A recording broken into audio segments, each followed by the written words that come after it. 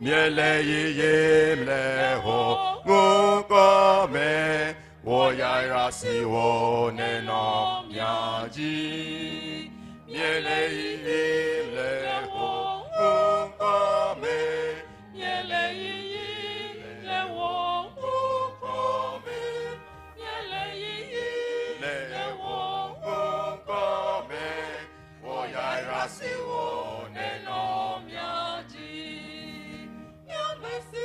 Yamesiwo Etowo Yeleyi Domusemi Yeyina Lehiyame wo yaira siwo neno miaji Yamesiwo Etowo Yeleyi Domusemi Yeyina Lehiyame wo yaira siwo neno miaji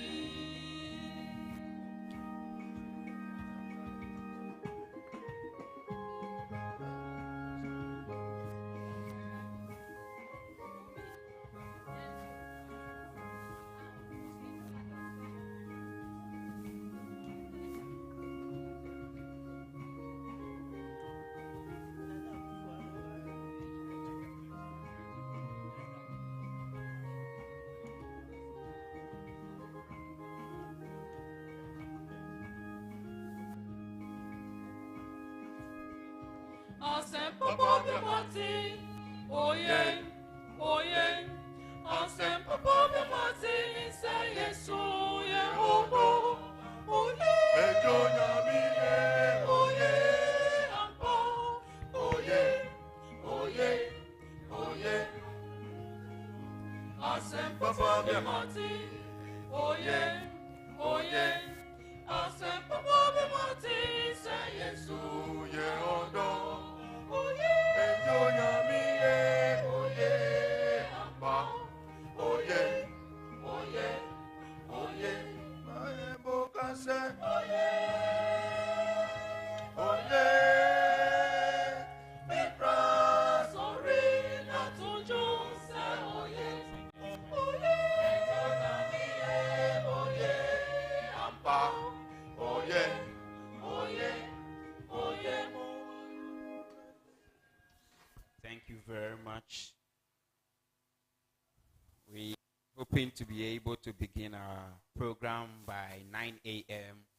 but we still waiting for some dignitaries to arrive. So keep enjoying the music being given to us by the Whole Teaching Hospital Choir. Whilst we wait, we'll start in a short moment. Thank you.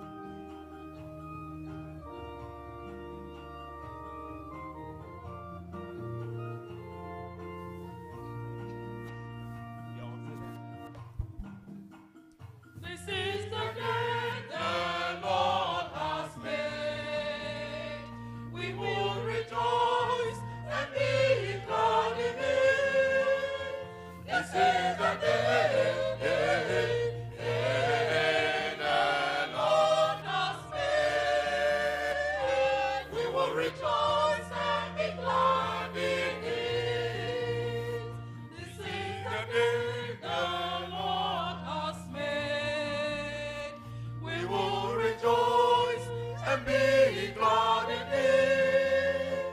This is the day the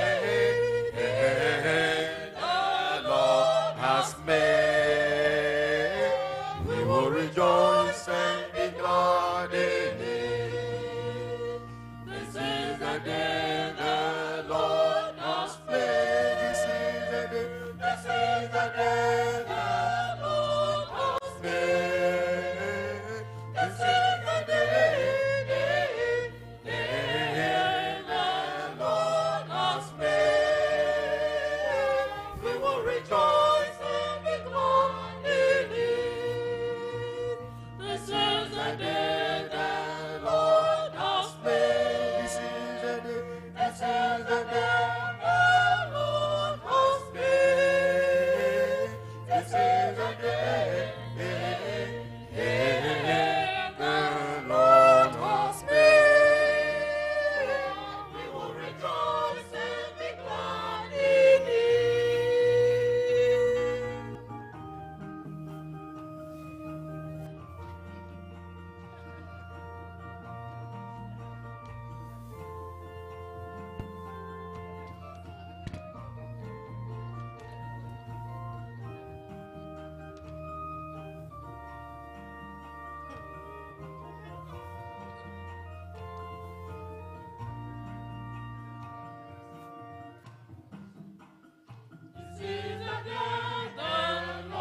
has made.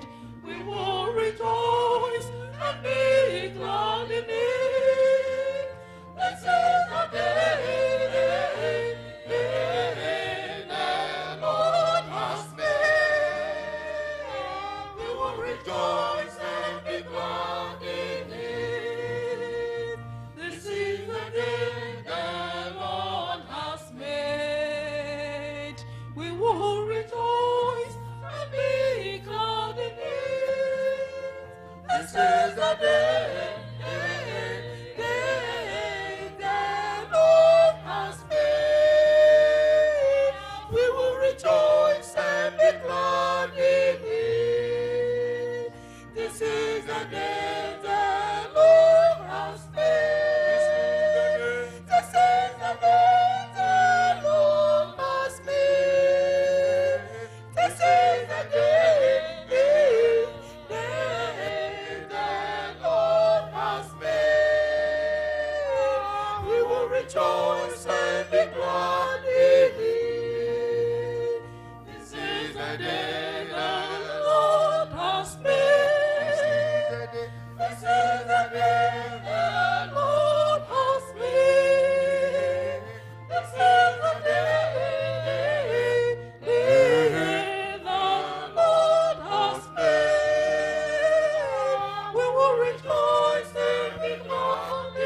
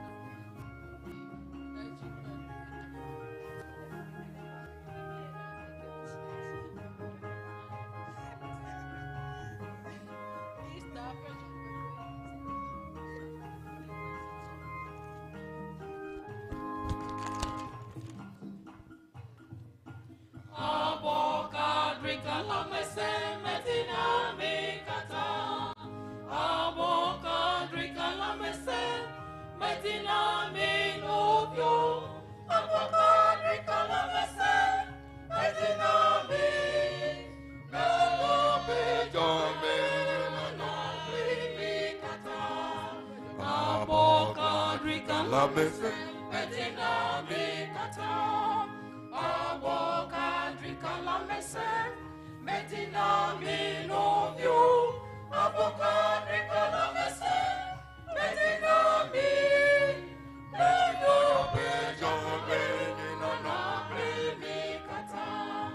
Mesiame penunona mele besiame.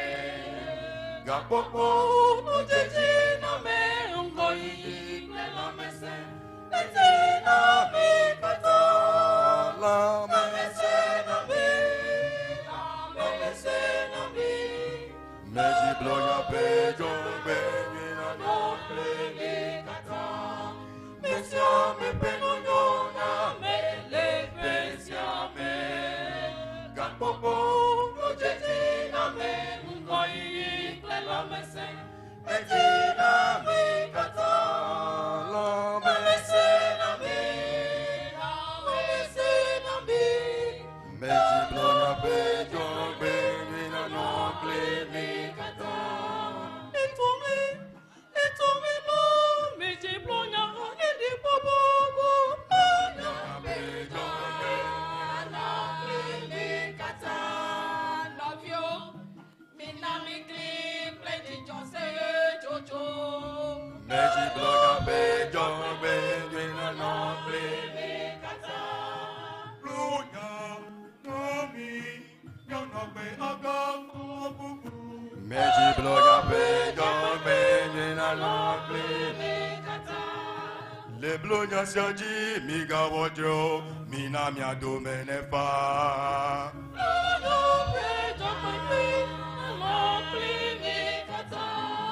Besiame penunona mele besiame. Gapopo ujeji na me ungoi la mese. Metina mi kata la mese na mi. La mese na mi. Meji bloya pejo benina no pleni kata.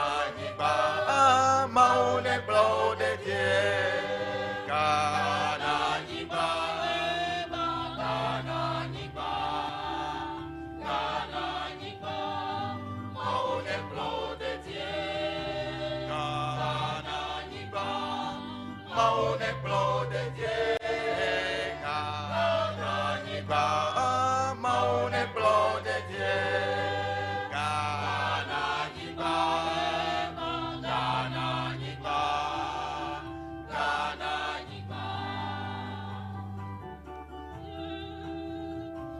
kana niba, maune plode die, kana niba, maune plode die, kana niba, kana niba, kana niba, maune plode die, kana niba, maune plode die, kana niba, maune plode die, kana niba, kana niba, kana niba.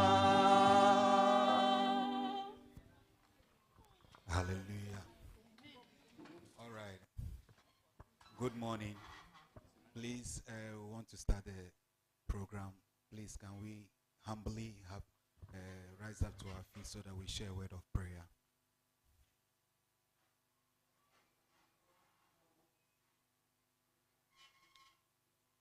Father, we thank you this morning once again. We thank you for great opportunity of being counted among the living ones.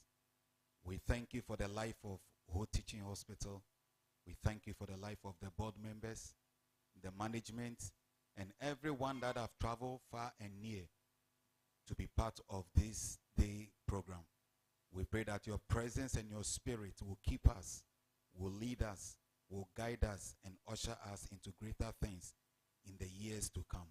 We thank you this morning because we know that whatsoever we commit into your hands, you are able to keep. Therefore, this morning we say, have your own way. In Jesus' mighty name we pray with thanksgiving. Amen.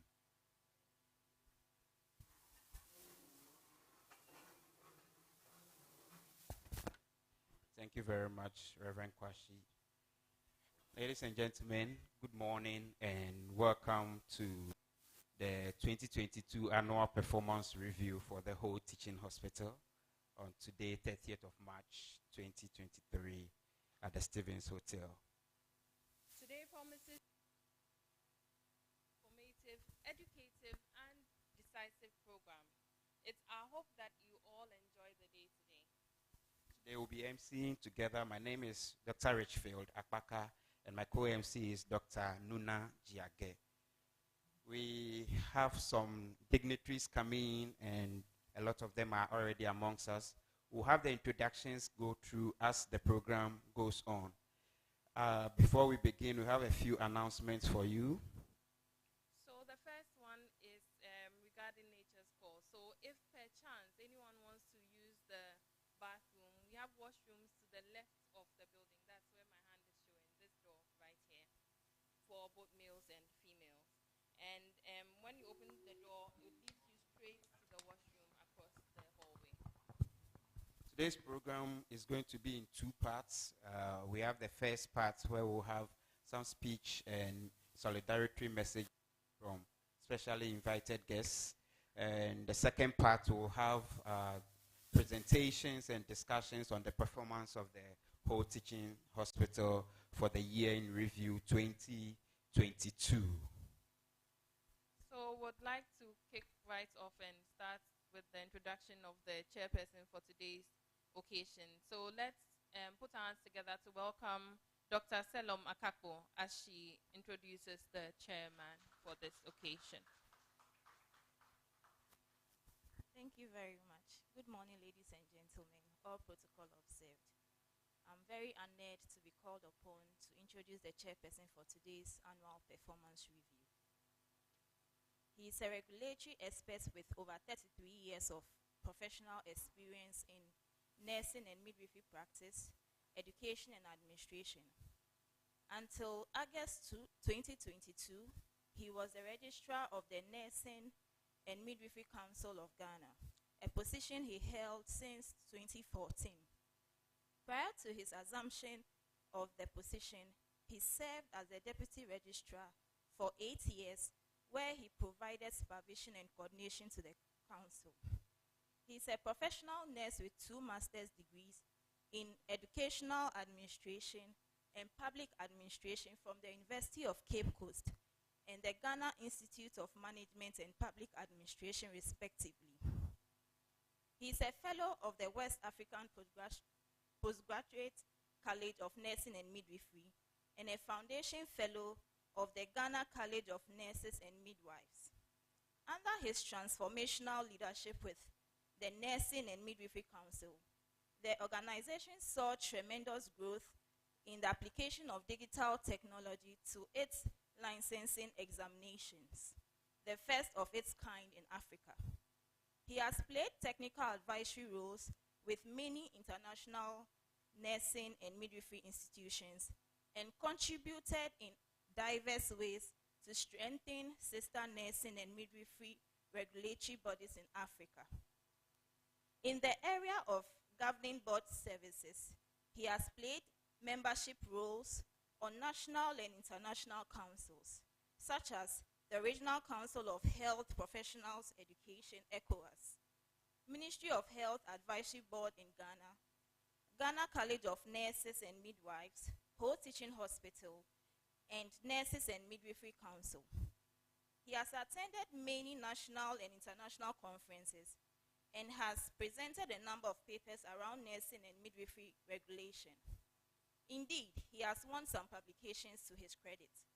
In addition, he is a professional and social mentor, having mentored many nursing and midwifery leaders in Ghana today. He is a multiple award winner. In May 2021, he was recognized for excellence in nursing and midwifery regulation by the Ministry of Health Ghana. At the same ceremony, he was inducted into the Maiden Nursing and Midwifery Hall of Fame with 2 others. This is the first ever award in Ghana. Currently, he is the head of the health training institutions in Ghana. Ladies and gentlemen, with a hand of applause, help me welcome the chairperson for today in the person of Mr. Felix Nyanti. Thank you very much. Please, we'll take a response from the chairperson.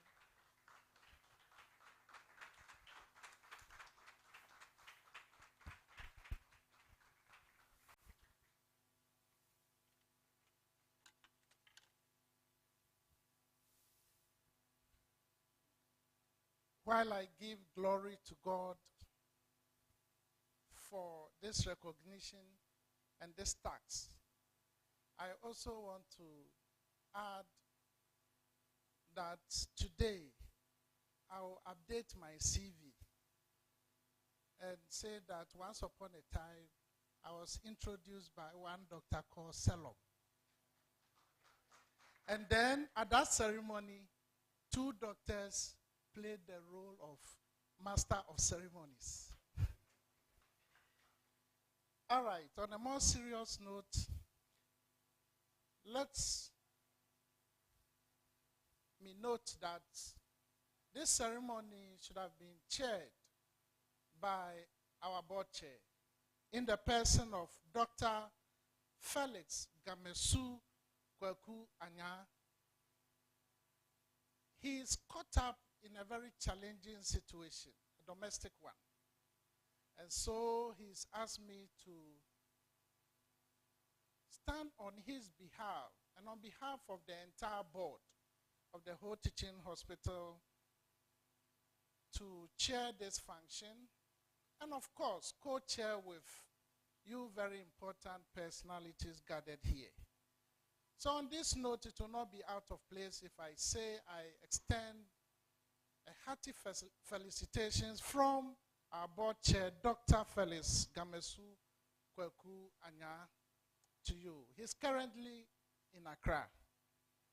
And we know his spirit is here, but the physical body is being represented by my good self. I also happen to be Felix.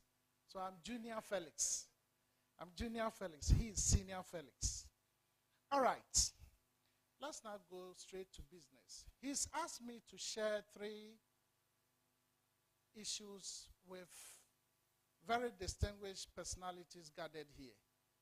And so for all the goodies in those things, let's ascribe everything to Dr. Anya.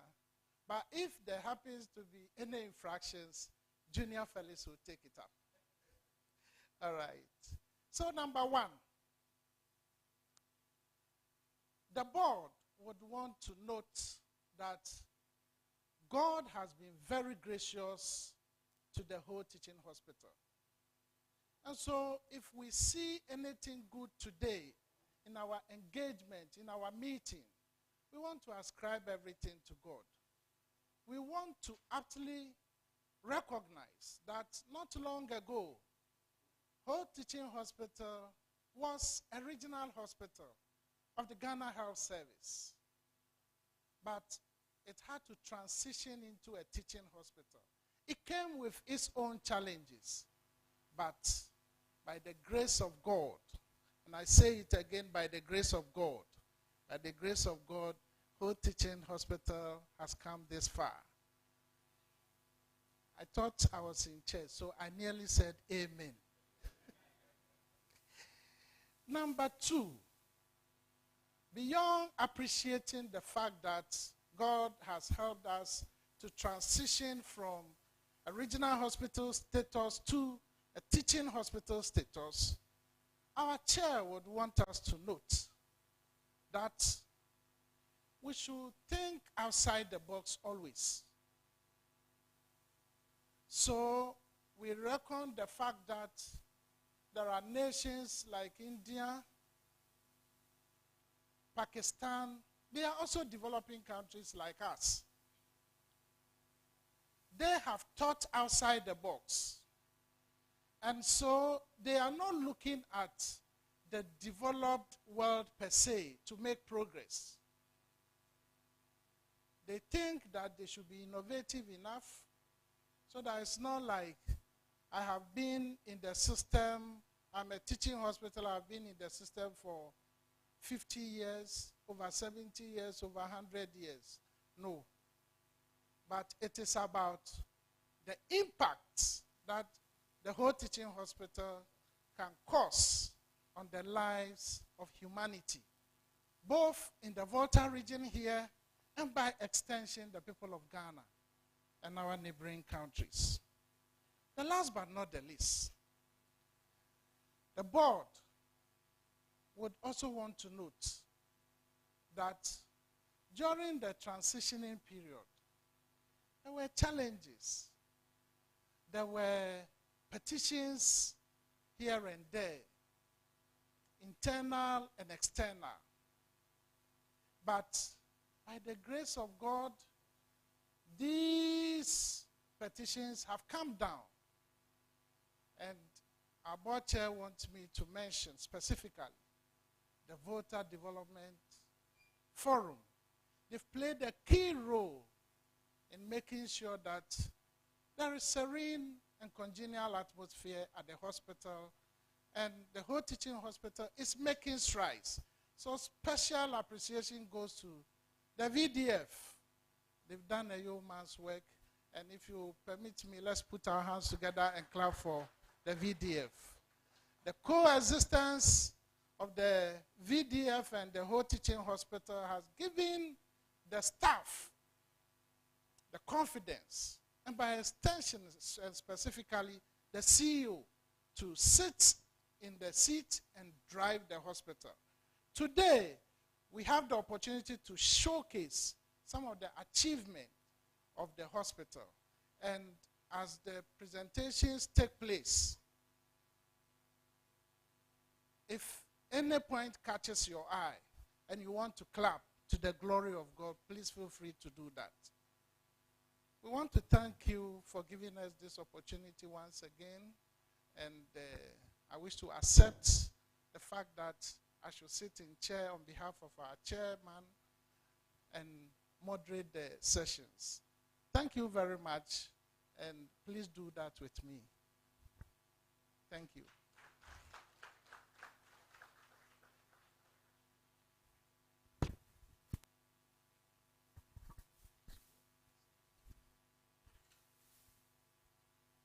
Please put your hands together for the chairman of the occasion. Oh, a better round of applause for him. Thank you very much. We quickly want to introduce some dignitaries who are amongst us today. Our chairman has already been introduced to us. We have some members of the whole teaching hospital board with us in the person of Mr. Victor Danku, who is a board member of the whole teaching hospital board. Please put your hands together for him. I would wish to invite Mr. Danku to join the chairman at the high table, please.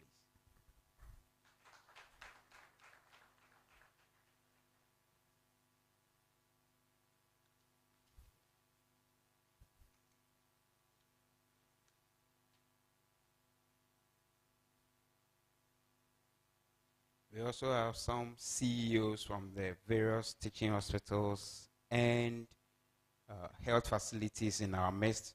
First of all, we have Professor Lydia Azeato, who is the Vice Chancellor of the University of Health and Allied Sciences. Prof, I would wish to invite you to join us at the high table. We also have Dr. Eric Kofi Injedu, the CEO of the Cape Coast Teaching Hospital, who is also joining us at the high table.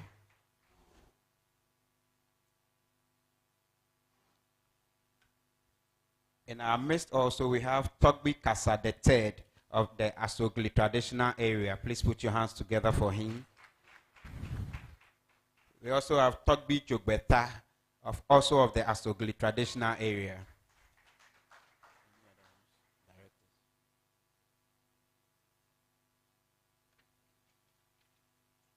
In our midst also, we have Madame Francis Kachidi, the Vice Principal of the Nurses Training College, Ho.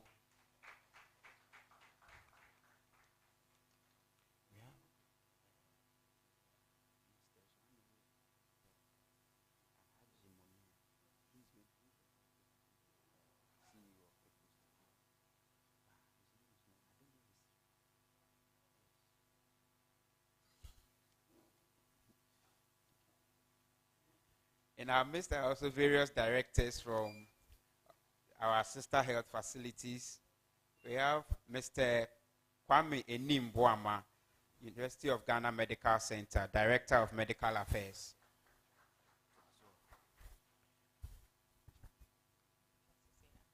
We also have with us Reverend Tony Odru, the Director HR of Konfanoche Teaching Hospital.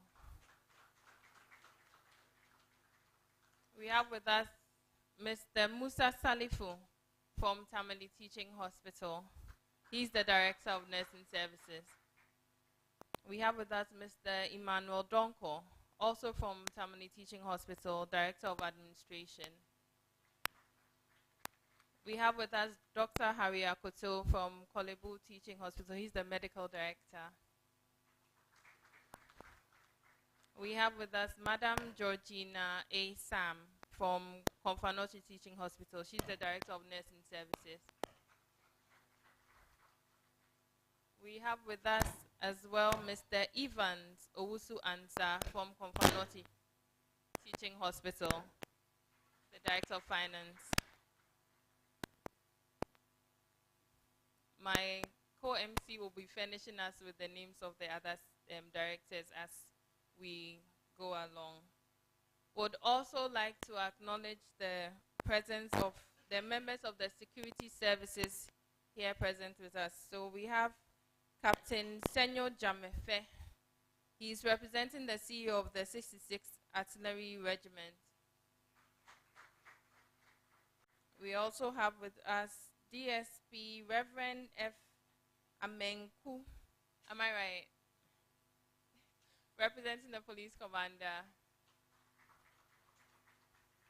And then we have with us DOI Adom Michael Lawrence. He's the 2IC of the Fire Service Regional Command.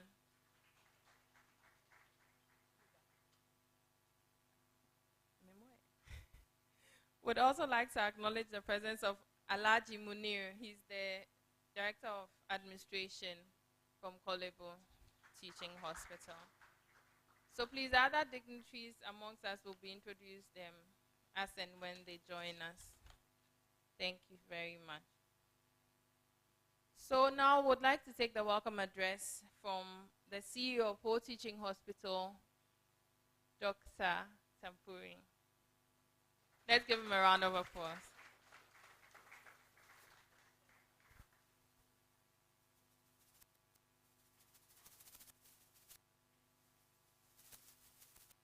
I think we can do it better for our CEO.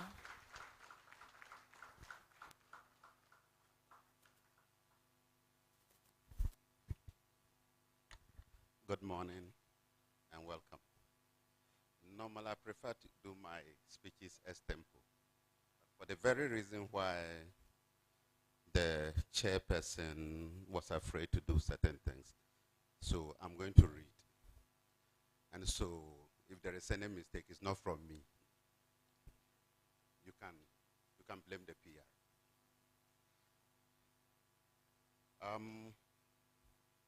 So, Mr. Chairman, we're expecting the Minister of Health. I just had a call. They can't be here. The regional minister is also away. Parliamentary Select Committee, we haven't gotten anybody. Members of the board of the hospital,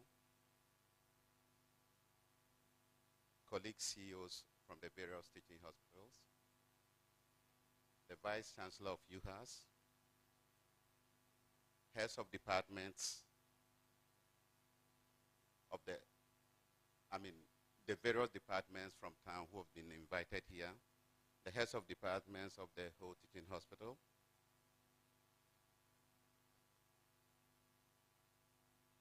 specially invited guests, Togbewo, the press here present, distinguished ladies and gentlemen. It's my pleasure to welcome you all to the 2022 Annual Performance Review of the Whole Teaching Hospital. As the Chief Executive of this great institution, I'm honored to stand before you today as we present our achievements and challenges in the past year and chart a course for the future. First and foremost, I would like to commend the hardworking and dedicated staff of the Whole Teaching Hospital for their tireless efforts in delivering quality healthcare service to our clients and the community. We have continued to deliver on our mission to provide excellent patient care, education, and research to the people we serve. Our staff have shown immense dedication, resilience, and commitment to our patients and the hospital. And for that, I am extremely grateful. Your commitment to excellence has enabled us to maintain our position as the leading healthcare provider in the Volta and OT regions.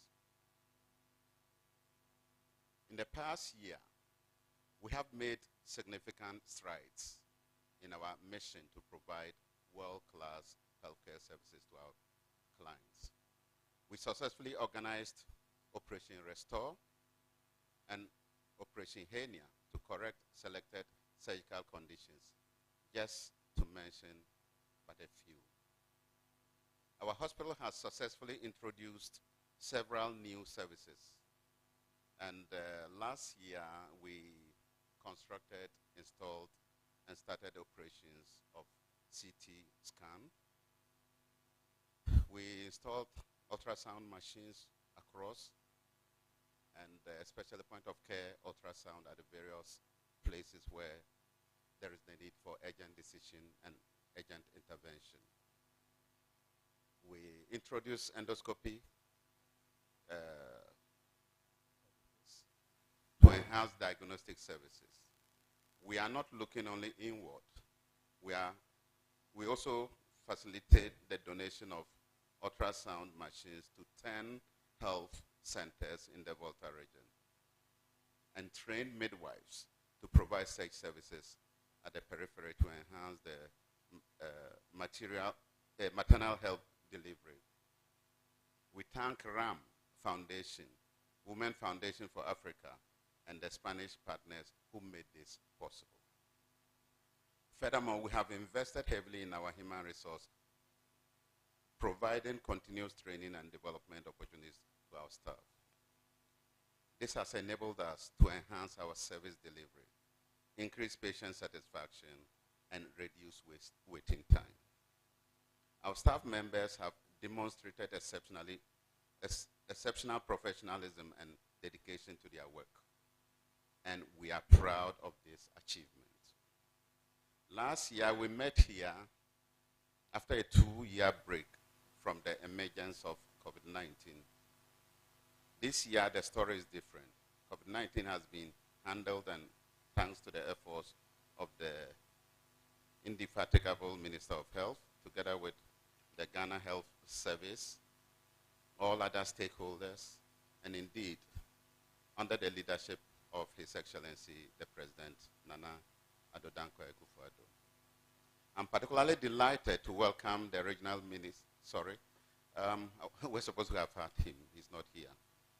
And I need to mention that he has been there to support us in many ways, and that has helped us to get to this level. We need to also commend the governing board for working very hard together with us to chart the path that we have drawn together. And we are also very grateful to have representatives of the various institutions here, because there's an opportunity to learn from you, and hopefully there may be 1 or 2 things that you could also pick from here. And at the end of the day, Ghana will be the winner.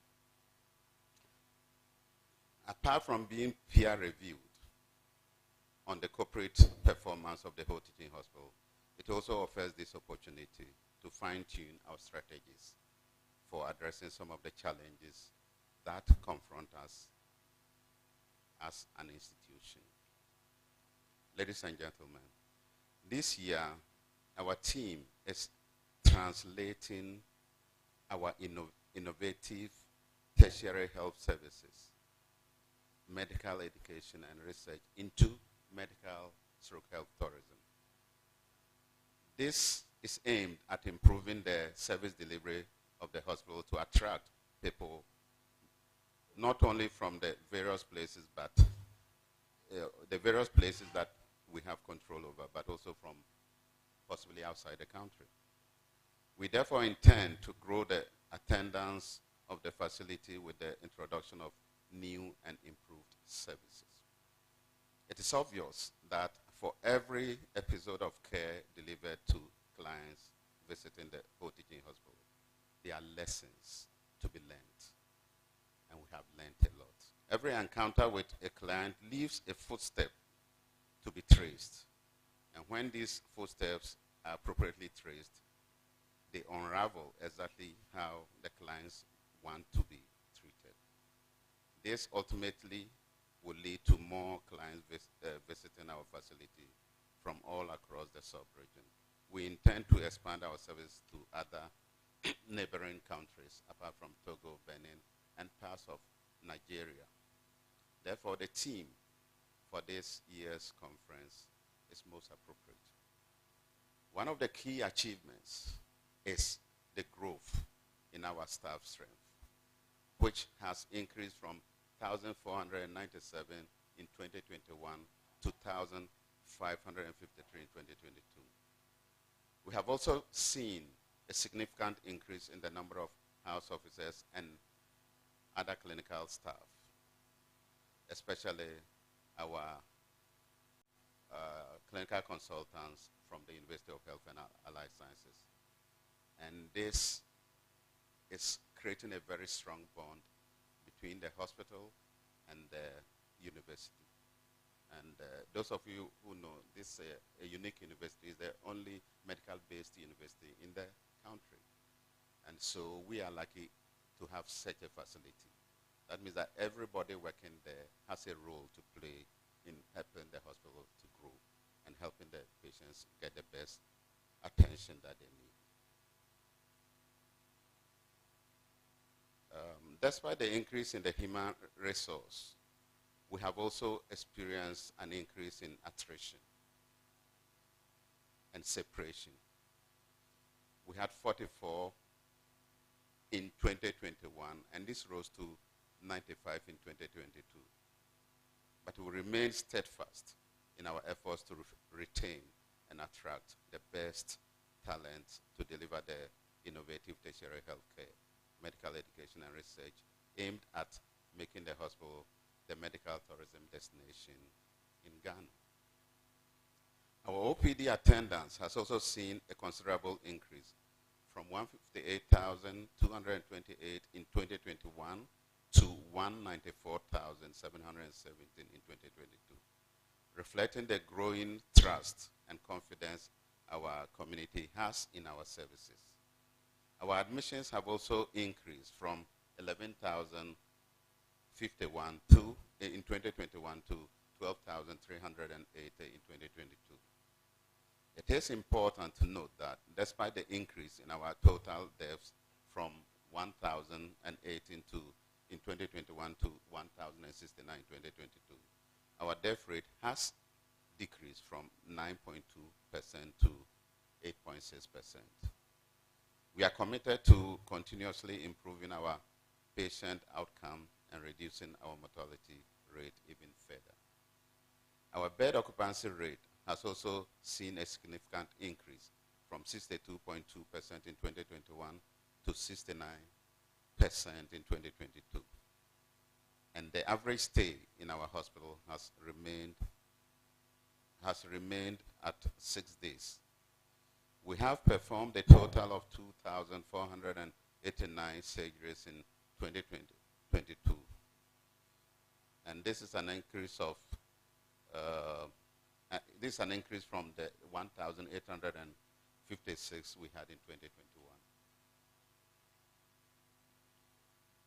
In maternal health services, we have seen a decrease in maternal deaths from 23 in 2021 to 14 in 2022, and a slight decrease in the births from 1,975 in 2021 to 1,909 in 2022.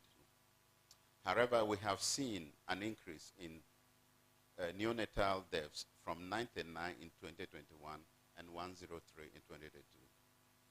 We are committed to strengthening our maternal and neonatal healthcare services to improve outcomes for both mother and child. Our diagnosis services have seen an increase in the number of radiology procedures from 11,922 in 2021 to 13,601 in 2022. We have also seen an increase in the number of ultrasound procedures performed from 7,663 in 2021 to 8,457 in 2022, and an increase in the laboratory procedures from 90,292 in 2021 to 108,103 in 2022. In line with our vision of becoming the premium in innovative tertiary healthcare, medical education, and research, we have also established strategic partnership with other healthcare providers, both locally and internationally. These partnerships have enabled us to share knowledge, expertise, and resource, thus enhancing our capacity to deliver quality healthcare services.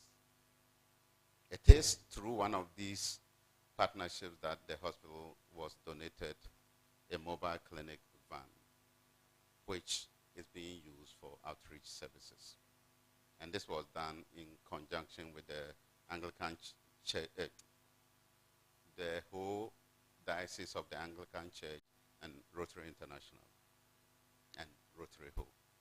However, despite our achievements, we are not without challenges. The greatest challenge facing us is inadequate accommodation, both office and residential. Our wards are congested, especially the accident and emergency department.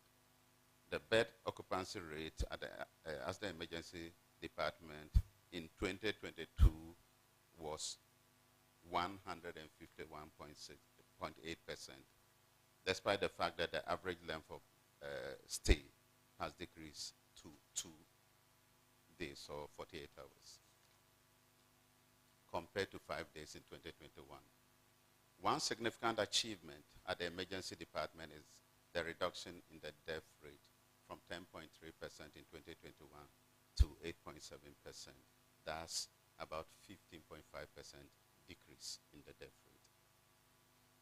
Another major worry is that while the staff numbers have increased, the offices remain the same, resulting in congestion in most offices, including some directors who share offices with the staff they work with.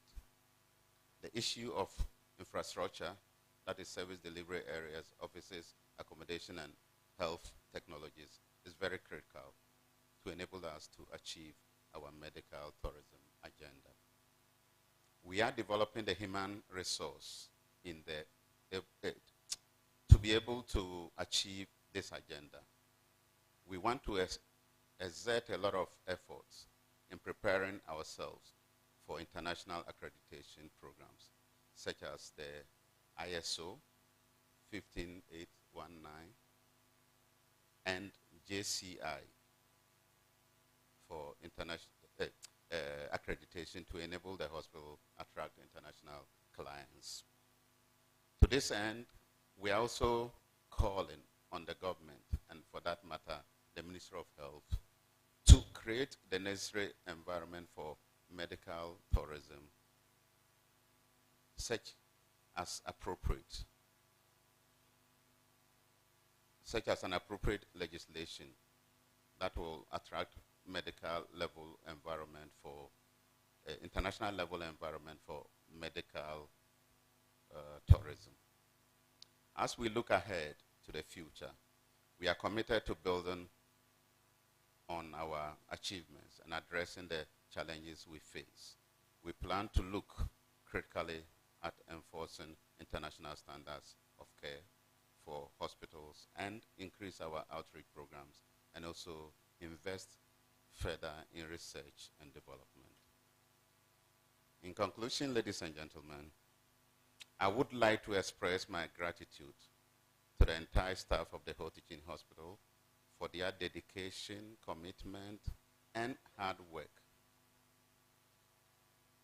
Indeed, your efforts are actually won us a lot of awards, such as the Best Teaching Hospital, Hospital in Malaria Care Management, in TB treatment, and so many others.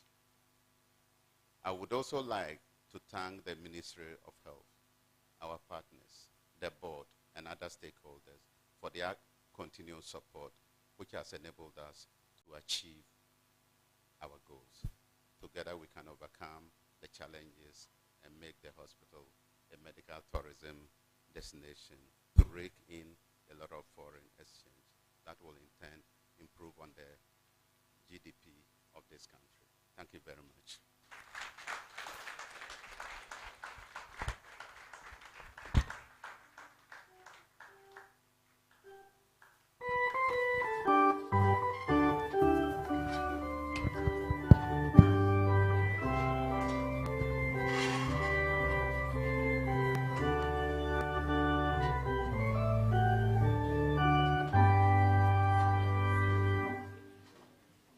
All hail, home, teaching hospital, God bless you, and make the premium in innovative, tertiary healthcare. All hail, home, teaching hospital, God bless you, and make you the premium in innovative, tertiary healthcare. Medical education.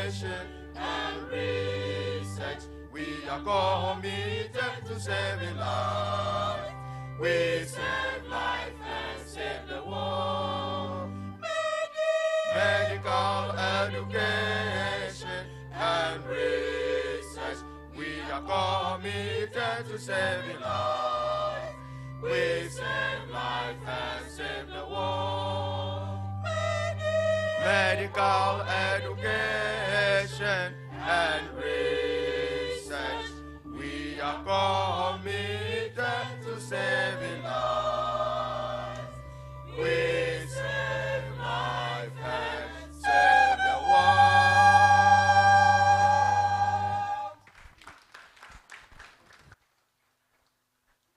Another round of applause for the CEO of the whole teaching hospital.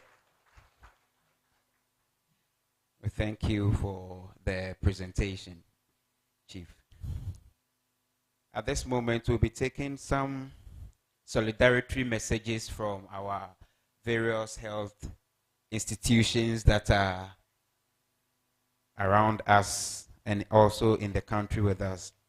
First, we'll be taken from the University of Health and Allied Sciences. Please, let's put our hands together as we invite the Vice Chancellor, Professor Lydia Aziato. Please keep clapping until she comes. Don't stop. Let's appreciate her.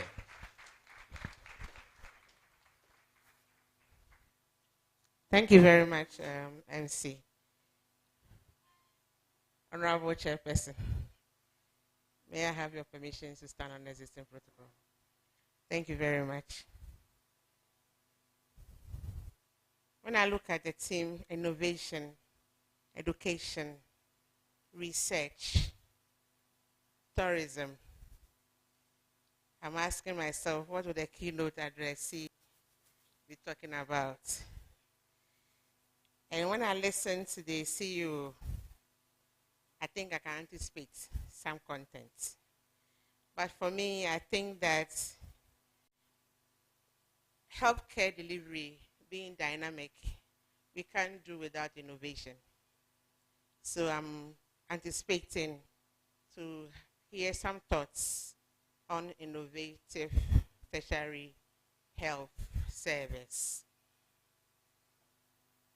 I wish to stand on behalf of the Council of the University to extend appreciation to the whole teaching hospital, without which there would have been no UHAS.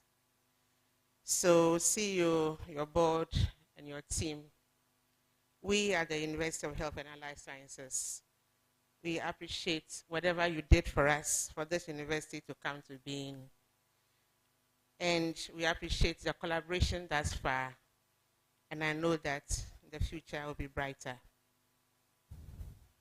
Overall, annual performance reviews are very important to see what we can strengthen or scale up, see what our weaknesses are so we can carve a path that would change the story.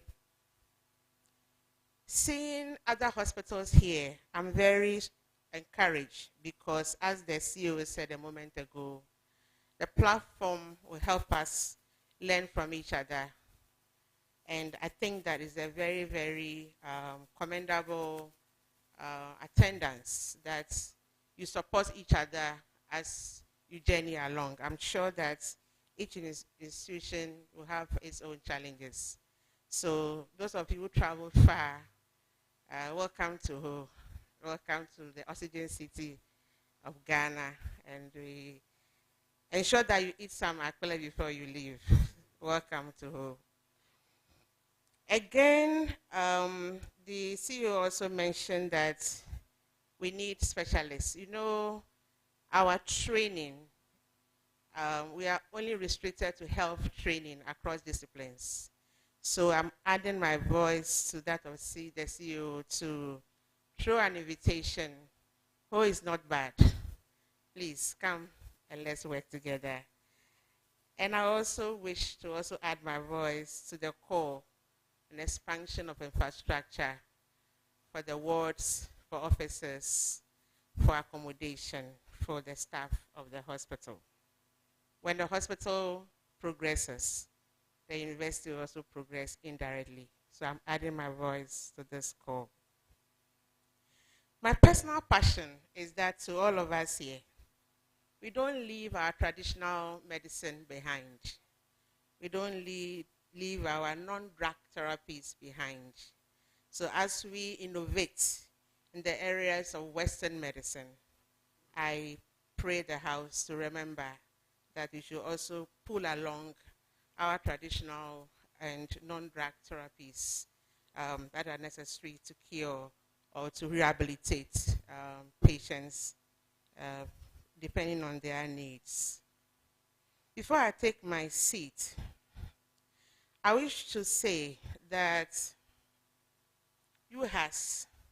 we send our students across all the 16 regions.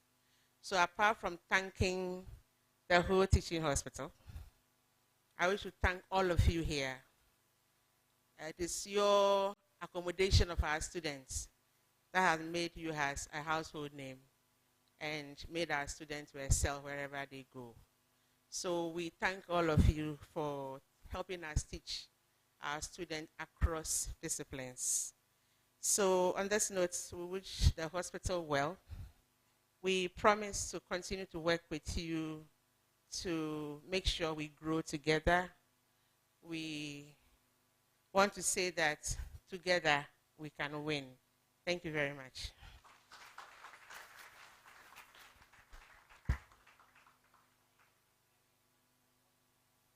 For the heartwarming message, we'd like to invite Alhaji Munir, Director Admin of Kolebu Teaching Hospital, up next for the solidarity speech. Let's give him a round of applause. Encourage him as he comes up.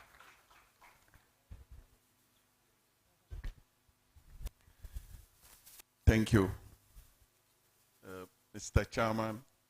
In fact, the Prof herself stood on existing protocols. Please permit me to also stand on the existing protocols. Thank you. On behalf of my colleagues who came here with us, and then on behalf of the CEO and staff management, we bring you greetings from Kolebu Teaching Hospital.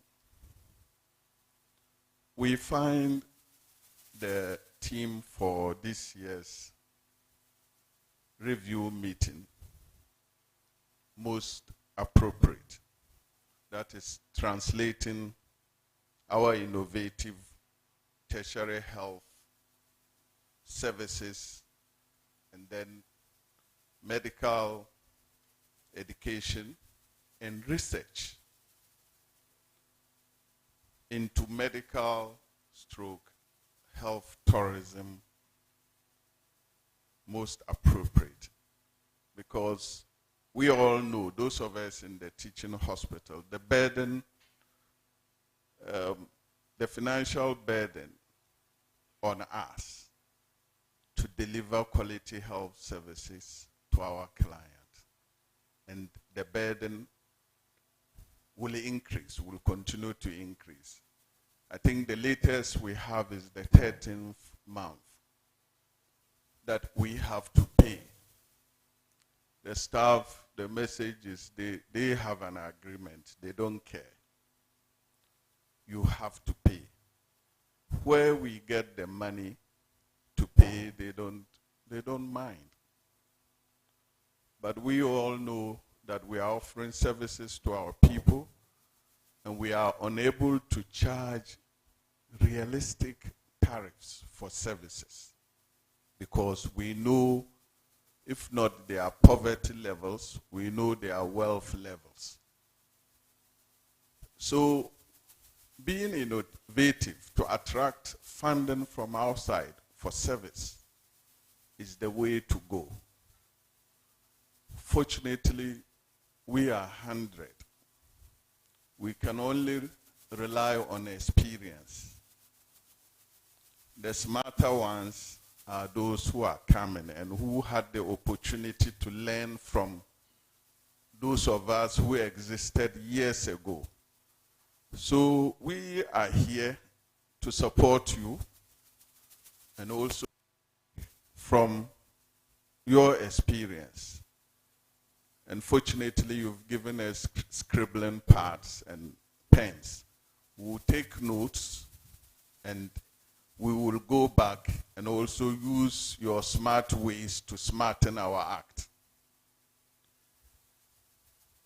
I'm supposed to be brief. In fact, I think it's here that for the first time last year, I guess, somebody was delivering a solidarity message and they had to pass a small piece of paper. Yes, so I am going to be very brief.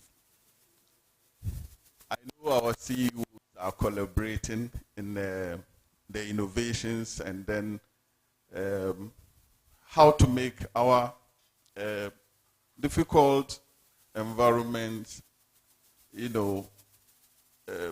position them to deliver the best of care. Their collaboration is going on, and we hope areas such as supply chain, you are dealing with the same, what do you call them, suppliers. They are all over your corridors. We are hoping that the collaboration will extend to linking up our supply chain systems so that we can approach the supply chain issues from a position of strength, so that at least our individual facilities will benefit from these collaborations. As stated earlier on, we are here to pick on your experience, looking at the innovations going on, looking at the IT aspect of whole teaching hospital. We have a lot to pick, and we are going to listen keenly and pick all the good things and then go and replicate. We are happy to be here, and we wish you well in this year's performance review. Thank you.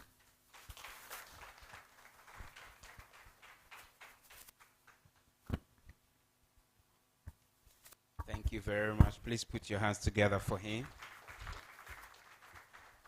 Ladies and gentlemen, from the Confirmatory Teaching Hospital, let's put our hands together for the Director, Human Resource, Reverend Tony Udru.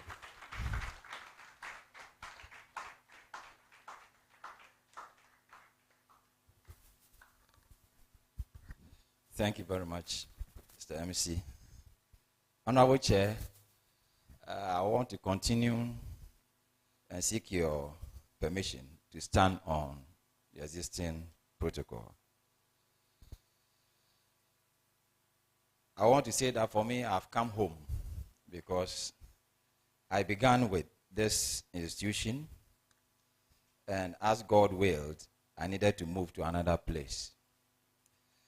My chief executive would have wanted to be here, but a high-powered delegation has called him for some duties, and therefore he asked us to stand in his stead to give his key solidarity address. So from the board and management of Confirmatory Teaching Hospital, we bring you greetings, and we say Aiko for the good work you are doing. The CEO says, and it is something which is on his heart, and looking at your theme, translating what you have been doing already into medical tourism, it syncs well with what we were doing last week.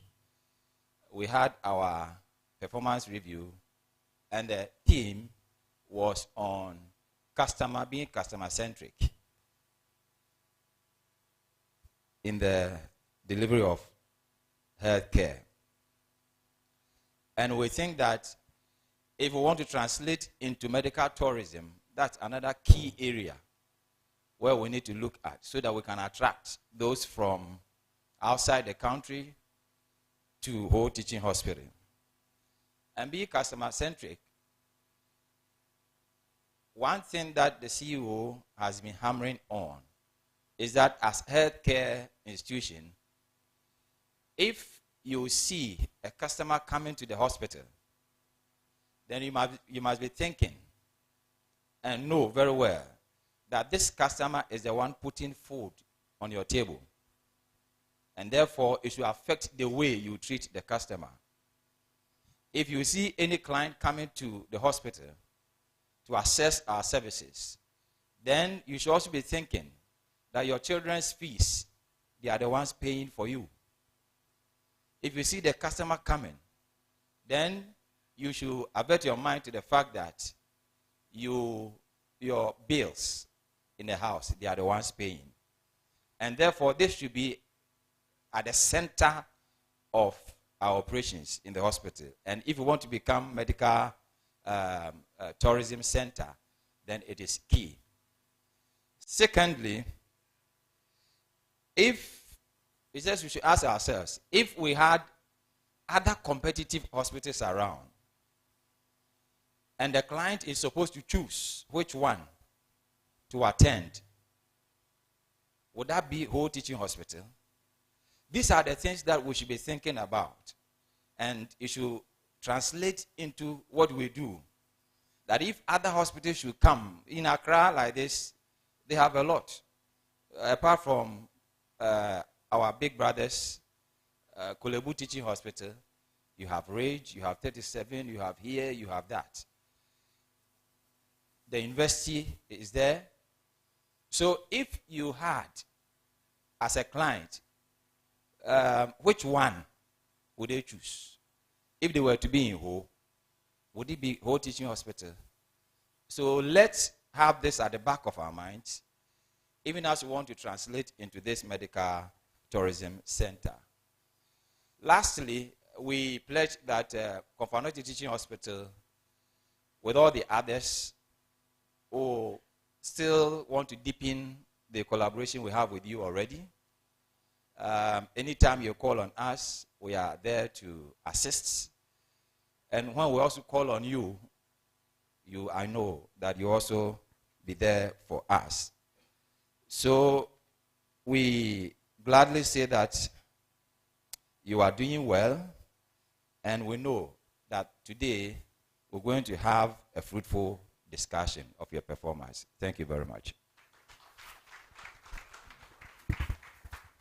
Thank you so much, Reverend Tony Udro, for your solidarity message. We'd like to invite all the way from Tamale, Mr. Emmanuel Dogpo, Director Admin for TTH, for his solidarity message. Let's give him a round of applause. Came all the way from the north for us. We're grateful. Let's keep clapping. Thank you very much. I would want to say it is given to stand on the existing protocols once the professor herself, my lecturer, and other senior colleagues have done that. With your permission, Mr. Chairman, I begin by extending the apologies of the acting CEO, who is currently at post, dealing with a peculiar issue that is domestic in nature to the hospital. Notwithstanding, I'm here with the Director of Nursing Services, Mr. Musa, and the Deputy Director of Planning. This team brings you warm greetings from Tamale Teaching Hospital, a hospital that provides excellence in all that we do. And this can be evidenced in the fact that it is a poaching grounds for Ho Teaching Hospital, Cape Coast Teaching Hospital, Konfanote Teaching Hospital. In fact, the chairman alluded to the fact that whole teaching hospital has come from far. Equally, the CEO said same. But what was left out was acknowledging TTH. You must reference TTH. I must add to what my senior brother said, Mr. Muniro. He talked about 13th month. I would talk about the 10% deduction insurance has been withholding. I think it's about time the CEOs act to get insurance to refund that money. As we speak, right now, insurance owes TTH 26 million Ghana cedis on the 10% withholding for no apparent reason. Why are we not asking for that money? Urge the CEOs to really forcefully get this money. It will do a lot for us. We are to share in this review, and obviously we believe that we would take home some best practices to continue to train the best as we have been doing. But this time around, when you come, you get them at a fee. Thank you very much, and I wish you all.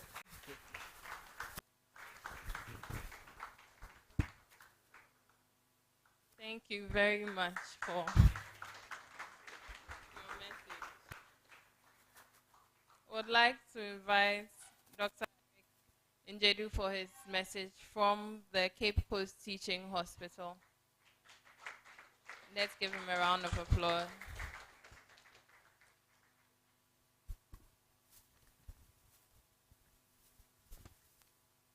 Mr. Chairman, I guess you know what I want to ask for.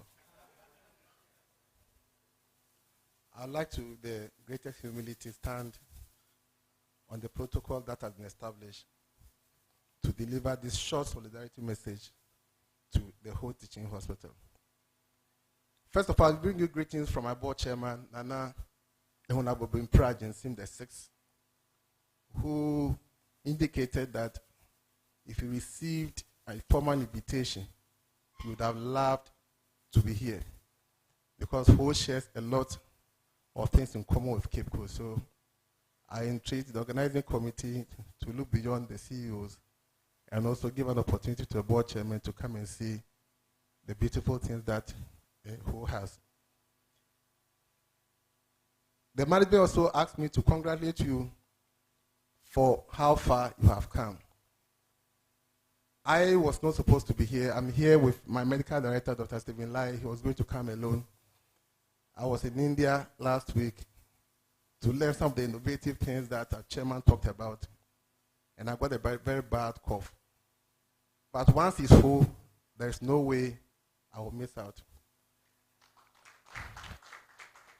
I think that since Ho became a teaching hospital in 2019, we have always tried to be part of this performance review. And I recall the first performance review you had that you called annual.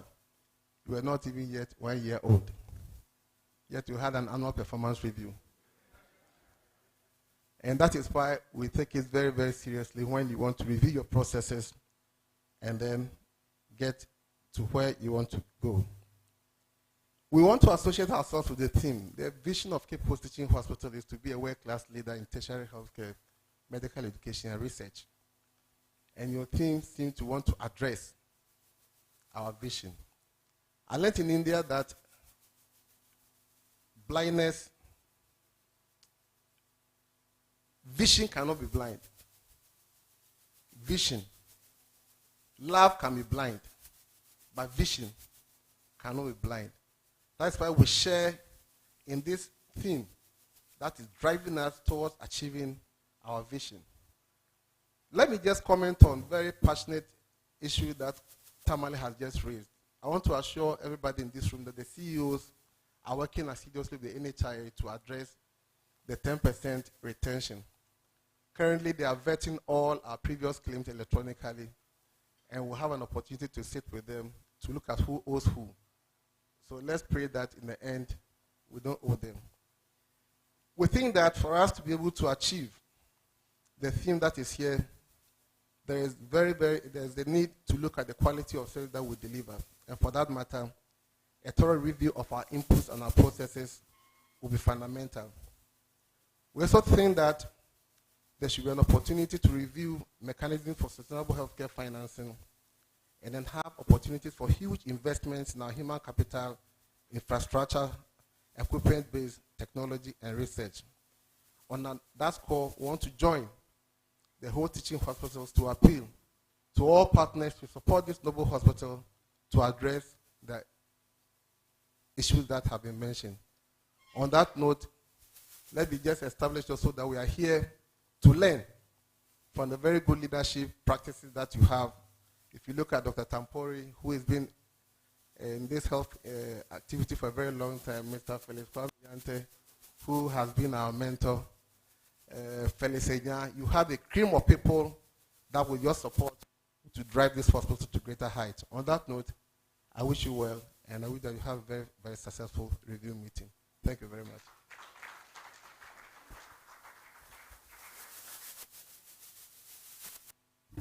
Thank you very much, Dr. Njedu. Please put your hands together for all our keynotes, our solidarity message deliverers. So at this point, the whole teaching hospital wants to honor some of their dedicated and hardworking staff. So we would want to give some award and plaques to these various individuals who have distinguished themselves in the delivery of health service at the whole teaching hospital. We would quickly want to give out these awards, and we would want the members of the high table to help us. We'll start with Professor Aziato to help us with the awards. Each award is coming from a specific directorate. So from the Directorate of Allied Health, we have Ms. Priscilla Dogbe, a senior medical laboratory scientist.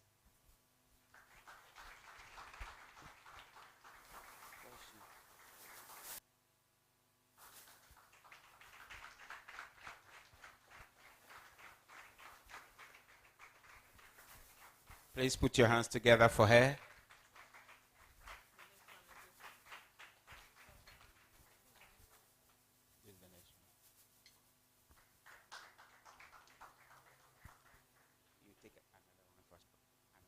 So for the next one, from Directorate of Finance, we have Ms. Ellen Code-Clote, an accountant. Please put your hands together for her as she comes.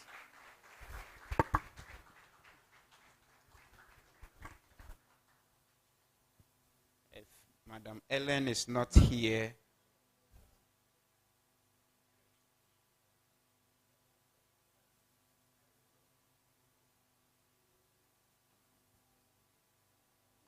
someone is picking on her behalf.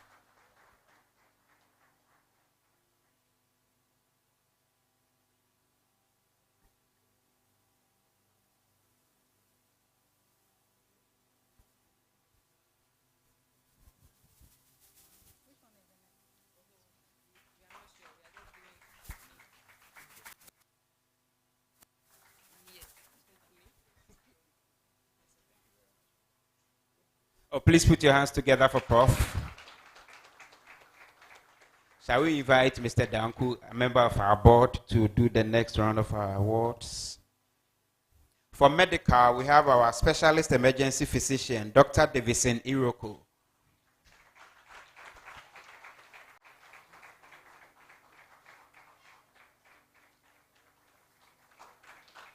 Award will be picked up for him by our emergency medicine nurse specialist.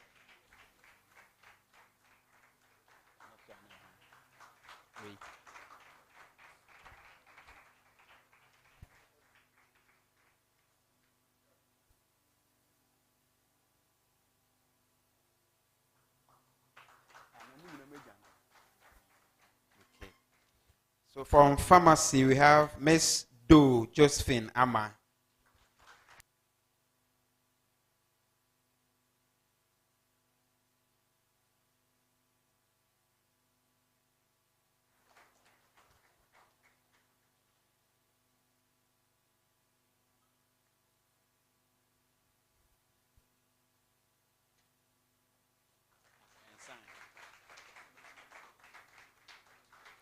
From Research, Policy Planning, Monitoring and Evaluation, we have Mr. Amenyo George Etonam.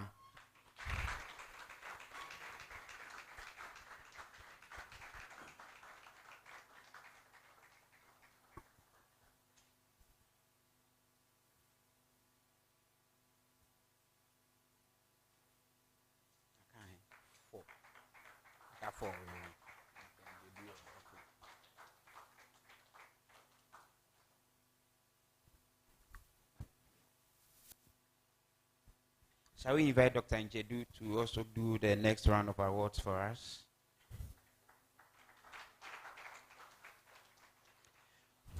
We are from Human Resource, our Principal Human Resource Manager, Asigbe Blaise Esinam.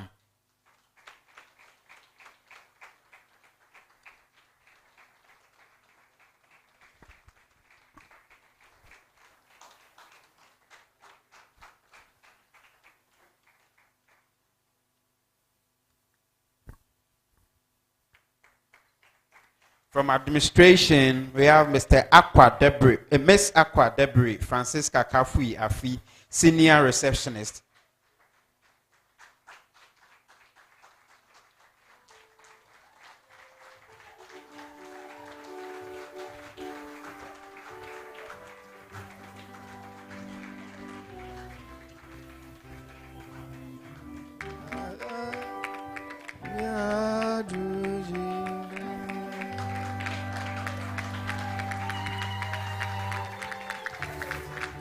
Want to invite the chairman for the occasion to do the next round of applause. From nursing, we have Miss Patience Kuma, Senior Staff Midwife.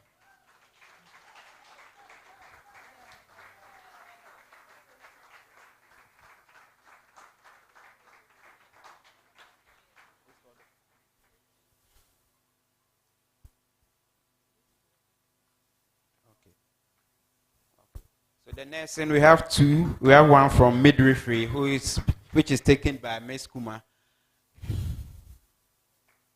Then nursing again, we have Mr. Obed Jawu Creswell, Senior Staff Nurse.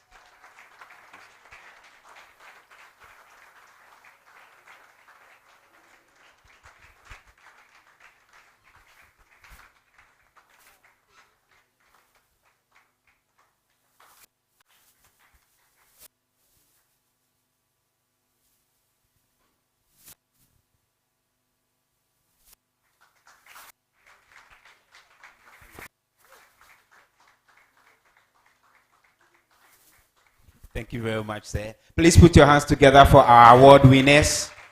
Congratulations to all of you for your distinguished service to the whole teaching hospital.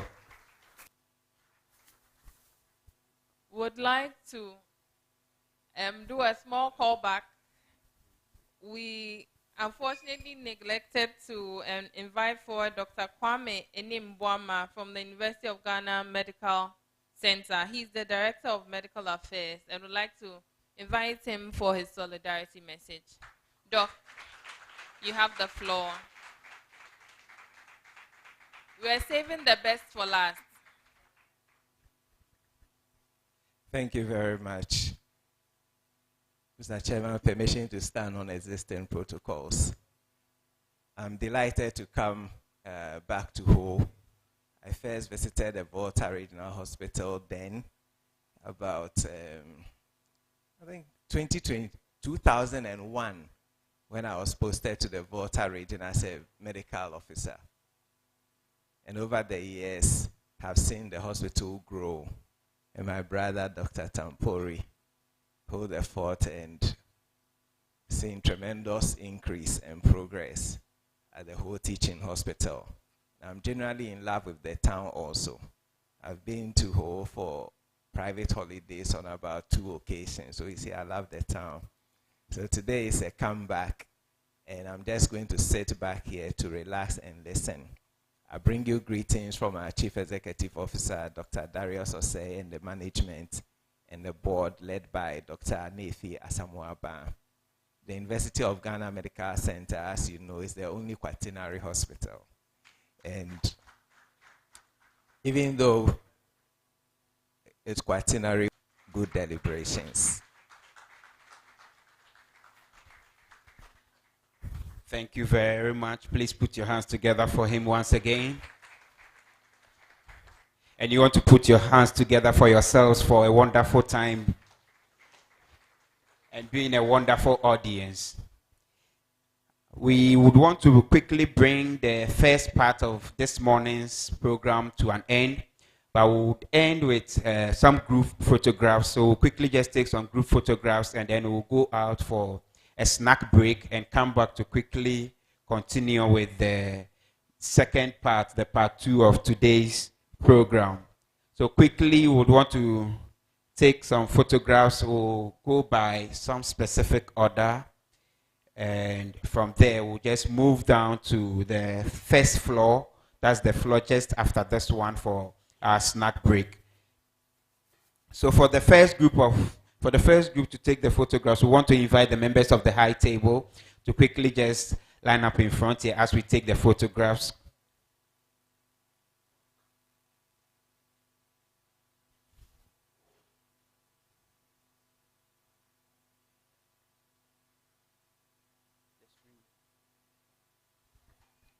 Can we have the projector turned off, please?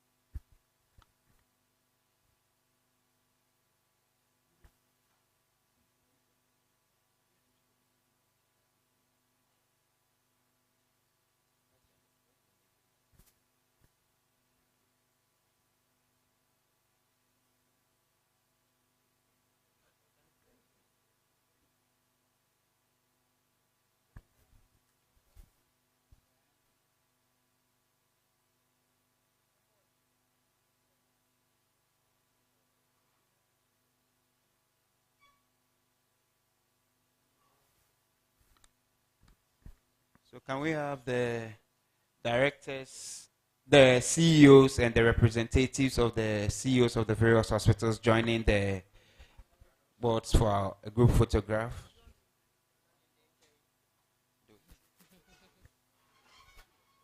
While the CEOs and reps find the most suitable position for the pictures, would like to acknowledge the presence of Mr. David Ahaji. He's the Deputy Director, Policy Planning, Monitoring and Evaluation for...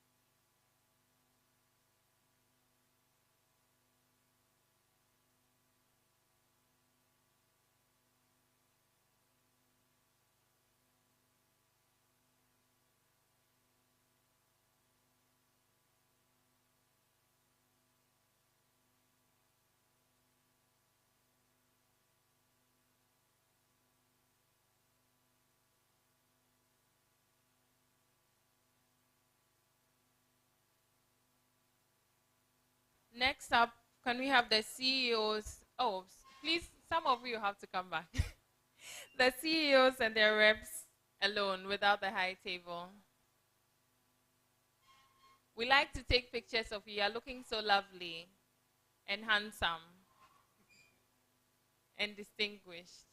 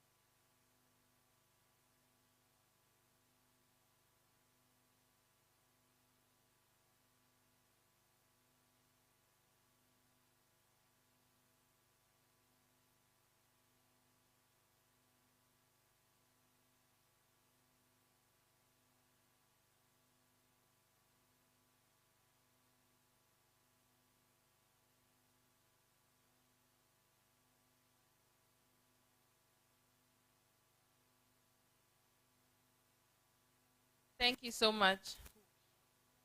Please, management of Whole Teaching Hospital, it's your turn for the pictures. All the directors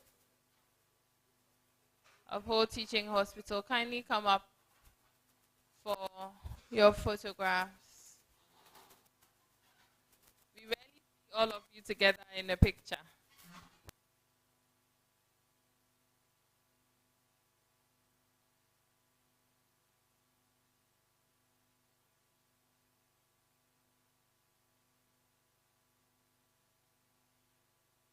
Please, management, after your picture, please don't be in a hurry to go.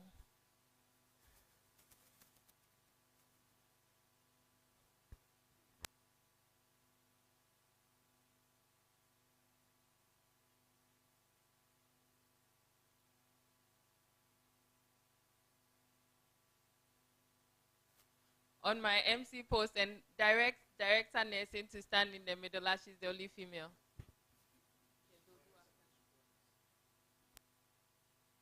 To beautify our picture, since you're the only beautiful person in the picture. The middle is after you. Yes. Chief, I have to agree with you. If it was not your right, it would be your right.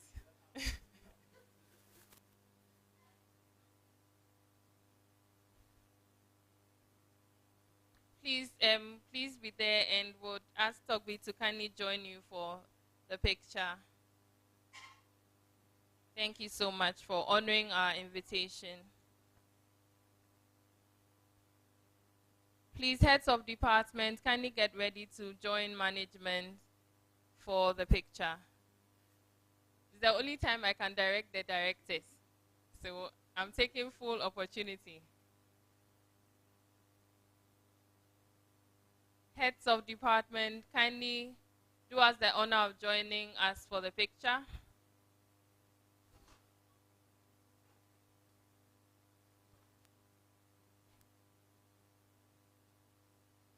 Heads of the various sub-BMCs, kindly join us for the pictures.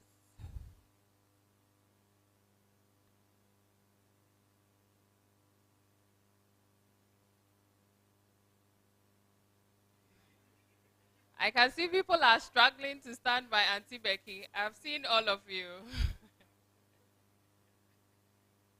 Maybe. Please, a few seconds while we move the podium. It seems to be interrupting. All right.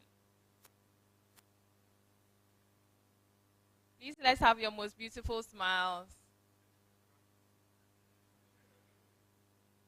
We can say cheese. We can say 13th man.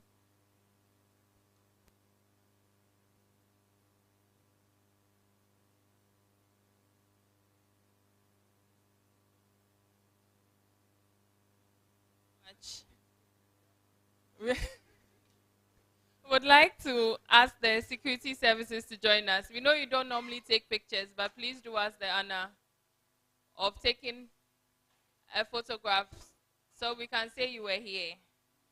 Because you were here, we're feeling very safe and secure.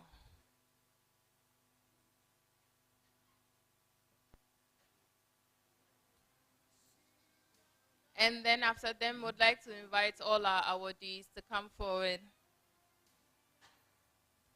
so posterity can remember your hard work and dedication.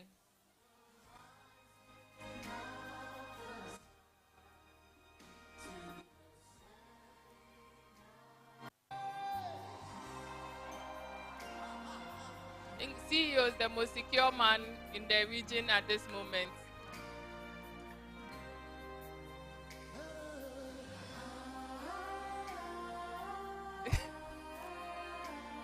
The CEO will get you.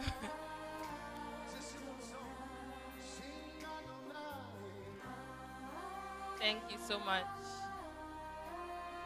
Please, awardees, can you take a picture? Dr. Tampuri.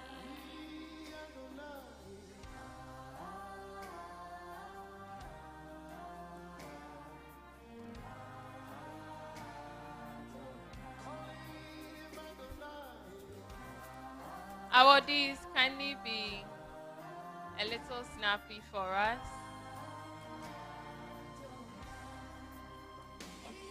Please come with your award. Thank you.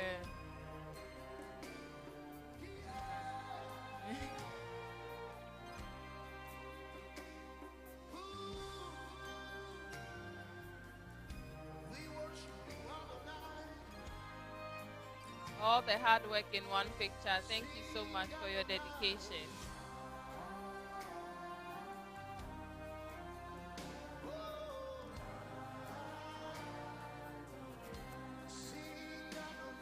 Being so gorgeous. Thank you so much. See, your MCs would like to take a picture with you because why not?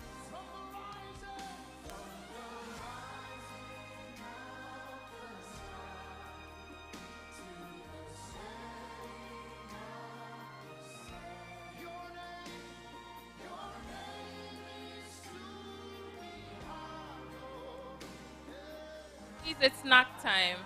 The snacks will be on the floor just directly below us. Hey, the snack break is only 15 minutes. So we can start exiting. The high table will lead us to the snacks. Thank you. We'll meet back here in 15 minutes.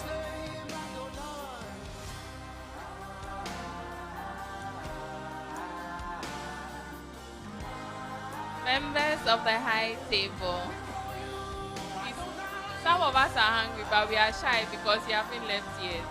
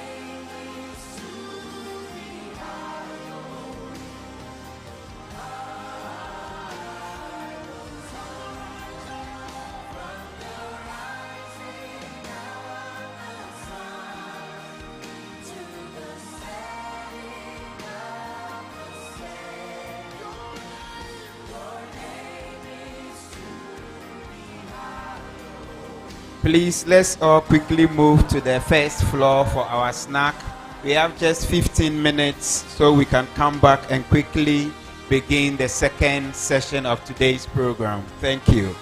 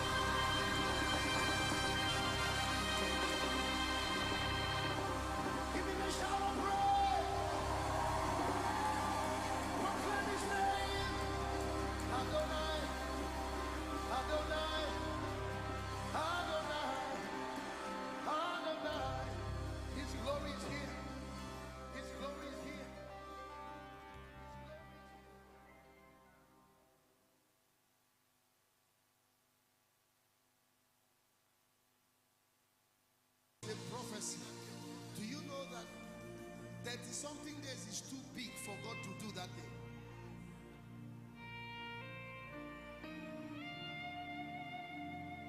It's too much for God to do. That which you are waiting for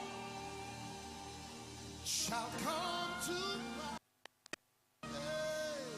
See what the Lord has done.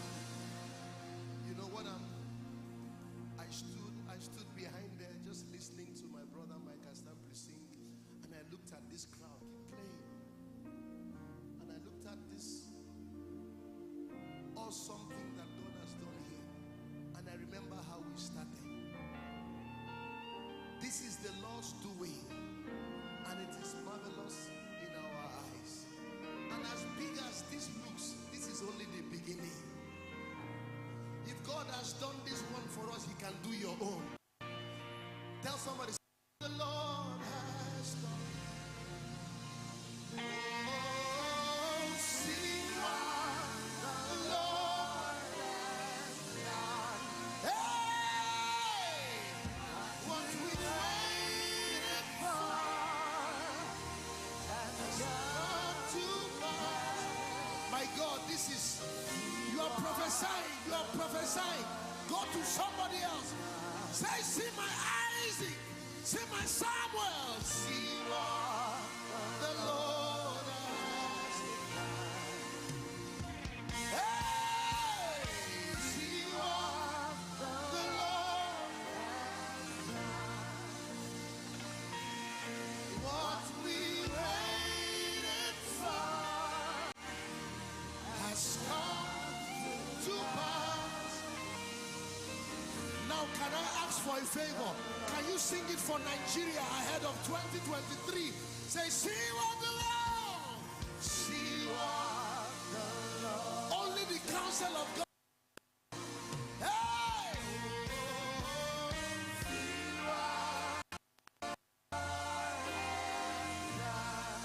what we waited for. What we waited for.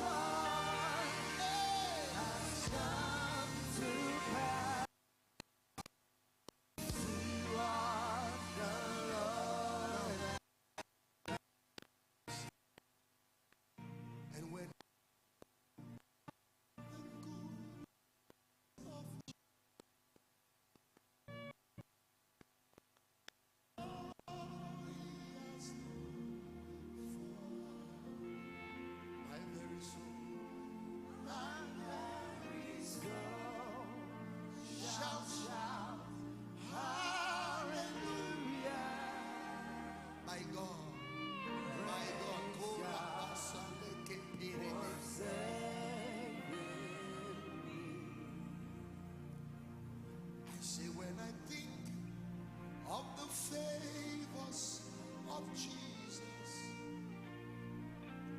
and all He has done for me, my very soul, my very soul, that's the only response. That's the only response.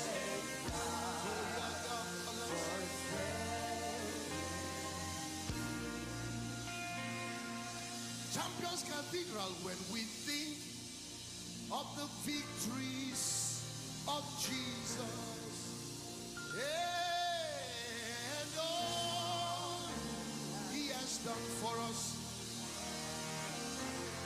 my very soul, shall shout hallelujah.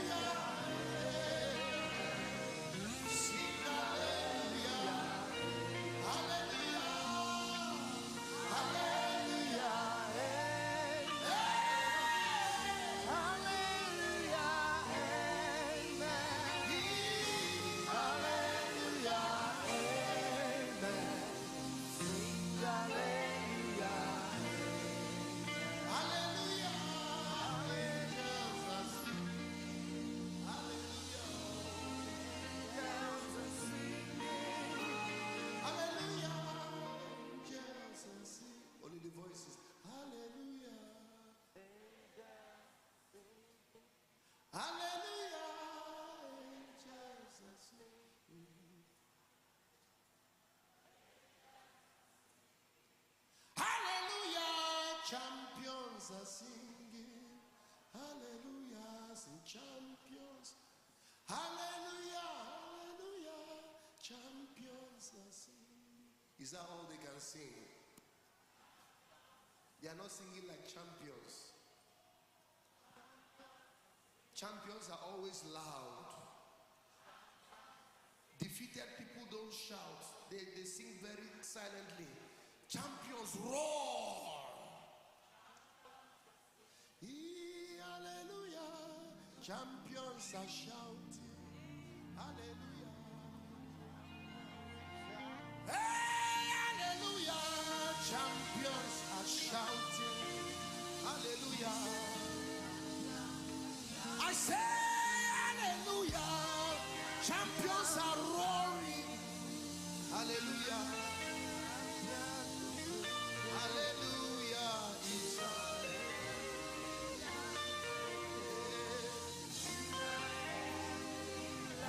Hallelujah is a victory language. Hallelujah is a victory language. Hallelujah is a victory language. Only victors sing hallelujah. Hallelujah is a victory language. Is a victory language. Clap your hands for you people. I celebrate the Lord and I honor our Father here. Pastor Deshola, we honor you, sir. And our Pastor Emmanuel, can you see what the Lord has done again? My heart is so filled with joy just staying here in Warri. This is not happening in Lagos or Abuja. This is Warri. From the rising of the sun to the setting of the same, your name is to be hallowed. Adonai!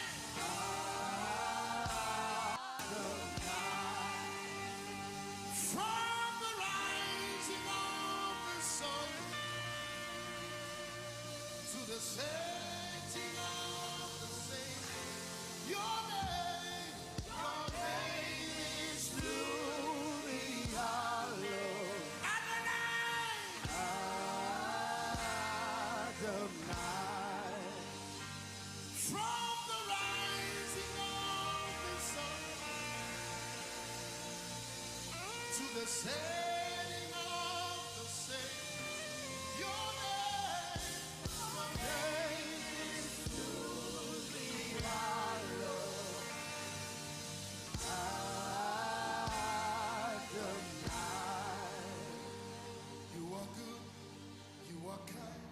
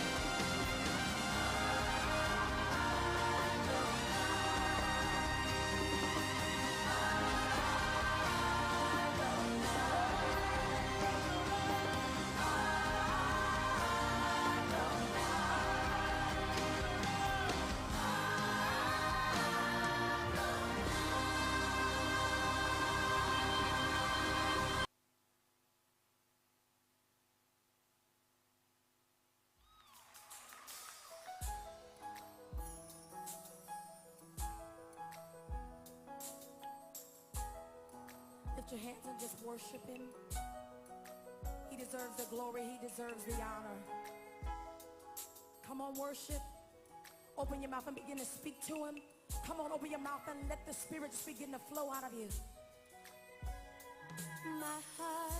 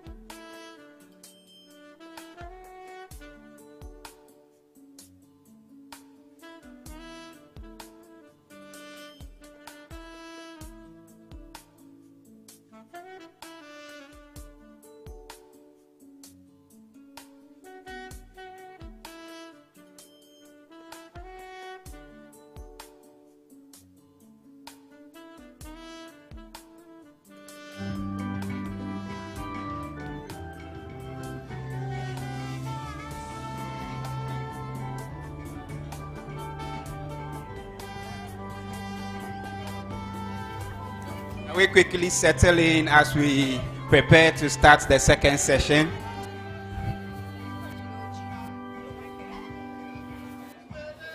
Those outside, we are starting the second session.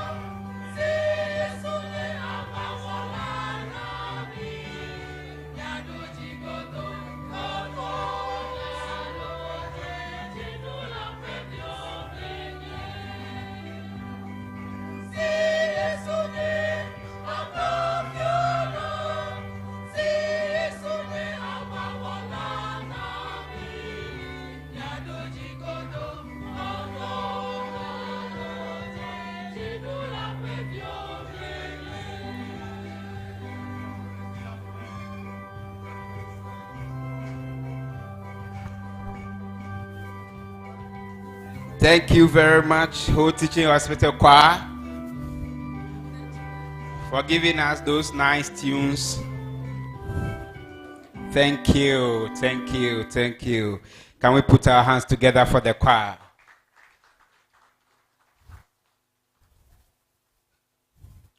Quickly, we want to be able to find out or be told what the Whole Teaching Hospital has been doing for the past 1 year. So, without wasting much time, I quickly want to invite the Director of Monitoring, Policy, Planning and Evaluation, Mr. Jokoto. Please put your hands together for him as he comes. Thank you, MC. It's my pleasure to present to you our 2022 performance under the theme Translating Our Innovative Tertiary Health Services, Medical Education and Research into Medical or Health Tourism. I'm on behalf of the CEO, Dr. John Tam. As a background, this hospital was originally the Volta Regional Hospital. And in April 2019, it was upgraded to a teaching hospital on the 29th of April by Honorable Kwekwa Menu. It is a 306 bed capacity hospital. This is our governance structure. We have the Minister of Health at the helm of affairs, followed by the board, then the CEO. And recently, this organogram has been approved by the board. So these are the directors that were approved by the board for the hospital to run with. Our mandates, as usual, from Act 525 and then the Act 10009, that's the amended version of the Act 525. These are clearly our mandates as in other teaching hospitals. Our vision is the premium in innovative tertiary healthcare, medical education, and tourism, and research. Basically, this vision was couched in order to develop and transform the hospital to a medical tourist facility. Our mission is to collaborate with all relevant stakeholders and then to provide quality health services, medical education, and research by committed and disciplined staff. And the services that we want to provide should exceed the expectation of all our clients. It shouldn't be any normal service that we should deliver. It should exceed their expectations. So we always aim high to find out what else are our patients looking for. The footsteps that they are leaving for us, we try as much as possible to analyze those footsteps and see what we can do extra in order to improve upon service delivery. Our core values, in short, is CADIPIT. Starting from the top: commitment, accountability, dedication, integrity, professionalism, innovation, teamwork, and safe care. The key issues confronting us in 2022 were basically, I think Chief Executive has also mentioned the very first one, which is the infrastructure for service delivery. The hospital, as we all know, originally was a regional hospital, and becoming a teaching hospital using the same infrastructure is becoming difficult for us. You will see how it is affecting service delivery at certain points when I'm presenting on the data. We also wanted to improve upon the specialist services. We want to expand the specialist services. And even that, if you want to do that, we don't have the infrastructure to do all these things, and it's really affecting us. Again, leadership and management practices at all levels is one of the key things that we want to drive home. So once we are able to do that, it will influence our health financing situation and also health information and research. And then also we believe that if we improve leadership and management practices at all levels, our human resource will be doing the best thing that we are expecting. So what are the key activities that we carried out to address the concerns that we raised in 2022? Now we align our strategic objectives to the Ministry of Health strategic objectives. So the very first strategic objective of the Ministry of Health, which talks about universal access to better and efficiently manage quality healthcare services. And our first strategic objective, which is aligned to that strategic objective, is expand infrastructure for service delivery, training officers, and then residential accommodation. That is the first part of our strategic objective. This one is actually broken down into two.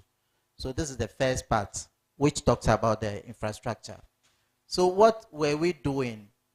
Around 2021, we were able to get in touch with the Asian people, and then we try as much as possible to develop a concept note And this concept note was actually presented to the Ministry of Finance and the Ministry of Health.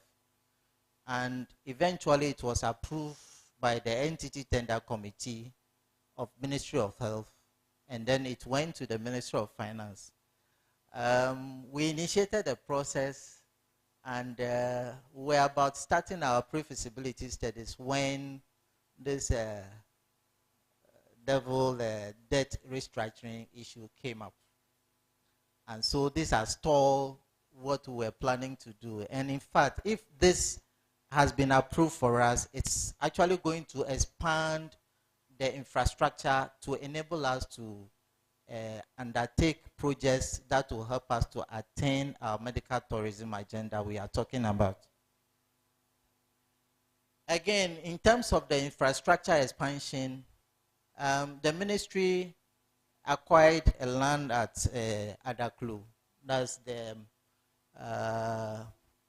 Princefield, where they are building the infectious disease center. We are told it's almost complete, around 95%.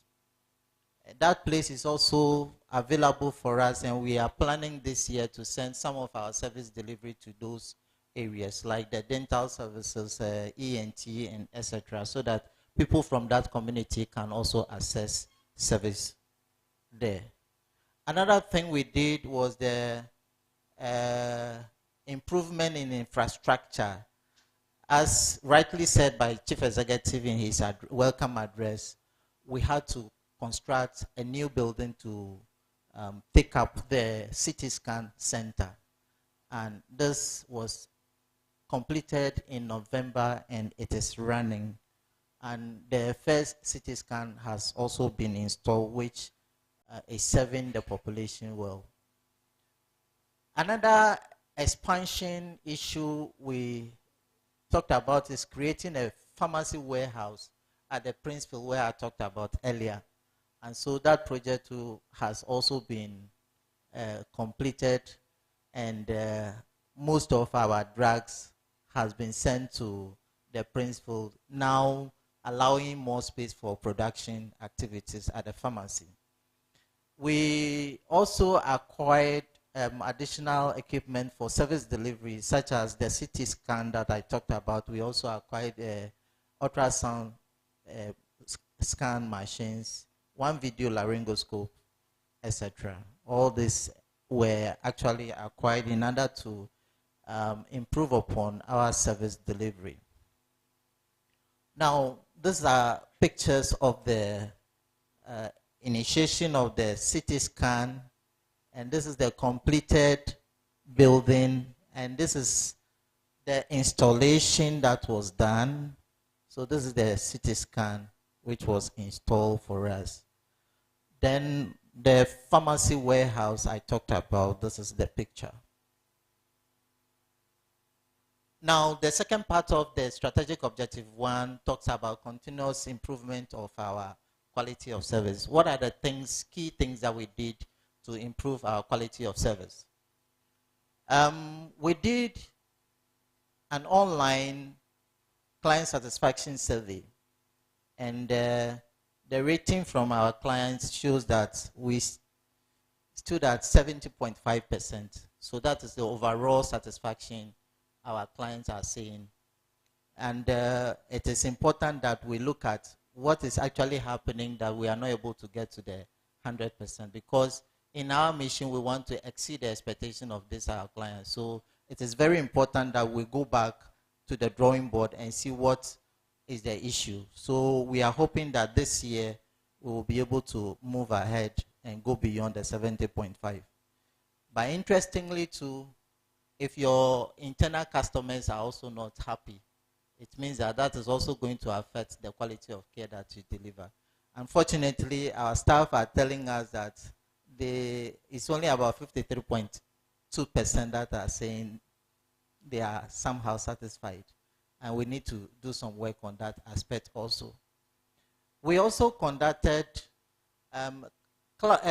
work climate assessment. And this shows that our staff are saying that they look at their team as very relevant. That's about 93.5% were saying that their work is relevant to other team members. Also, about 89.2 were saying that their work group is known for quality of work that they do. And then also, 84.7% of our staff are saying that their group is really productive. And that is really true. They are doing their best in the midst of inadequate equipment and other things that we are suffering. Because coming from a regional hospital, we don't have the muscle like Konfanoche and Kolebu and the UGMC. UGMC, they have everything.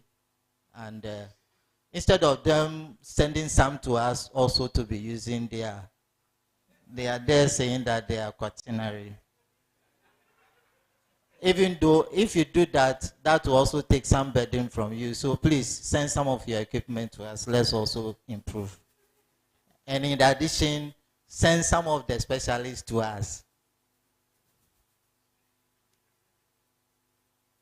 Again, on the issue of quality of improvement, quality of service, we actually realized that there is a big problem at the accident and emergency. Again, in the morning, chief told us that bed occupancy rate at the accident and emergency department goes beyond 151%. So it means that patients that are coming there, we don't know whether they are sleeping on floor, they are nursing them in chairs or what. And it's very critical. So we decided that we need to do something about this. And again, in 2021, the average length of stay at the accident and emergency was about 5 days. So we were trying to push hard. If we are able to re-engineer services at the accident and emergency, we should be able to reduce the average length of stay, because emergency department is meant to resuscitate patients and then move them to the next level of care. But what we have realized is that there are challenges even in the wards that they are supposed to move them to. Oxygen points are not adequate enough, so that the time they want to move a patient from the emergency, if they are oxygen dependent, it is difficult for them to move the patient, so they will still continue to stay at the emergency department. So what we did was we've been able to put additional oxygen points in some of the wards in order to ensure that oxygen dependent patients are able to move. We also relook at our model of care at the emergency department. I will show you the flow chart that we tried to develop. Again, we also look at the management structure at the emergency department, which needs to change, because if you want to improve upon the quality of care at the emergency department, it is key that you look at those who are managing the place. So these things have been put in place, and we are running slowly but surely.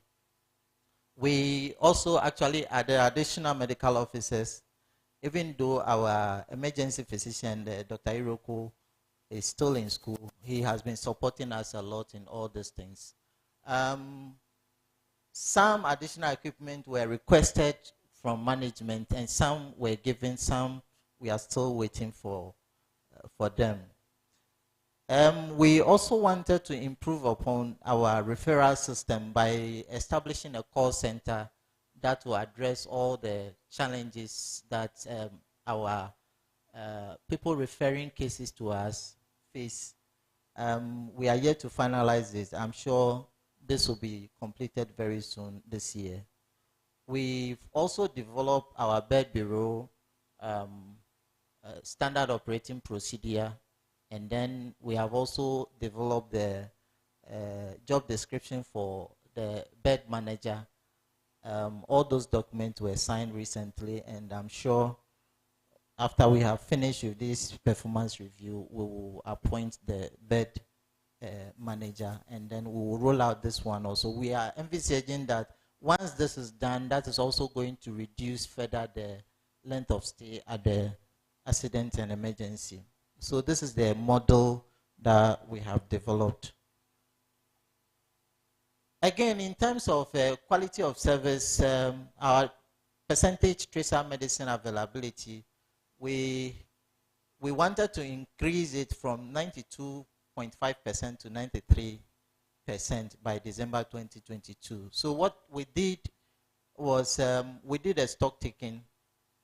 We analyzed the data we collected and I identify all the gaps that needed to be addressed.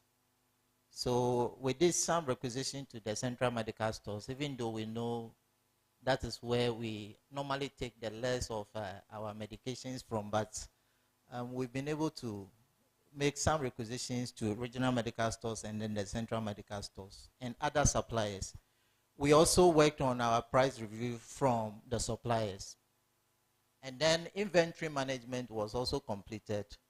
Data on tracer medicines were entered into the DIMS, and we achieved 92.1% against the 93% target we set for ourselves.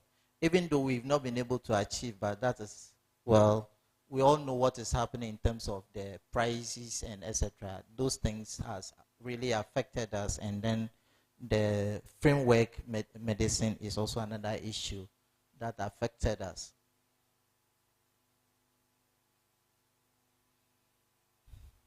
In terms of increasing the percentage tracer emergency medications, we wanted to improve from 93.8% to 95%. Activities we carried out was to review the list of 67 tracer emergency medicines at DTC meeting. All this were actually done, and emergency procurements were initiated, receipts and issues were made. And so I'm happy to say that we have achieved 93.4%, which is very close to what we wanted to achieve. The teaching hospital target is around 90%. So if we are able to do beyond that, then it means that we are doing very well in that regards. We also did our rational use of medicine indicators. We work on all of them, and the results were taken care of by the DTC, and they discuss all these findings to make sure that we put systems in place to ensure a good rational use of medication. This was done quarterly. Again, adverse drug is very important, and therefore, in order to improve our pharmacovigilance systems, we appointed 2 institutional contact persons. And focal persons were also identified at all the sub-BMCs in order to be vigilant about the adverse drug reaction issues. We also conducted a training in the pharmacovigilance, and then this training was actually facilitated by the FDA, who are the gurus in that. And in 2022, we've been able to submit about 15 field ADR forms to FDA, and 13 were medicine related, and then 2 of these were non-medicine related or non-medicine consumable related. And all these reports were acknowledged by FDA. Now, so what are some of the key performance indicators that shows our quality of service that we are? Look at our OPD attendance. Our OPD attendance increased by 20.4%. And OPD cases seen per doctor is 1 doctor sees about 936 patients in a year. Our teaching hospital target is 1,080, which is, we are very close to that.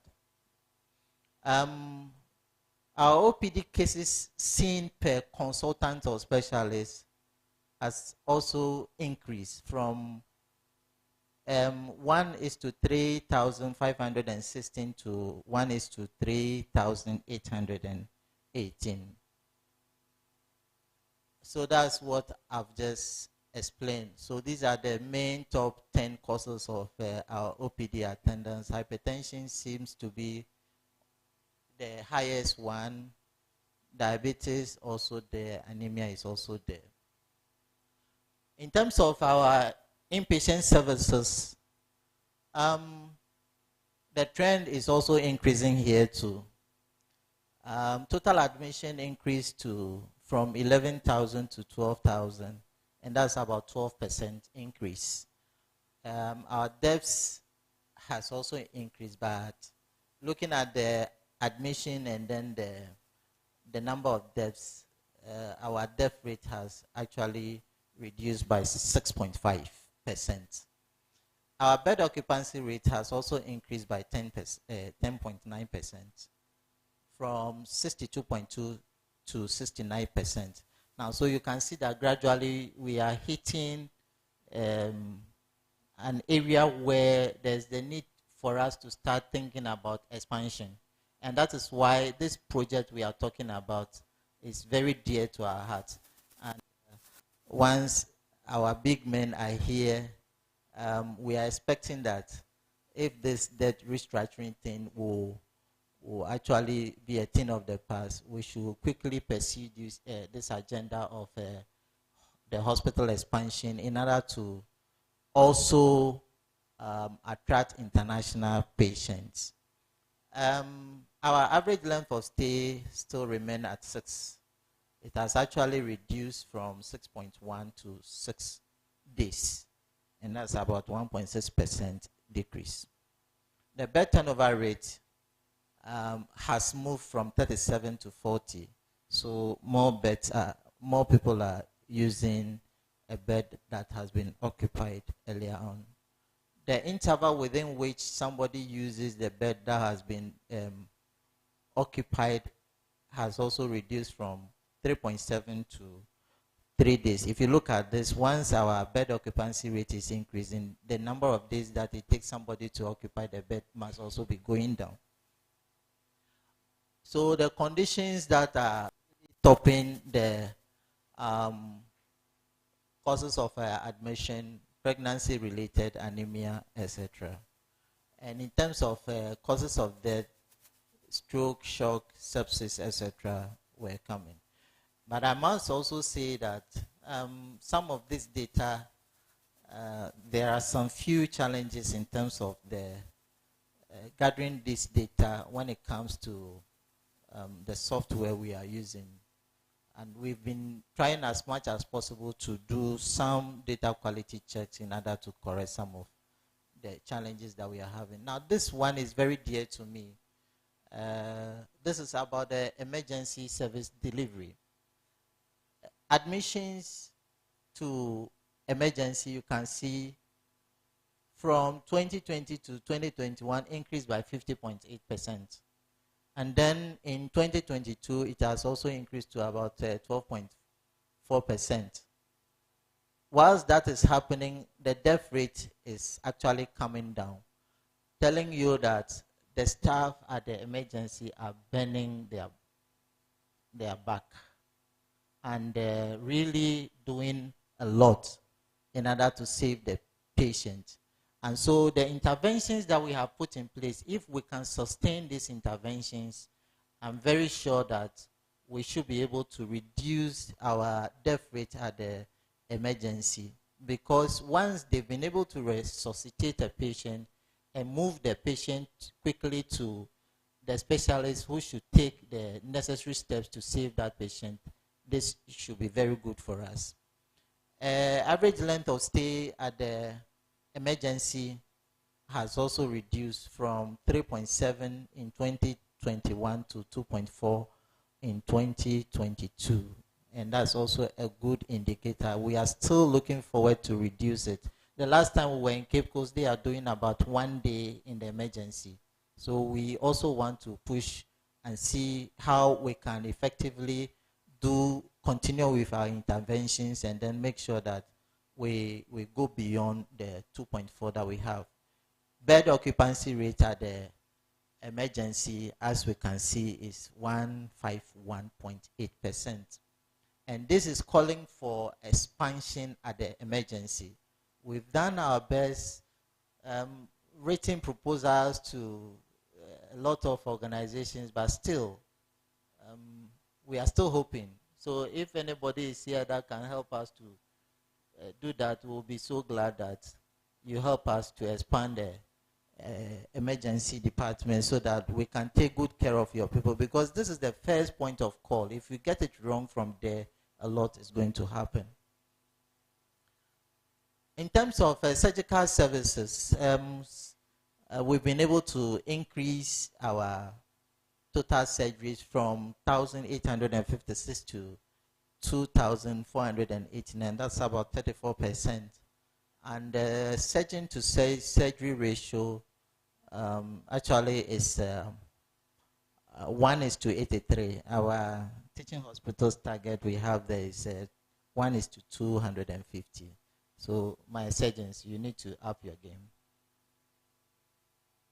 Now, nurse and midwife to admission ratio, one nurse and midwife by teaching hospitals target is supposed to do 25 cases, but we are doing about 14, and it actually declined from 21 to 14. A proportion of our inpatients being managed on nursing and midwives care plan is 100%. If you go to the LIMS, you will see that they are actually doing that. In terms of maternal health service delivery, even though we came down, total deliveries came down by 3.5, I'm sure we are doing well. Our maternal admissions was about 2,301, which is an increase of about 1.3%. Percentage of admissions due to external referrals, about 18.6% of our cases that we manage at the OBGY is from other facilities. And the deliveries that we do, those that are having low birth weight, that's less than 2.5 kilogram, are about 19.4%. The teaching hospital target is 12%. We hope we'll be able to do some things in order to see how best we can reduce this. We need to up our game in terms of our public health activities. Stillbirth rate is about 35.3 per 1,000 live births. Cesarean section rate, we are not doing that bad. The target from the teaching hospital is supposed to be 40%, but we are doing about 46%. In terms of number of maternal deaths, 2021 we did about 23 deaths, but in 2022 it was reduced to 14, and all these deaths were audited and giving us an institutional maternal mortality ratio to from 1,164 to 733.4 per 100,000 live births. This is the graph showing the same thing. It's been some zigzag thing. Concerning the maternal deaths that we have seen, we want to zoom down to various facilities from which these deaths were coming from. Peke Government Hospital referred about 9 patients to us. Out of those 9, 2 of them died. Margaret Marquardt referred 3. Out of that 3, 2 died. Akachi District Hospital referred 15. 1 died. Keta Hospital referred 5. 1 died. Jessica, 3, 2 died. Now you can see some trend here. Jessica, Margaret Marquardt, they are far away from home, and the road from that place to this place too is also another issue that we need to look at. St. Teresa Hospital, I don't know what happened. They've been able to send 5. Probably they did early referral. Emmanuel Clinic just in Ho here, they also did 5 referrals to us. 1 of them died. Ho Municipal Hospital, you know they are our neighbor. So they referred about 23. which is about 33.8% of the total referrals that we had from maternal health referrals. And out of that, 2 died. So out of all these things, is 2 of the deaths actually that were admitted to Whole Teaching Hospital, and about 12 of them were all referrals that we received.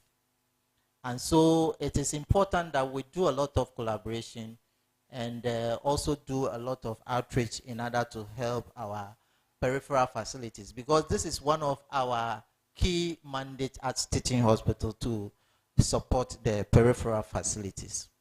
Now, we did some ICU admissions. Out of the total maternal admissions to ICU, there were about 31. And those 31, 18 were actually discharged, and 13 of those deaths were coming from there. 13 of them died. So you can see the condition with which the people were coming to the hospital. Now, how long do they stay before they die? Less than 24 hours, 4 of them. Between 24 to 48 hours, that's barely 2 days, 2 of them. 49 to 72 hours, 3 of them. And then more than 72 hours, about 5 of them. What are the causes of these deaths? Hypertension in pregnancy is the highest, contributing to about 8 or 42.9%. Obstetric hemorrhage contributed to about 2.6. Sepsis caused about 21%.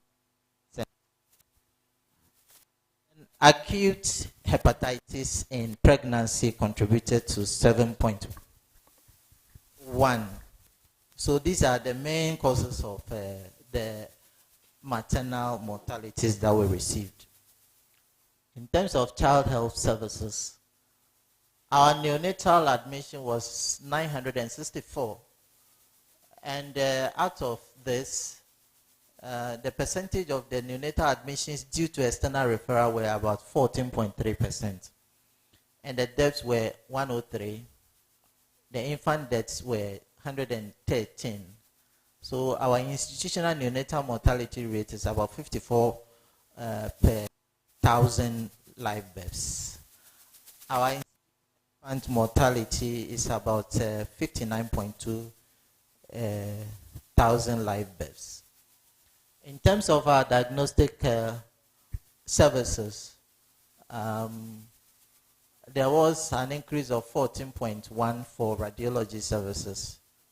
That's all the imaging services put together. Ultrasound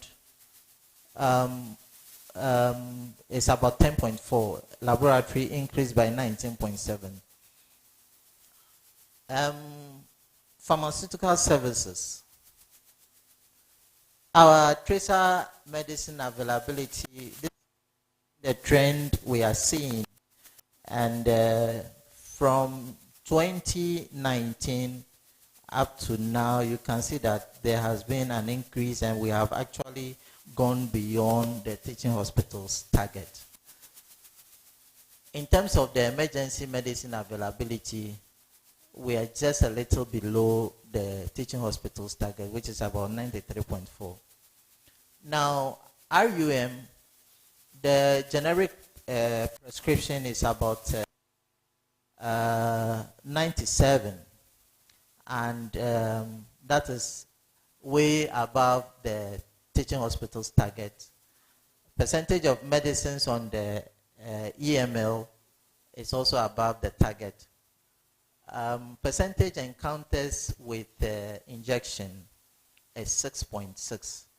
The target is 10, and so this is a good indicator. Percentage encounters with antibiotics is also 34.3. The target is 35, and we are doing below that. That's also good. So you can see that we are really improving upon our pharmaceutical services. And if you look at this trend, this is a 5-year trend about the percentage encounters with antibiotics. Starting from 2018, it's about 44.9, but this time we are around 34.3, and the teaching hospitals target, which is about 35. So you can see how we are really doing very well in that regards. And this is about injection, which is also a very good indicator. Our pharmacists do interventions. So out of 600 and they've been able to do about 658 671 interventions, and out of that 658 were fully accepted, and that's about 98.1. But those that were not accepted were 13, which is about 1.9. We are hoping that this will be hitting 100% acceptance. Then the utilization of pharmaceutical care interventions. You can also see that there is a steady increase in the pharmaceutical care interventions. The target for teaching hospitals is about 90, and we have moved as far as to 98.1, which is also a very good achievement. Proportion of ward rounds inputs made by our clinical pharmacists that were utilized. In 2020, it was 100%. In 2021, it was 94%. I don't know how come I didn't get the 2022.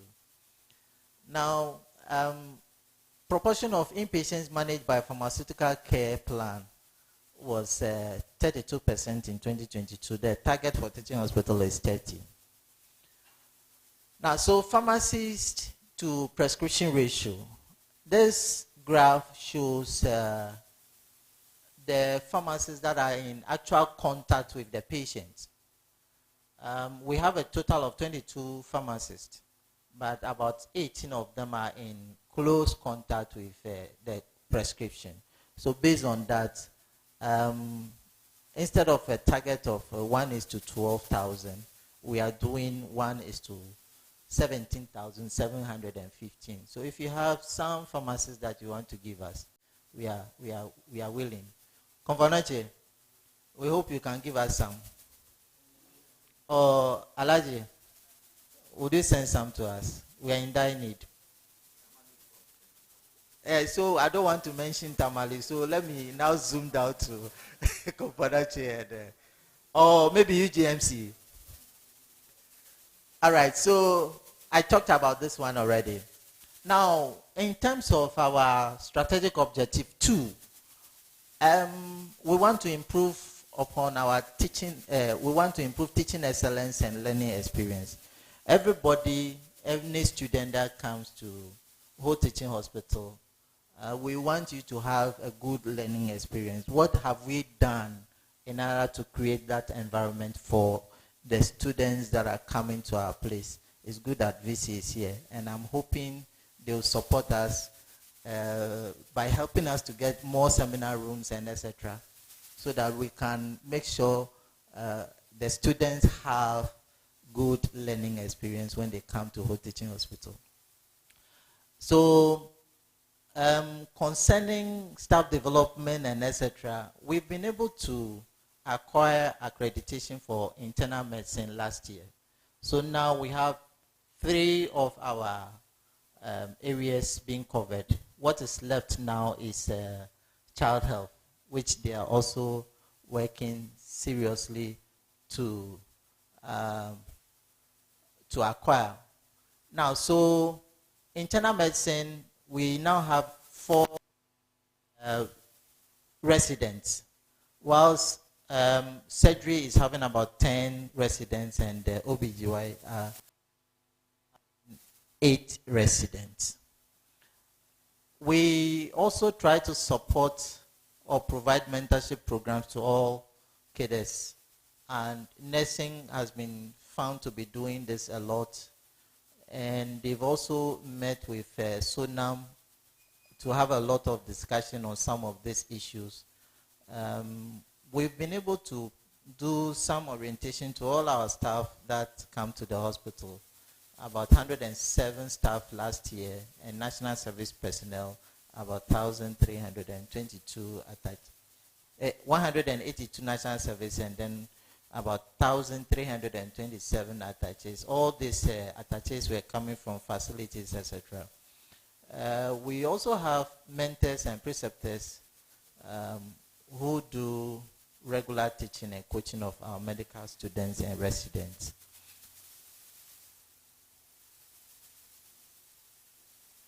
In terms of increasing our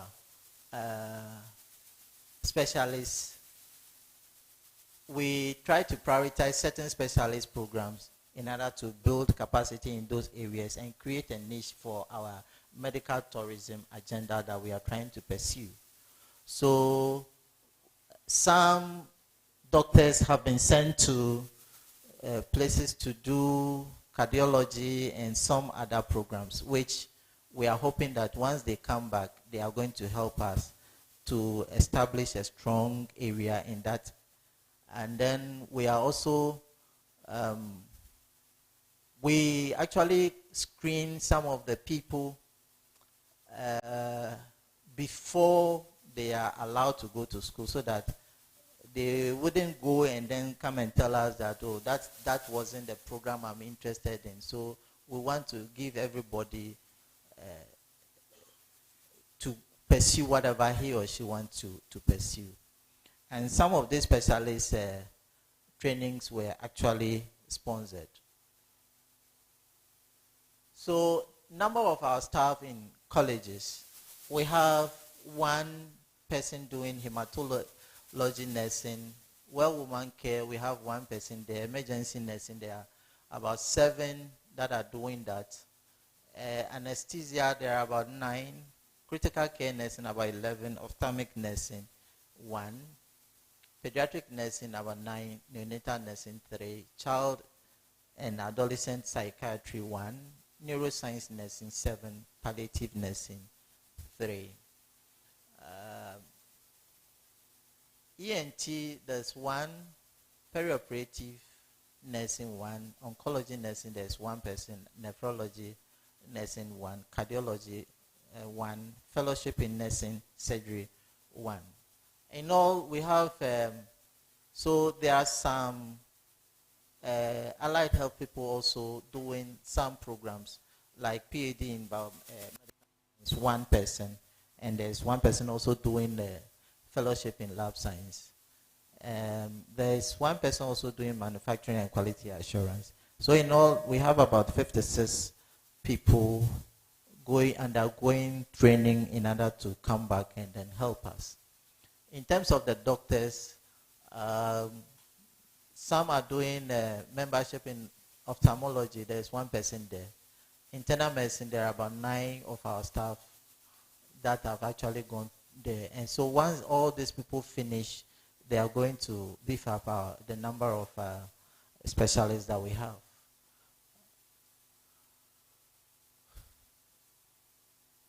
For the pharmacist, there are about 3 pharmacists currently in the college.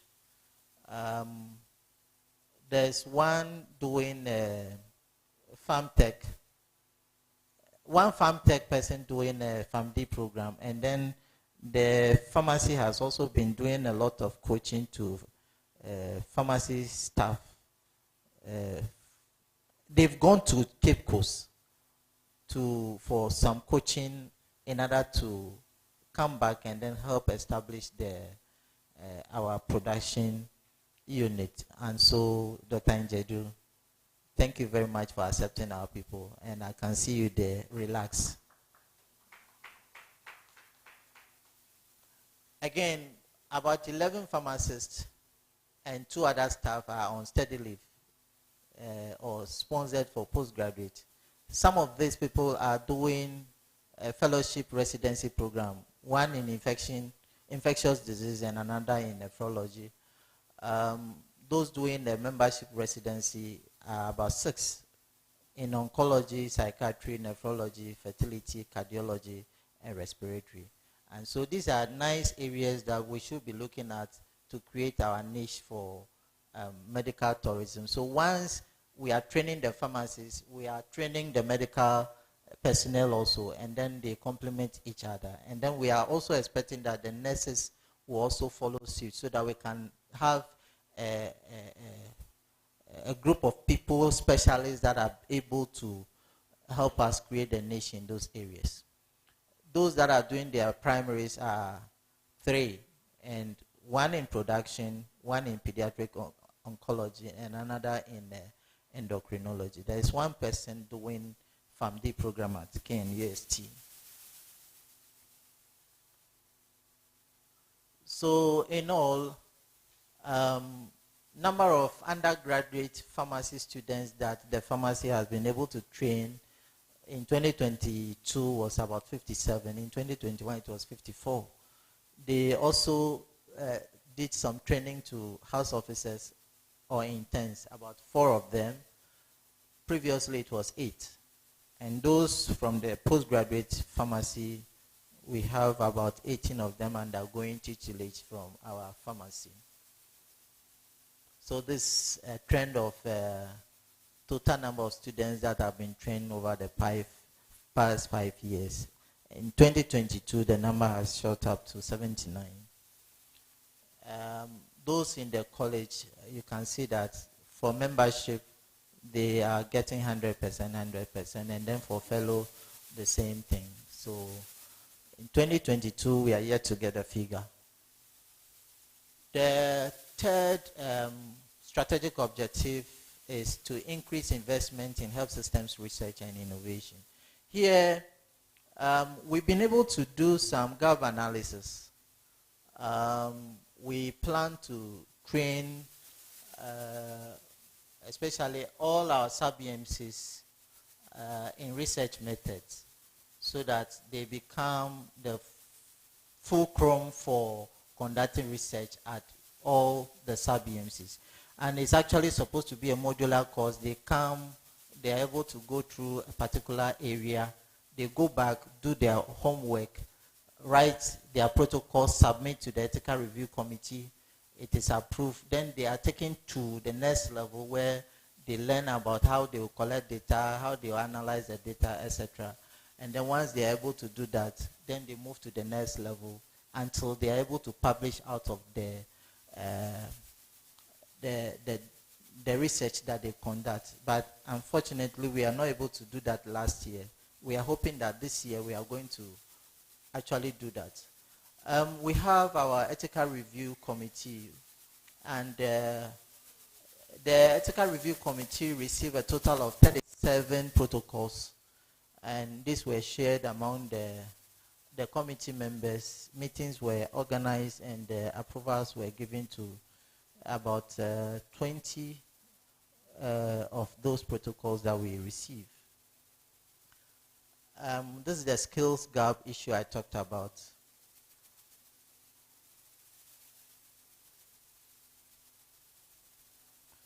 We also have the cancer registry that is trying to extract cancer data from the limbs, and then they enter into the database. That's the CanReg. They've been able to catalog about 22 different cancers from the electronic system. And so far, last year, I think they had about 127 persons. 47 of them are men and 80 are female, and 2 are children. So this is the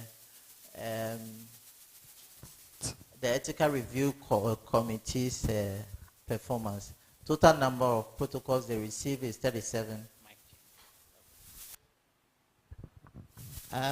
The REC was actually established in 2021, latter part of the 2021. So that year they were not able to do a lot, but you can see there is an improvement in the work they are doing.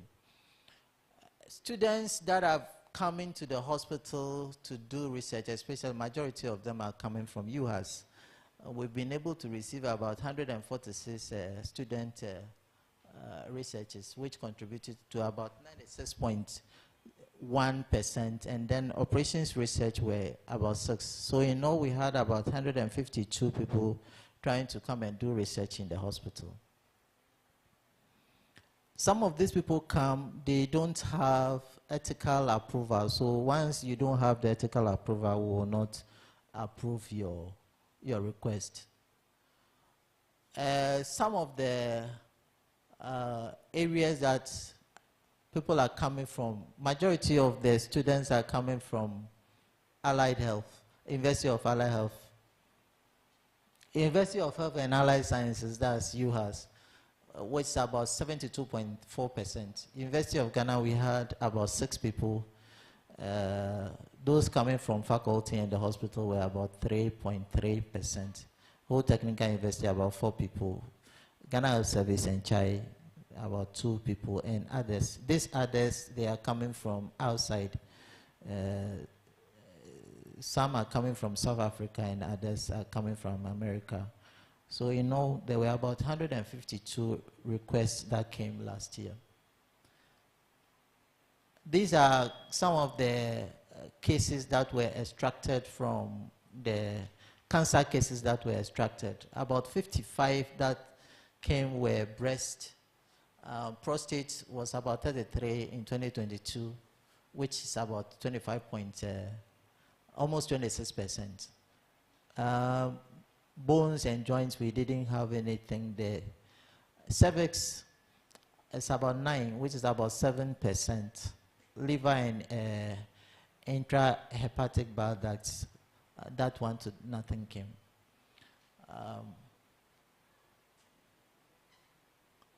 In terms of CVAS patient reports, pharmacy has been able to work on this. And for breast cancer, number of clients that they attended to were about 54.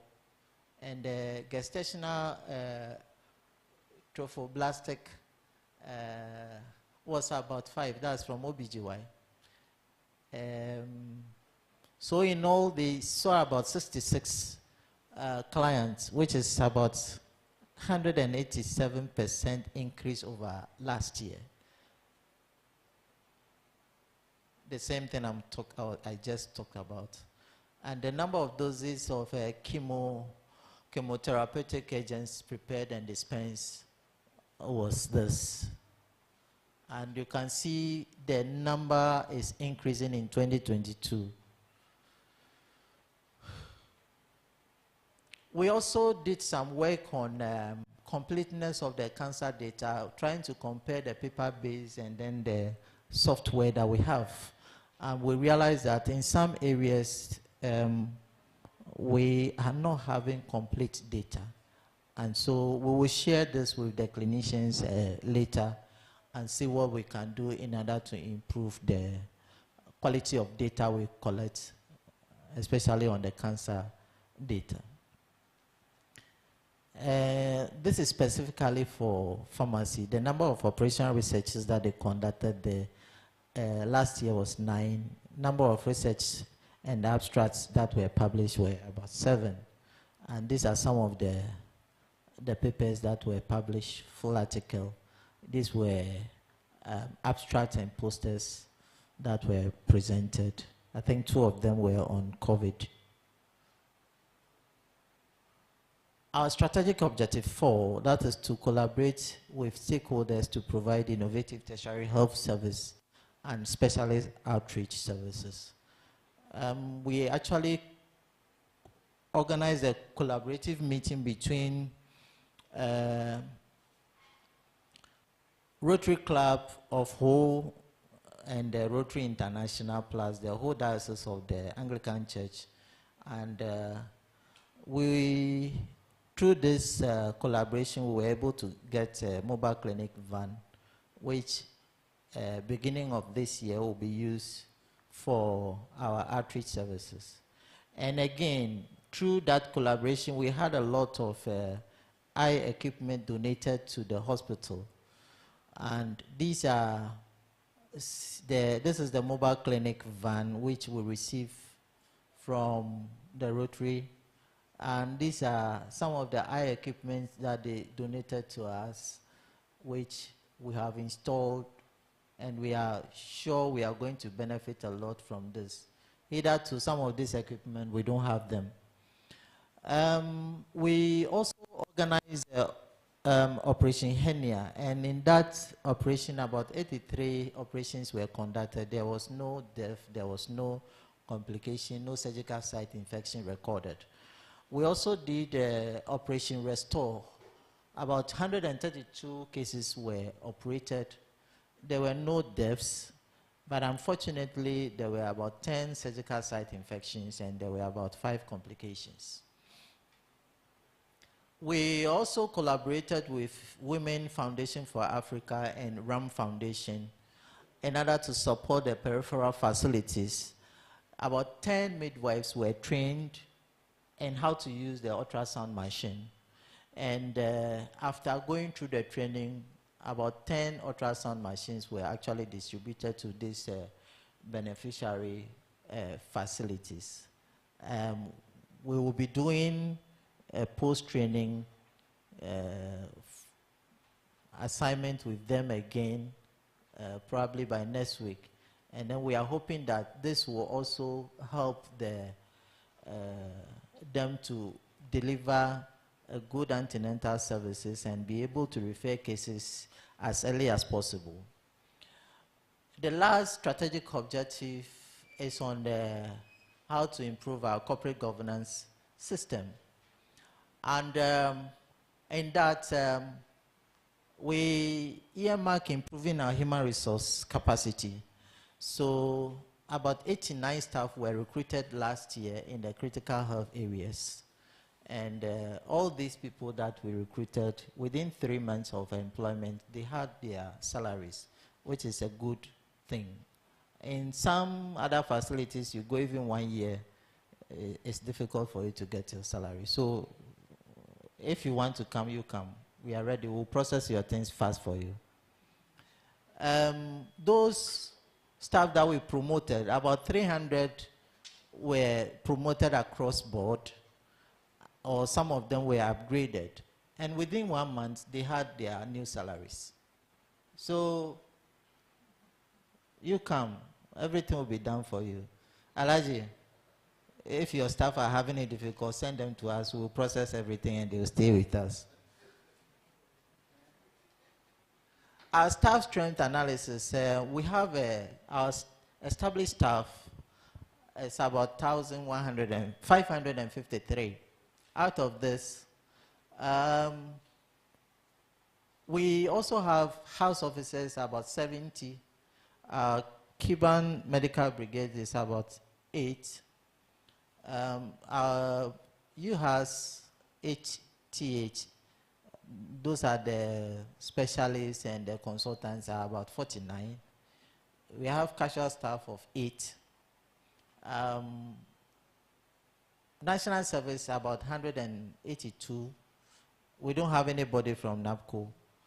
There are about 2 staff that were re-engaged due to their specific area they are coming from. So the total staff strength is about 1,864. Now this is the age category. So you can see that those who are 60 plus are about 0.23. The chunk of our staff are around 20 to 39 year group. The challenge here is that we have about 19% of our staff who are more experienced to mentor about 79%. It's a big challenge, though.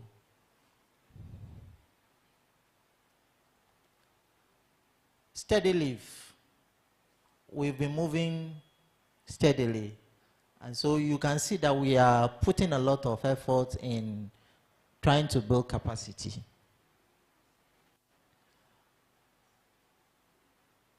Over the 4 years, this graph is showing us the trend of our medical doctors. For certified registered anesthetists, it's one big area we are having a challenge. And if we don't solve this, it will not help our surgeons to be able to operate. You realize that the number of surgery per specialist was going down. Some of the contributing factor is due to the availability of the CRAs. We have physician assistants, about 11. These are basically people who are actually supposed to work at our family medicine center. For the nurses, there are about 574 professional nurses, 164 midwives. We have 136 auxiliary nurses, and you can see that the number is actually coming down because we, as much as possible, want to develop this group of people to acquire additional certificates and then be able to fit themselves into our situation. So the number will continuously be going down. Then our nurse specialists are 9. We are hoping that we will get additional from the presentation I did earlier on. Pharmacy, there are 23 pharmacists. There are 5 pharmacy technicians. We need more of these people. And the dispensing assistants are 16. The last time we had a HR committee meeting with the board, they were pushing us that we should be able to reduce even the dispensing assistants to the barest minimum.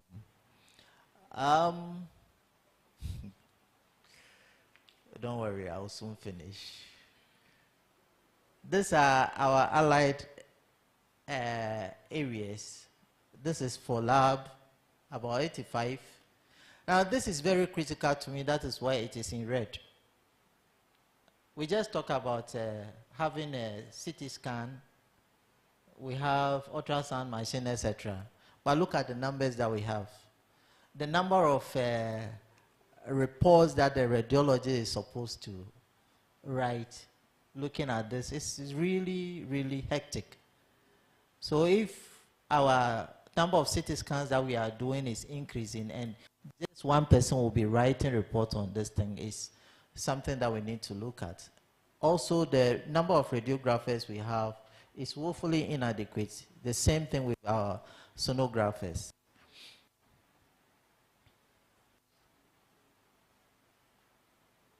So this is about the eye. There are 4 optometrists. Dietitians, we have 4. Public health officer, diet 1. Dental, there are dental technicians, about 6, and then 1 technical officer. Staff attrition. This graph is telling us that if you look at it, resignation, which is this one, 2022, you can see the number of people who resigned. I don't know how to call that color, this one, about 13. Then vacation of posts, this one. You see where we are going. And then about 25 went on transfer. We lost about 3. And 8 went on compulsory retirement. So this attrition is also of concern to us.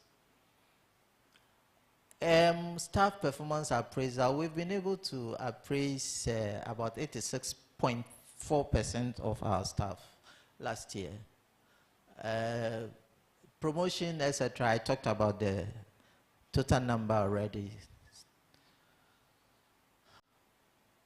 On the issue of procurement of health technology and medical products, we acquired about 10 ICU beds, 6 patient beds, etc. Also, in terms of PPM, we've been able to manage our facility well. And then also, the environment, you know, HTH Hospital is the neatest hospital in the whole country.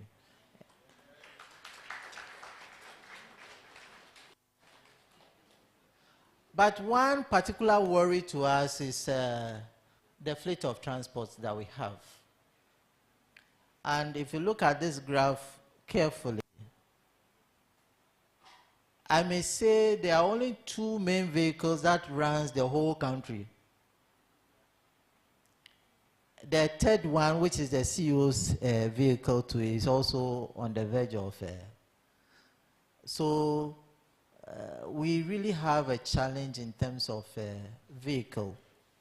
And if you actually look at, there are only two of the vehicles that are in good condition. That's less than 5 years. And these were actually even acquired during the COVID time. And the rest of them are over 5 years, about 9 of them. And all these need replacement. If you look at our operational cost of these vehicles, just look at the kilometric travel that they made, about 2 million. And the total cost of fuel for those is about 701,000. And so fuel cost per kilometer is about 2 cedis, or almost 3 cedis. So the operational cost of running these vehicles is really draining the hospital.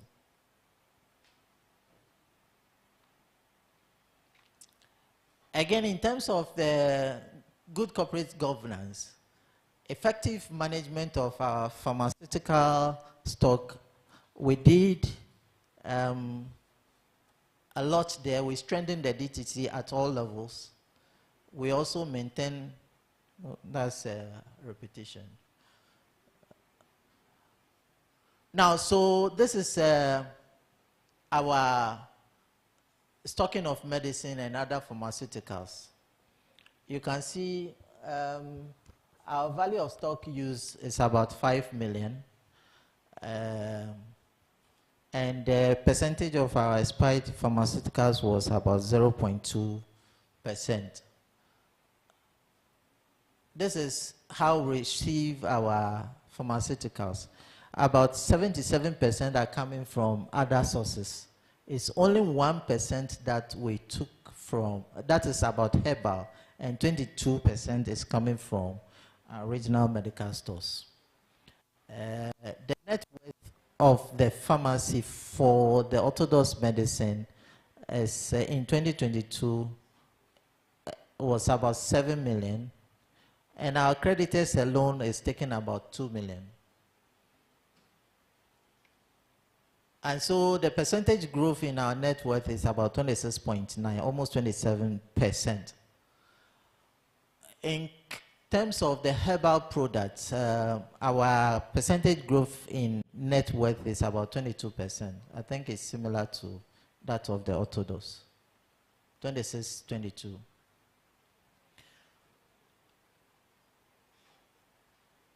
In terms of financial management, that's internal auditing. They conducted about 10 operational audits and then 6 financial audits. And all the planned audits were actually done. They also conducted training on enterprise risk management and established risk management committee at all the sub-BMCs, including the central level, and also formulated a risk management policy. They also conducted about 8 in-house training, and all their staff participated. Fixed asset management audits were also conducted, and all our assets are actually embossed. Development of inventory lists and movement books for all our assets is available. They also did a transport management audit, which resulted in development of our transport policy. And then they are also doing audit of our laboratory ASO system. That's whether the lab is complying to ISO 15189. Then stores management activities, they usually do quarterly stock taking. And then they are also trying to enforce the occupational health and safety policy. Quality management policy is also being adopted etc. So these are, now one key thing here, which is about the Ministry of Health Strategic Objective 3, which is increasing access to responsive clinical and public health emergency services. This is how we managed COVID last year. We had a total of 44 cases that we managed. Total recovery or discharge was about 28. Recovery rate was about 58.3. That's institutional level.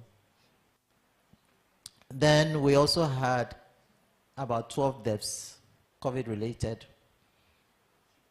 which is about 27.3%. The COVID infection among our staff, about 99 of our staff were actually infected, but they were all treated, they were at home. The staff that tested positive for COVID were about 5.9%. And at the end of the year, we were not having any COVID case in the isolation. I'm finishing soon. So what were our key challenges last year? Still, our inadequate infrastructure. We don't have adequate health technology, and our specialists are crying. They need equipment. We don't have adequate human resource in the sense that we needed the right mix and the right numbers. We need additional specialists, radiologists, especially pediatric surgeons. We needed to open up and then get our child health also starts doing the operation. Medical officers, who are the middlemen, is also a challenge to us. The technical staff is also a challenge. In fact, one serious thing is about the number of security men we have. It's also a big challenge, and then our orderlies, all of them are now growing old. They can't do a lot of work now. If we talk about facility management, we need a lot of our estate managers and then the artisans. I've talked a lot about our aging vehicles and the high operational costs. Data quality is also another issue we need to look at. We must have a data repository. Even though we are using the LIMS, LIMS is more of a transactional software, but we need a software that can manage, and then let's have something that once you click on that, you are able to get everything that you needed, and then you can link it and support your management decision effectively. Price increases has also affected us a lot. It is also a fact that there's no standard tracer medicine list for teaching hospitals. And high rate of staff separation due to greener pastures is also something of worry to us. So what do we want to do this year? We want to acquire accreditation for residency training in pediatrics. We plan and want to implement outreach support programs to lower levels using the mobile clinic van. We also plan to improve our referral systems by establishing call centers in various sub-BMCs. Again, we want to continue lobbying for hospital infrastructure expansion projects. And I'm happy to announce that Samsung CNT has helped us a lot in this hospital expansion project. They help us to develop the concept note, and they've always been running around to help us to get this project done. But if not because of this debt restructuring thing, but we are hopeful we'll get it. We want to strengthen our quality management and IPC systems. We are also actually conducting a baseline study using the Joint Commission International Accreditation Standards for Hospitals to make sure that we assess where our hospital is in terms of becoming a medical tourist facility. Once that is done, we identify the gaps, we'll start doing things to correct those things and be sure that we hit where we can now invite the JCI to come and do the accreditation. The same way, the lab is also pursuing the ISO accreditation process. We want to review our strategic plan. We've implemented a strategic plan for about 3 years. And when the board came, one of the key things that they've been mentioning is about medical tourism. So we want to review the strategic objective and align most of the things that we do to make sure that we attain the vision the board is always preaching to us. We want to build capacity in research, leadership, and management development. And then we want to also put up a pharmaceutical production unit and strengthen the existing quality control system at the pharmacy. The last one, which is not here, is about the family medicine center, which we also want to pursue this year and make sure that our fees that are being charged against most of our medical charges is lower level charges. We want to stop that. Thank you very much. We appreciate Ministry of Health, the governing board and management, all staff, all the regulators, MDC, Pharmacy Council, Nursing and Midwifery Council, Psychology Council, HEFRA, etc. Regional Health Directorates, they have been cooperating with us a lot. Even during the commissioning of the mobile clinic van, they were all there, both OT and Volta. The colleges, we acknowledge all of you, and more especially Samsung CNT. Thank you for coming. They are here with us. I think we can give them a round of applause for what they have done for us. The Volta Regional Coordinating Council has also been very useful. Rotary Club, both whole and international, and others that I've not been able to mention. Thank you very much.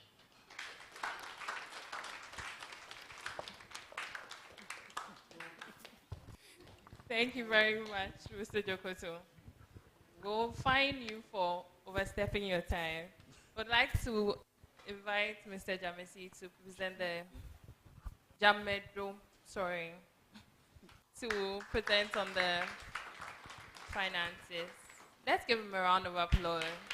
It's not easy to be adding numbers.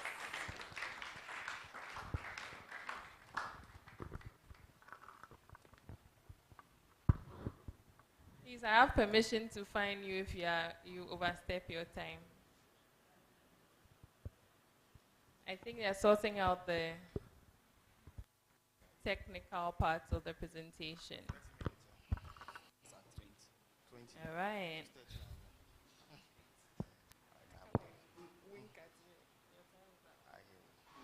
Okay, good afternoon, everybody.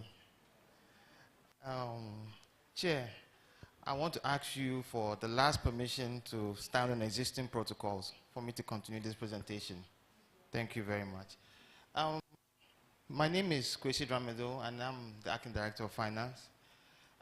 Before I start this presentation, I would want to acknowledge that there was a director who started the year before me. So Mr. Kwabenu started the year up to the month of July, and I took over in August. So I'm presenting on behalf of the both of us. So let me start. So, let me say this again, that this presentation, most of the things have been spoken about in the earlier presentation. So what I'm coming to do is just to show how the operations translate into some numbers. So I will focus more on the numbers in this presentation.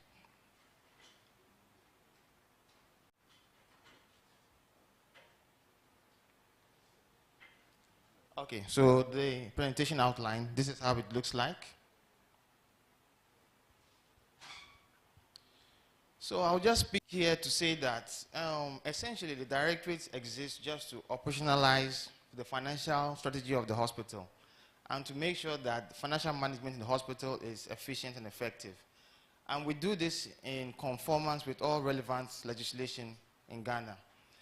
I would say this, and then the other aspects of the mandate, I'll try to skip because this covers everything that we need to know. So these are just some of the things, but it's covered already in the definition, so I won't talk much about this. And all this. So essentially, everything has been spoken from objective 1 to 5 already. So I will focus on 5 and talk about how improved good corporate governance and management practices. So I'll speak to 3 things that I think we want to highlight that we did to contribute to corporate governance. The first one, which I'm quite proud of, because as we know, Regulation 83 of the financial regulation states that all payments should be made through the gift me system. So for the year in question, we have tried to make sure that no matter the challenge, either technical, human, whatever intervention, we have tried to stick to making sure that we've gone through the gift me system. It has caused some problems with non-technical people not understanding why there may be some delays and those kind of things. But we've stuck our guns and then we've made sure that this was been done. Then also, we comply with making sure our financials are all subjected to quality assurance and validation on every quarter. And we do the submissions appropriately to the Ministry of Health and Ministry of Finance. And then this one too, we're quite proud of it. We will show the numbers to show that the execution of expenditure for the year was in compliance with appropriation and all relevant procedures. The numbers will show this. The numbers will show. All right. So I want to speak to all of them. There are 7 objectives in here, but I'll focus on a few. So the first one I want to talk about is this. We set out a target to try to see how we improve revenue generation. This is not the hospital. This is the finance directorate post the hospital's target. So we said we want to do this by 5%. And let me give some background to this. In the COVID period, we increased, so from 2020 to 2021, we moved the budget by 5% because we were quite worried, we were not sure of dynamics. So we moved the hospital budget by 5%. For 2021 to 2022, the target was about 50% from 2021 to 20. So this year already, the hospital planned to move it by 50%. That was 1. And 2, per our track record, we've never gone beyond, in exceeding the budget, we've never gone beyond 3%. It's between 2 to 3. So to target 5 was a very lofty idea. And we achieved 2.63. So when we see this in percentage-wise, it looks a little small. But when we look at the actual figures, we'll see that, yes, it's a little big. And a lot of work went here. So I will just summarize it like this, that we had to do a lot of teamwork. This one, we had to sit down with most of the departments, most of the sub-BMC heads, to brainstorm and get strategies as to see how we were going to get this target. Remember that in that period was when we were having the high interest rates, high inflation rates, high exchange rates. So the cost side was rising very fast. And we had to try to see how we balance it with revenue for service delivery.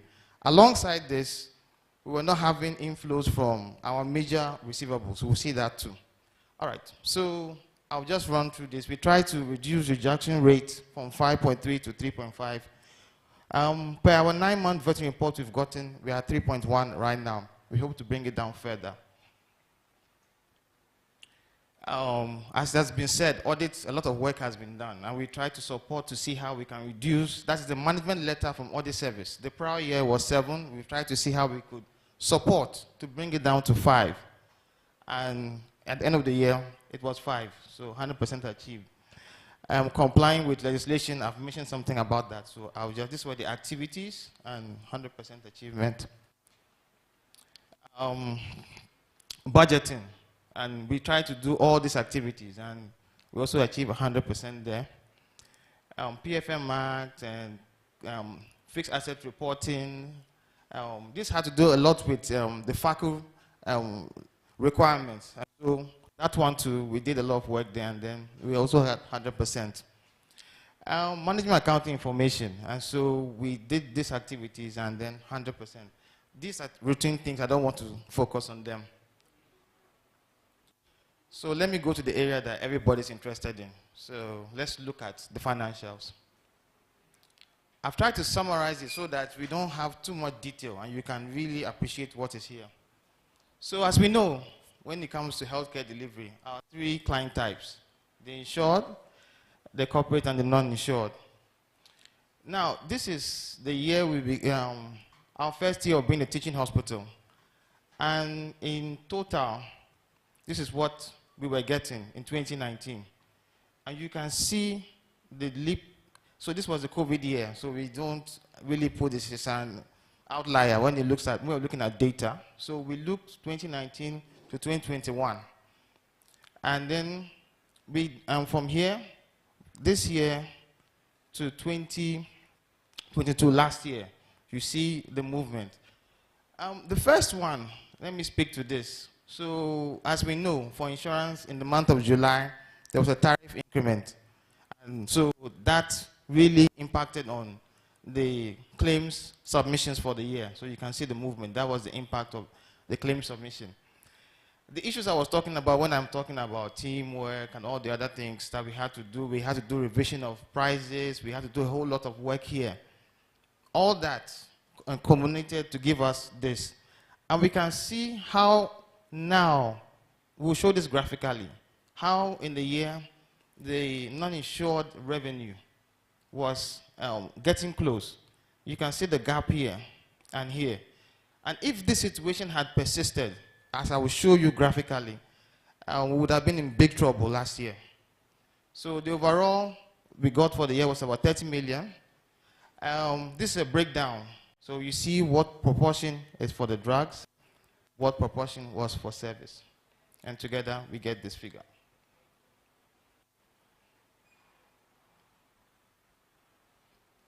Okay, so just a graphical representation. So you can see pictorially, so for insured clients, how the movement has been going. And so it shows that, yes, the things that have been said prior to my coming here is showing, and how work is ongoing.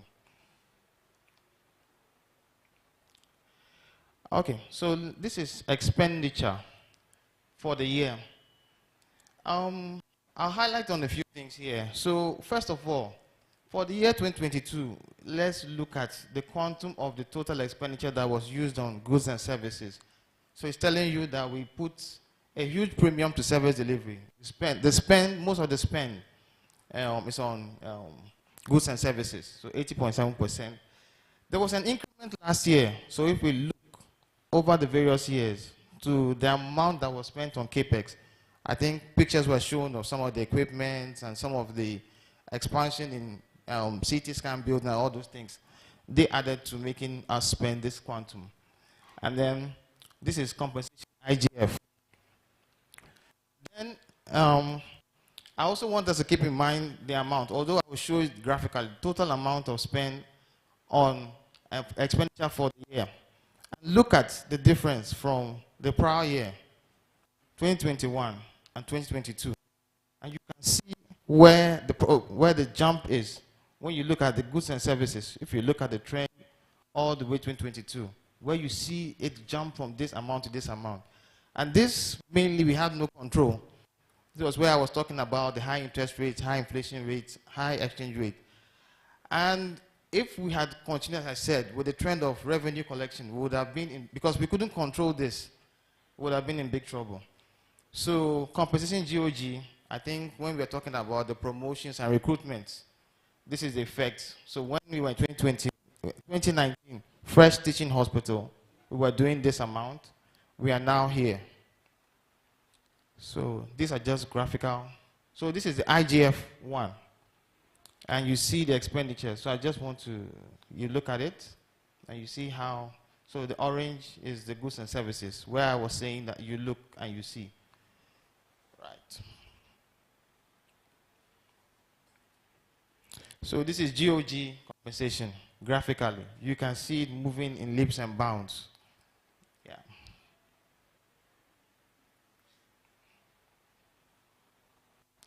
So let's look at the revenue budget and see how is it moving. So we're looking at, this is the actual revenue for the years in question, over the 4 years. So this is the budget, this is the actual, and this is the execution. So it is 100, we exceeded it by 2.08%. This is the COVID year, so we know that's an outlier, so we couldn't achieve the target for that year. 2021 and 2022. So in this slide is where I'm talking about the average increment, where we said that it would not go beyond 3%, but we were targeting 5%, and we were able to get 2.6. We will show you the difference and how much it is. So this is a total amount that was gotten, and this was the total budget for the year.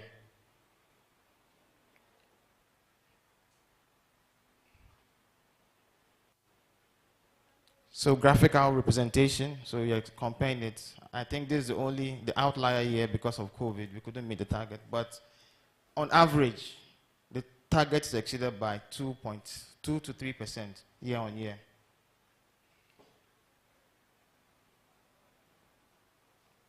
So now let's look at expenditure. So expenditure, as I said, we are always within appropriation. So this was what we actually spent, and this was the budget for total spend. 50 million was the budget. We did 13.8. 19, 16. But last year, if you see, it was 98.24. It was very close because of the reasons I've alluded to already. And I can explain again here that sometimes, to be fair, the reason why we may not be meeting the actuals will also be about cash flow. When you have a lot of receivables, you may not be able to execute. So you may want to do everything here, but you're not able to do it. Here, because we were able to expand the cash and carry, so we could do some movement here. I'll show figures for us to understand this better. So just a graphical representation of what I've just said. Yeah. So see how close they are. Before there were gaps, but now it's quite close.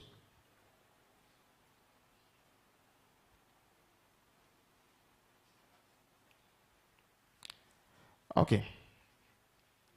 So we're looking at the proportion of revenue to the expenditure. So the revenue for the year and the expenditure. So the expenditure on this is 88.74. This is the COVID year, so we know the problem. And this one on this is this. But here, we are so close.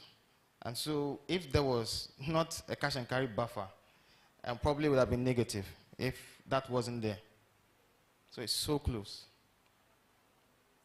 So graphically, this is how it's looking like. And so this is COVID, so we know the problem. But I think in a good year, it should look something like this, so you have some physical space to breathe. But here it's so close.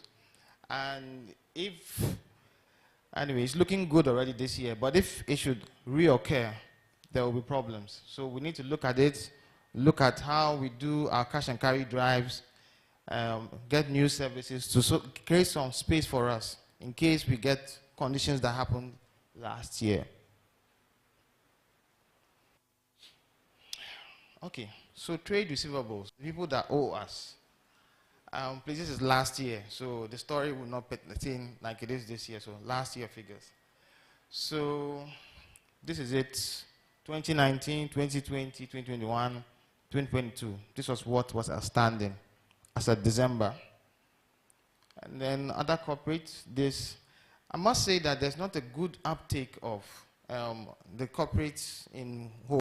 I think there's not enough penetration in whole. So I don't know whether we need to engage to see how we can get more corporate insurance types to come.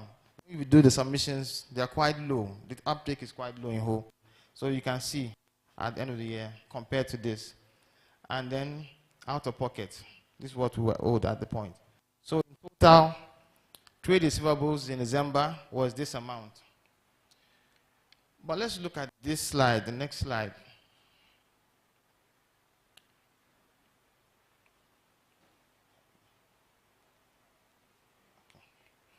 Yeah, the next slide. So when you look, in all regional medical stores at the time, this is what we were owing, central, and then this was the bulk of the debt, open market, and in total, this. So we had to support a lot of the payments of payables. We'll see the data again. Most of the payables were done with cash and carry. So once we have money locked up somewhere, we have to use the cash to support service delivery.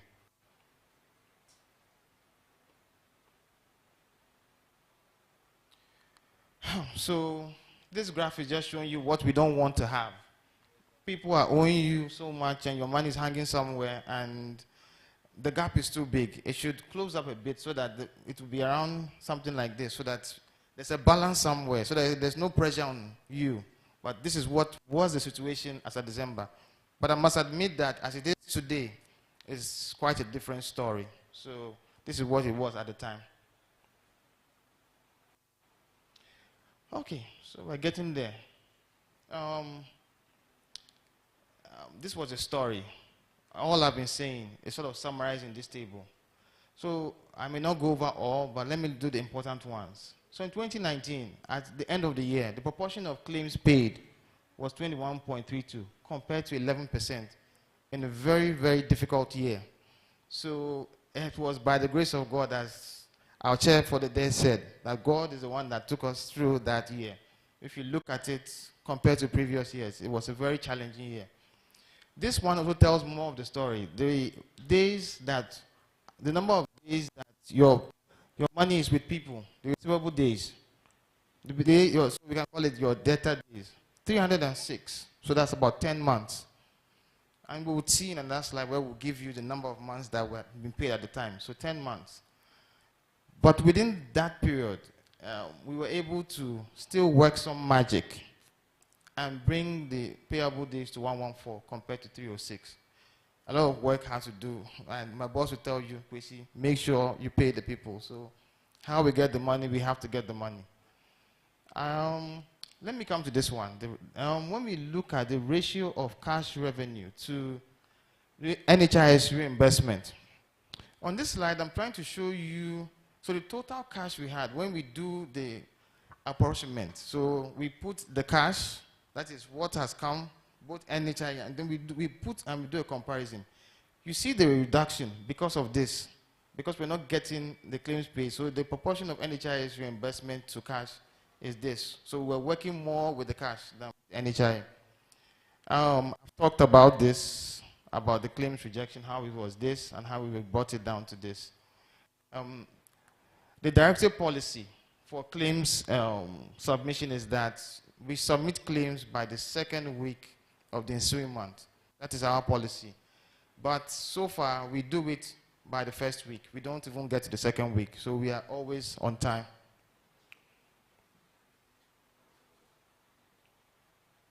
Okay, so I'm almost done with my presentation. So let me just look at a few challenges, and then we look at the way forward, and I'm done. So the first and biggest problem in the year 2022, I have talked about it slide through slide, was the delay in reimbursement from NHI. As of December, we had been paid only up to February. So March to December was outstanding at that period. And that's why I said that we had the 306 days. At the time, because of, I've explained this, the rising cost of consumables, because of the various factors, interest rate, exchange rate, inflation rate. Supply chain disruptions was a huge problem. I think it's been talked about a lot, so let me not rehash that point. Then we were also having problems with the gift mix. I think ardent users of it would know. Those sitting down here know how we have this back and forth with gift mix, either VPN problems, either... There's a lot of challenges were coming up. But even with this, we try to make sure that we adhere to the laid down laws, that we will pass all our payments through gift mix. We're also having unstable networks from our service provider. So what's the outlook for this year? I think the first one is to make sure that we operationalize the family health center. It's been on the drawing board for a very long time. It's affecting our gatekeeper system. It's affecting when we have clinical audits, this comes up a lot. And it's also affecting some GDRDs that we're using. So this is one of the key priorities that management has set out to do before the end of half year. So we are working on that seriously. The second one is to work on the sub-BMC concept. And then since we don't only look at how we maximize revenue, but how we also reduce costs. We see a lot of waste at some points when it comes to accountability for some of the consumables. So there's going to be a lot of work this year to strengthen. We've started already, and to make sure that there will be accountability and monitoring of consumables so that we'll minimize costs whilst trying to maximize revenue. So strengthening our monitoring and supervision on revenue generation will be enhanced. It's already in place, but we're going to enhance that. This is also very, excuse me, to liaise with the medical directorate is something we do. I said there's a lot of teamwork that goes on in the hospital. So with the medical directorate, because when the task is put on me to make sure that we raise revenue, I have to talk to the medical director. So we sit down, we talk, we break it down to the sub-BMC heads, we break it down to the departments. So a lot of work is ongoing on this. So we are sure that by the end of the year, when we're presenting again, we'll show you more innovations that have come through from these interactions. This one too is something that is a discussion to expand non-traditional revenue. So examples are where in the administration directorate, they've opened a domestic sub-BMC where we are seeing how they can operationalize their CSSD, how they can do their laundry for commercial services to the public. The pharmacy directorate, he's studying his production units, where we want to see that some of the things that are being produced, the bleach and all the other things that are produced, can also be commercially. So there's a lot of interaction going on with the directors to see how this too can be enhanced. Gift mix, we have a lot of problem with the gift mix secretariat, so we want to see how we can get local IT staff trained to solve some of the petty problems that come up when we are trying to process our payments. So we want to liaise with the gift mix secretariat so that we train two IT staff to support our gift mix secretariat. Then we also want to acquire an alternative and we switch to the other. And this is something that we do not joke with in Whole Teaching Hospital. As we can say proudly that we have not stepped to PAC in the past 5 years. We have not been cited in any Auditor General report. So we do not joke with this, and we will try to make sure that whatever it is that we need to comply with, we will do it. I think, yeah, just some few acknowledgements. So I would want to thank the ministry. If we see, I think if a breakdown had been done of the donations and things that come through last year, I think it would have shown. So we need special thanks to the ministry. We need to thank the governing board for the direction and the vision that they've helped us to channel through the year. And for them understanding that it's a challenging year and praying for us and giving us God's direction too. We need to thank the governing board. The management team have really worked hard, and we need to sort of encourage them. A special acknowledgement I want to make, I started at the beginning, but I want to say it again to my predecessor for the hard work he put in. He was the founding director of finance, so he went last year. So just to acknowledge him too, he did a lot of work. And then the staff of HTH, and with this I would want to just also mention the staff of the finance directorate. I know I'm very hard on them, but I'm also hard on myself. And when the results come, it's for all of us. And then, as I said, there's a lot of teamwork when it comes to Whole Teaching Hospital. So all the staff that helped us to achieve the results we are seeing here today, cannot but thank you. And all key stakeholders which have been mentioned and which mentioned earlier, and those I may have missed in this one too, a big thank you. So I conclude by giving you this nice plane to try to see our whole hospital, our whole airport, to journey you people back to your various destinations. Thank you very much.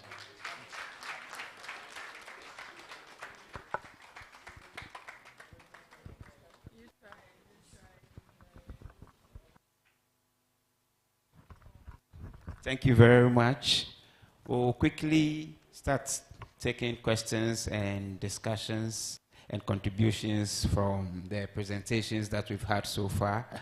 We'll start from the high table, and then from there we'll move on to the other tables.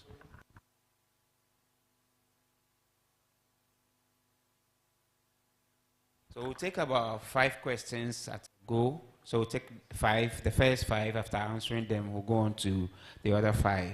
So we'll start from the high table. Okay, so I've been redirected. So we'll take questions from the... We'll take the high table last.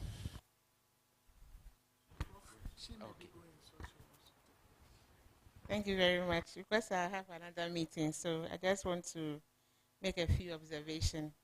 I'm very impressed about the reports. Kudos to the hospital, and I'm sure that the years ahead will be better. I made a few observations. I'm not sure it's a question, but just make a comment on them.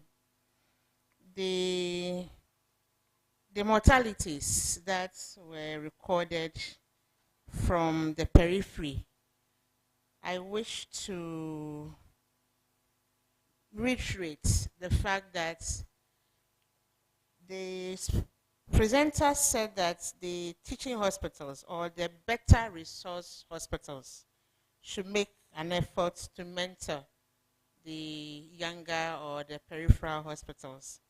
And if you look at the figures, it's scary. Any of us could be at that facility on that day, and then who will be the ones that are being referred. We travel a lot around the country. Anything can happen anywhere.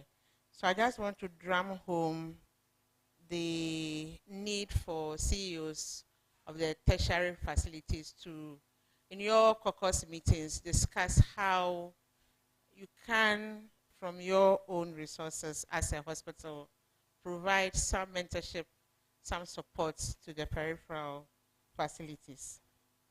I also took note of pharmacy. They said there were some interventions and a chunk number or percentage was acceptable, a few was not. I wish that the pharmacy people can give us, because this is, I take it as a learning forum.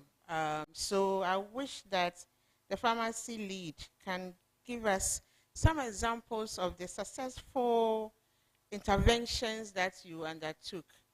I didn't get it from the presentation. The next one I took note of is a category of staff that the hospital carried out orientation program for. I didn't see those on rotation. The orientation is a very, very important part of any organization's work. And I wish that the HR, I'm not sure which unit coordinates that, will put in a lot of effort.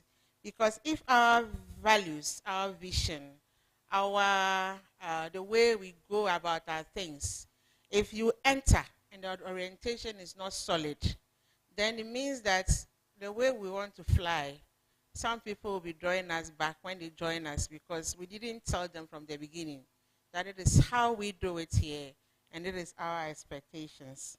The last thing that I also took note of is my students in terms of their research. I wish to thank the hospital to providing the environment, the enabling environment for the students to finish their core components of their study, which is the research part. And I think that I will end here. Thank you very much.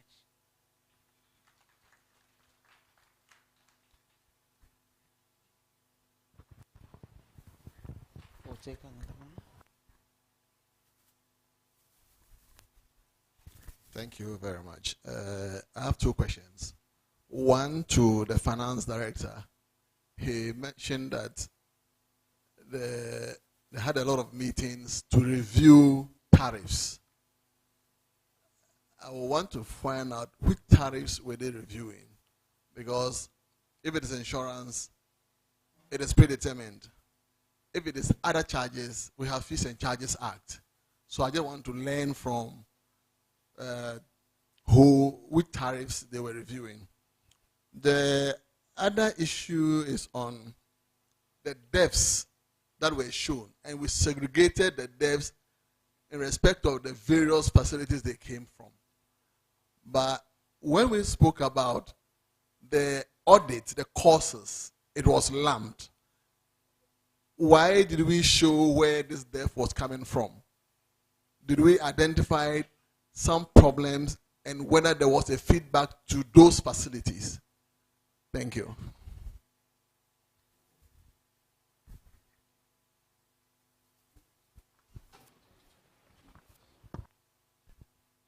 Thank you very much.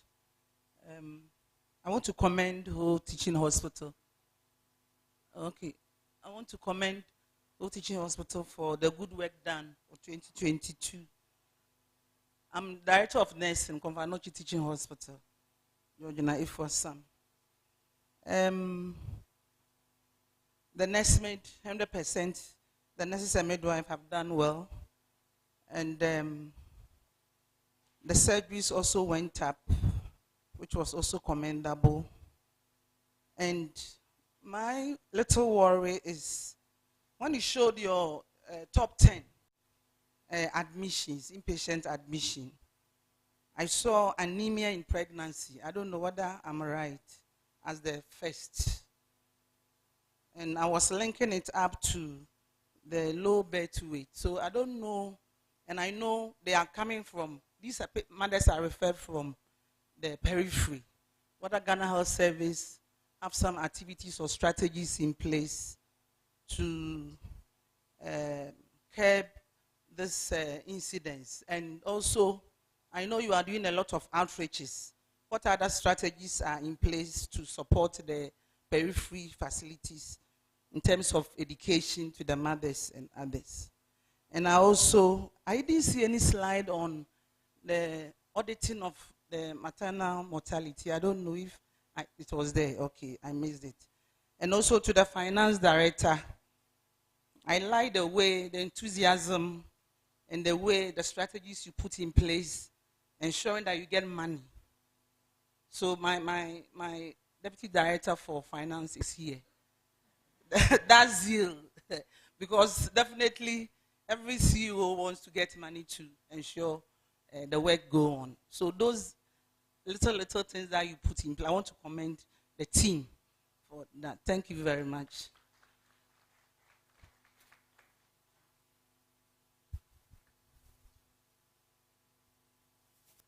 We will take responses.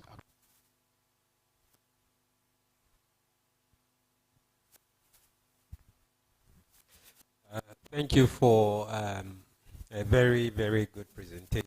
I've really enjoyed it. The first presenter spoke about a lot of things, and I was just looking at him presenting, and it was just more like a replication of what I did. And what do I mean by that? You see the trend where most of the morbidity and the mortalities that are happening are from non-communicable diseases. And this trend seems to be what we also see in Kolebu, and it seems to be running through. Now, the lesson here is for our public health experts. What kind of education are we doing? What message are we sending out to the public? Okay, you look at the top three, and hypertension and pulmonary diseases are prominently there. Renal diseases are prominently there. What are we doing about it? So these are lessons that we should be learning. For me, it is not just data being flushed, but we should use it as an action point for our public health departments to reach out to the public and let them know that the causes of morbidity.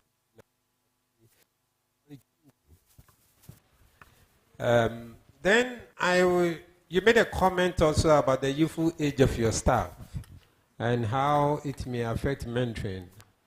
I actually think it's an advantage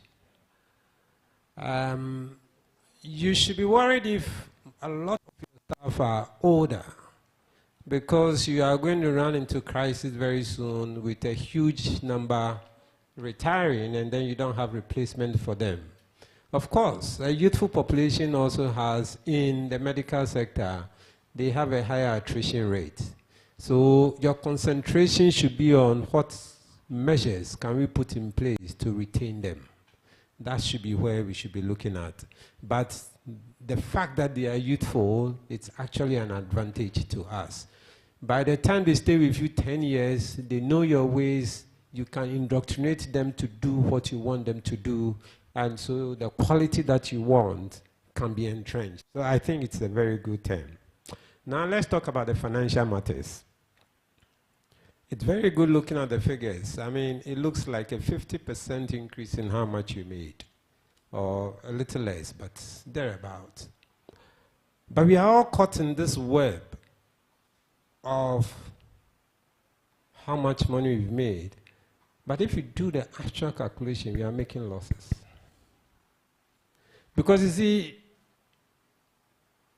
we have a situation in this country where you cannot match your service costs as you wish. But your consumables are just zooming through the sky, and you have no control over that. Your inflation rate was about 50%. Your dollar rate, not to talk about. Okay, so in a year, or a little over a year, our city has lost nearly 100% against the dollar. And supplies are being directly charged in the city equivalent of the dollar. So even though we've made a lot more money, if you convert it in terms of how much service or consumables can you get compared to 2 years ago, you're actually getting less. And that is the conundrum in which we are caught up. But most of the time we are presenting it and it looks like, oh, we are making money. But we, in essence, slowly deteriorating over the years. And I think all the teaching hospitals should come together and make a strong point. 5 years ago or 4 years ago, Kolebu sent a proposal to increase charges Parliament. It took 3 years for Parliament to approve that.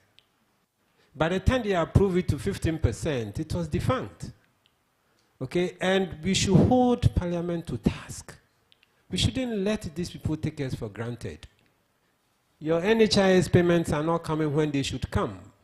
At the time you spent those consumables treating a patient, the price of that consumable is 10 cedis. By the time they pay you, you are happy because they paid you 20 million, but you cannot use that money to buy the same amount of consumables. And these are serious issues that we should consider. Thank you.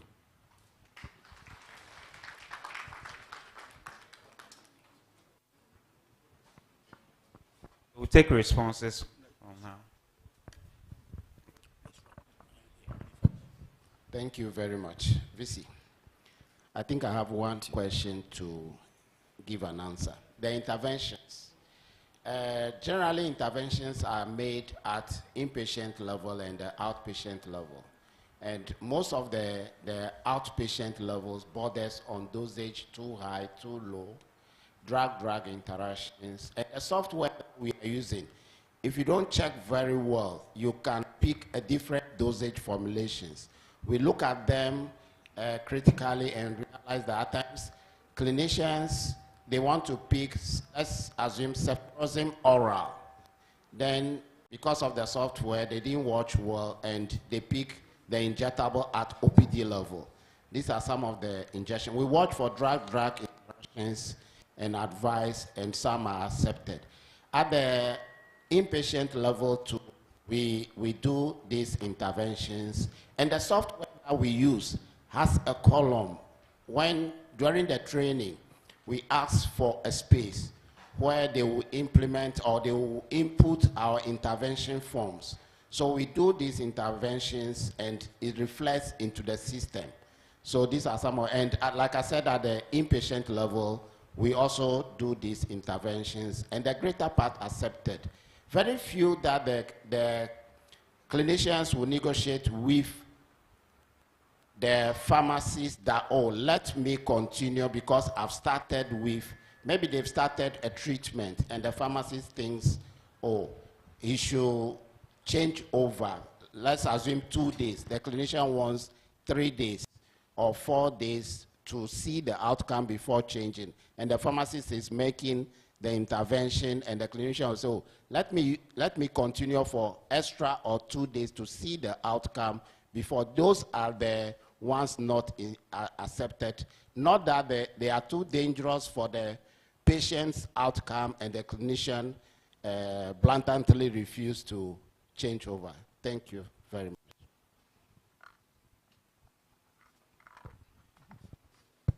Thank you. I think most of the things that were put to me were sort of like comments, and so comments were all taken. The question about the tariffs, it had to do with, oh, it's not over here. Okay, but let me speak to it. It had to do with cash and carry services being charged. So when we studied the charges, most of our charges at the time were below the existing fees and charges. The LI, I think it's 2214, I can't remember. The existing LI at the time, most of our charges were below it. And we had delayed for several years, and that was even the 2014 LI that had been approved by Parliament. So we had to do a lot of work to make sure that even we bring it to that level. And at that point, there was even a review going on for a new tariff review. And we were even lower than what had been approved long before for teaching hospitals. So that was what was done. But I must say that that wasn't the only intervention that was done to raise revenue. I think what I would say is that more of it relies with the service providers and the people providing service. You need to engage with them. And from that view, get to see what services need to be brought on board. Sometimes it's just humanistic. People have some problems, and because of those problems, they may choose not, attitudinal issues may make you not want to render service. So it was more about, yes, prices were reviewed, but I think the engagements with clinicians is also very important for you to get your targets. So we sit with the clinicians, we talk to them, we engage. We talk to the heads, as I said, talk to the medical director, talk to the director of pharmacy. We talk to everybody along the chain. I think that yielded more result than actually fees and charges. Thank you.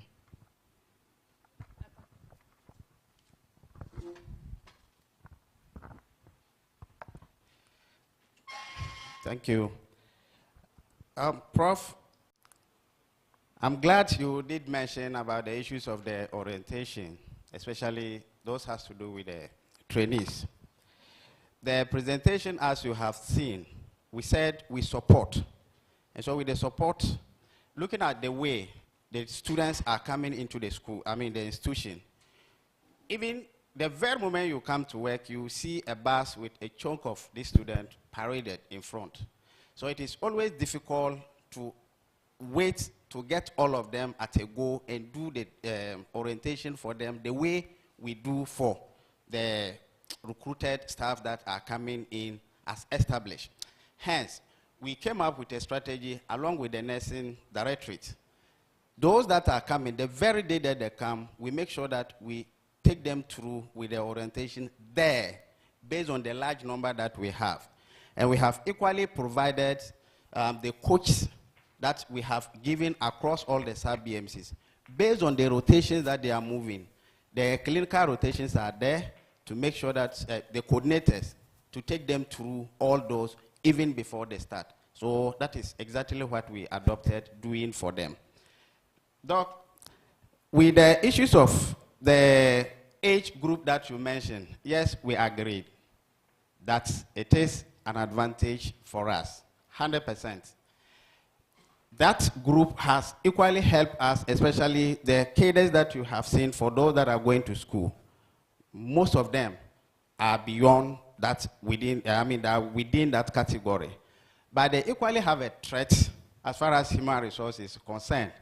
You and I know most of them, the very moment they get married, proximity to families now tend to be a threat. You ended up wasting money to train somebody to come. But at the end, proximity for family affairs, this person is asking to move out. So it is always become a problem for us once we are having the issues. And also, same group are having unmet expectations. Some in school thinking, oh, I'm this, I am that. The very moment I get to work, they are seeing the salary in which being quoted for them through the single span salary structure, and the expectation now drop. Again, the number of those that you have seen for vacation of post, all of them vacated for greener pasture, and all fall within the same category. Just look at the number we have building up, and before you realize, these people are gone. So it tends to be a threat for us that we are talking about. And retaining the same group, we find a way to make sure that we open a system where we use for the fellowship. The very moment they come in with their expectations, as a young teaching hospital, we are looking at per our target, where are we going to cover up our staffing norms. So it is open for them. Anyone who comes and shows interest, it is granted, so that we make sure we do this for them. And not forgetting, any of them that comes to whole teaching hospital as a new staff, maximum 3 months, this person is on salary. So they are willing to always be with us because I won't work for a year before I receive my salary. Thank you.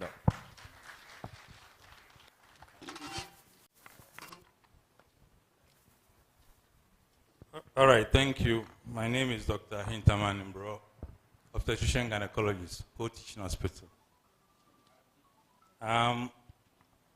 In terms of the data that showed the facilities that referred the mortalities to us, I think there was an omission on the slide. It was grouped into the diagnosis they referred to us, the cause of death, and then the contributing factors for the death. But then I think the idea was to show the burden of the referring facilities, the numbers that we get, as well as some of the contributing factors in terms of the geographical location of these facilities. The question on the anemia in pregnancy, I think the data was talking about the medical unit and not the obs and gynae unit. For the obs and gynae units, the number one admission is obviously labor, followed by preeclampsia and eclampsia. Thank you.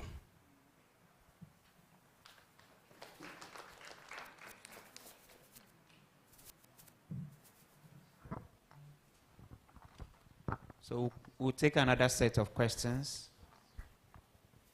Okay, thank you, Mr. Chairman and presenters. Thank you very much for the wonderful delivery. I think the indicators are very encouraging. I have just one or two. We're still on the maternal death. You group them 24 hours and in some hours to over 72 hours. Those who die between maybe 24 hours, we may say they came in at a terminal stage. But what about those at over 72 hours? What were the reasons? Was it that it's coming from our end? I didn't see that. Is it coming from our end here, or that one too you attribute it to the peripheral? If we know, it will help us. And like they have said, those that can be attributable to the peripherals, then we can also assist them in mentoring so that they see some signs, quickly they have to refer so that you can also work at that. Then, again, I must say that I'm impressed with the HR aspect very well. With staff attrition, which is all over the whole country in the health sector. Your numbers are even down. Ours, if I should mention them, you don't know which percentage to put it. But I'm looking at, I don't know whether you did exit interview so that we know the reasons. I know basically we all say is with the greener pastures. But if you do exit interview, some of them may not. Then those ones that we have control over to be able to attack it, then we can do that. I also, with the same issue, I wanted to see the number of years they served with the hospital before leaving, like coming in fresh as a employee. How long do they live? Is it within first to 5 years or within? That will also give you an idea as to those ones you can also target to be able to retain. Thank you very much. Overall, you have done well. Any other questions? Thank you very much. I think these are more of comments. There are a few questions at the end. Well done to the presenters and well done to the whole teaching hospital. I'm Stephen Lai. I'm from Cape Coast Teaching Hospital, the medical director. One thing that has struck me since I came is the level of teamwork that is here. And I think it's something that is commendable, something that you should keep up. I used to say that Cape Coast Teaching Hospital has a solid team, but I'm seeing that who wants to challenge us. But you should keep it up, yeah. I want to share some few experiences. We at Cape Coast also had this problem with the emergency. And I saw in red you mentioning the thing about getting oxygen points at the various points on the wards. I think that will help drastically to reduce the time spent at the emergency so that those who need oxygen and have to be admitted can quickly be taken to the wards for treatment to continue and then free the emergency for new cases to come in. And then also the bed bureau, establishment of the bed bureau, I think is something that has also helped us at Cape Coast, and you can also fast track that up. With regards to maternal mortality and most of the cases coming from the periphery, one thing that we've found that has also helped us is our specialists liaising with the regional directorate and then training staff in the periphery to help manage cases. And then they have that communication link. They have a platform where they communicate. So if cases have to be referred and so on, they actually will communicate such referrals before the cases come. In some instances, though, it does happen that they'll be asked to wait because, or they'll be helped to manage the case in the periphery whilst space or something is made to receive the client. But usually by the time they call, the patient is at the emergency already. But I think it has helped us. So I think it's something that we can also do with the region, see how best we can train their staff to better manage the cases at the periphery. With regards to the radiologist, one thing that we could do is to invest in technology so that he or she doesn't have to be present all the time to report on cases, but can do off-site reporting until we get the needed number of staff to assist. I wonder if UHAS does training for sonographers and radiographers. I don't know whether they train. I think I could get help with it. You could get help, some staff from there, the newly qualified students. And then with the presentations, I didn't see the theater death rate. And then I missed the specialist to patient ratio. I knew it was shown, but I missed that. If someone could help me with those. So congrats and thank you very much. Any other questions?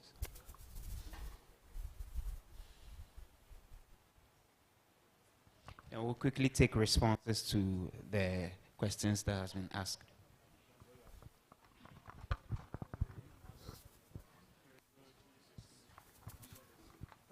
All right, thank you. On the maternal death and then the duration of spent before they died in the hospital, I agree with you. We can categorize why they die after 72 hours. But on that particular data, the shortest duration spent is 4 hours, and the longest stay for the referral cases are 5 days. And we realize that most of the time, the 72 hours are those who stay in the ICU and need mechanical ventilation support or need some form of dialysis as part of it. But I believe the next time we do this presentation, we can categorize that better. And I thank Cape Coast for sharing how we can manage our support to the peripheries. Thank you.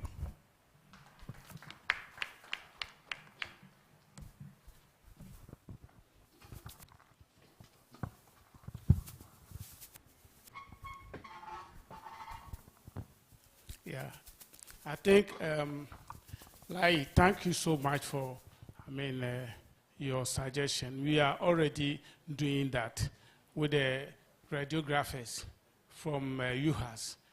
We have entered into a collaboration with them. Those who have finished are coming to support us with service delivery. So that one is done.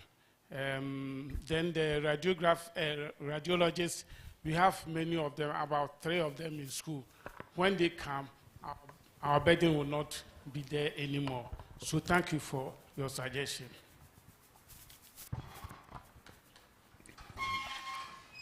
Thank you. My former boss who asked the question is rather not available to hear his boy. Let me answer him in his absence. He asked with the attritions, the 95 that we have, whether we are doing exit interview. Yes, we did. If you look at the number that we have, the highest has to do with vacation of post and leave without pay. Vacation of post, we all know. This person don't even announce to you. How then do you get a person and interview while he's leaving? But because we are having these greener pasture forms endorsing from the Ministry of Health through the institution before it goes back to the schools and get back to the ministry, we have the data there. And we have each sub-BMC HR representatives. And so those that are not at post, it is easy to identify as vacation of post. And when you get the person and cross-check the list, it is very simple. You find the person among those requested for those forms filling. And Chairman, if you can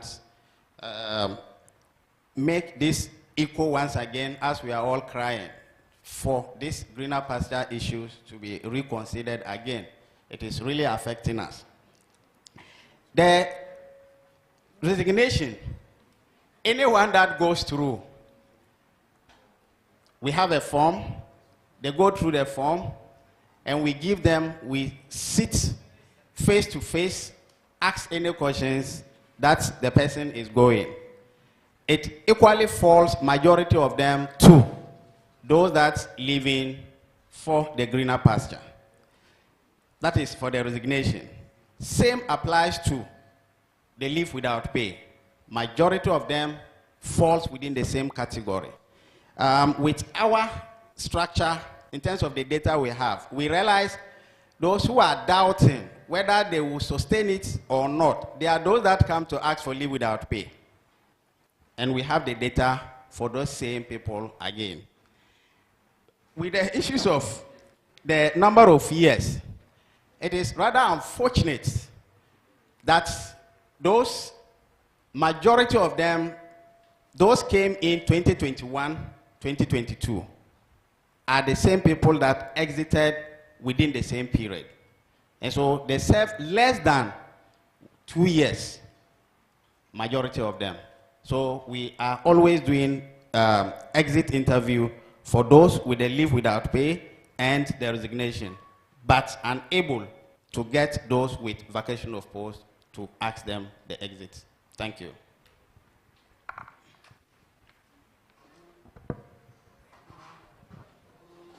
Thank you very much.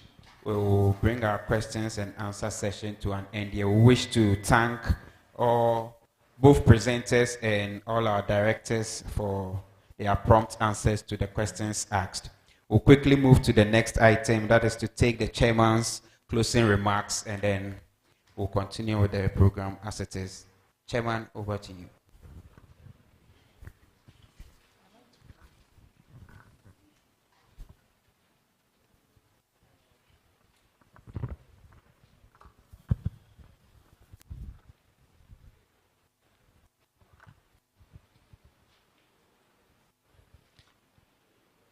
Yes, so usually there is this statement that MCs say that all too soon. So I'm quoting the MCs. All too soon, the 2022 performance review of the whole teaching hospital is almost coming to an end, and it's taking the combined efforts of all of us seated here. So if you agree with me, let's put our hands together and then appreciate ourselves while we give all the glory to God. In fact, the program began like acceptance speech from the chairman. But even before that, we saw the choir behind over there giving us some melodious songs. And our information indicate that they are all staff of the whole teaching hospital. Please, let's give it to them. Would you want to stand to your feet and then receive your applause? Yes. So we are not only delivering health care, we also minister in songs. Yes. That's whole teaching hospital for you. All right. We saw the various teaching hospitals giving fraternal messages, solidarity messages.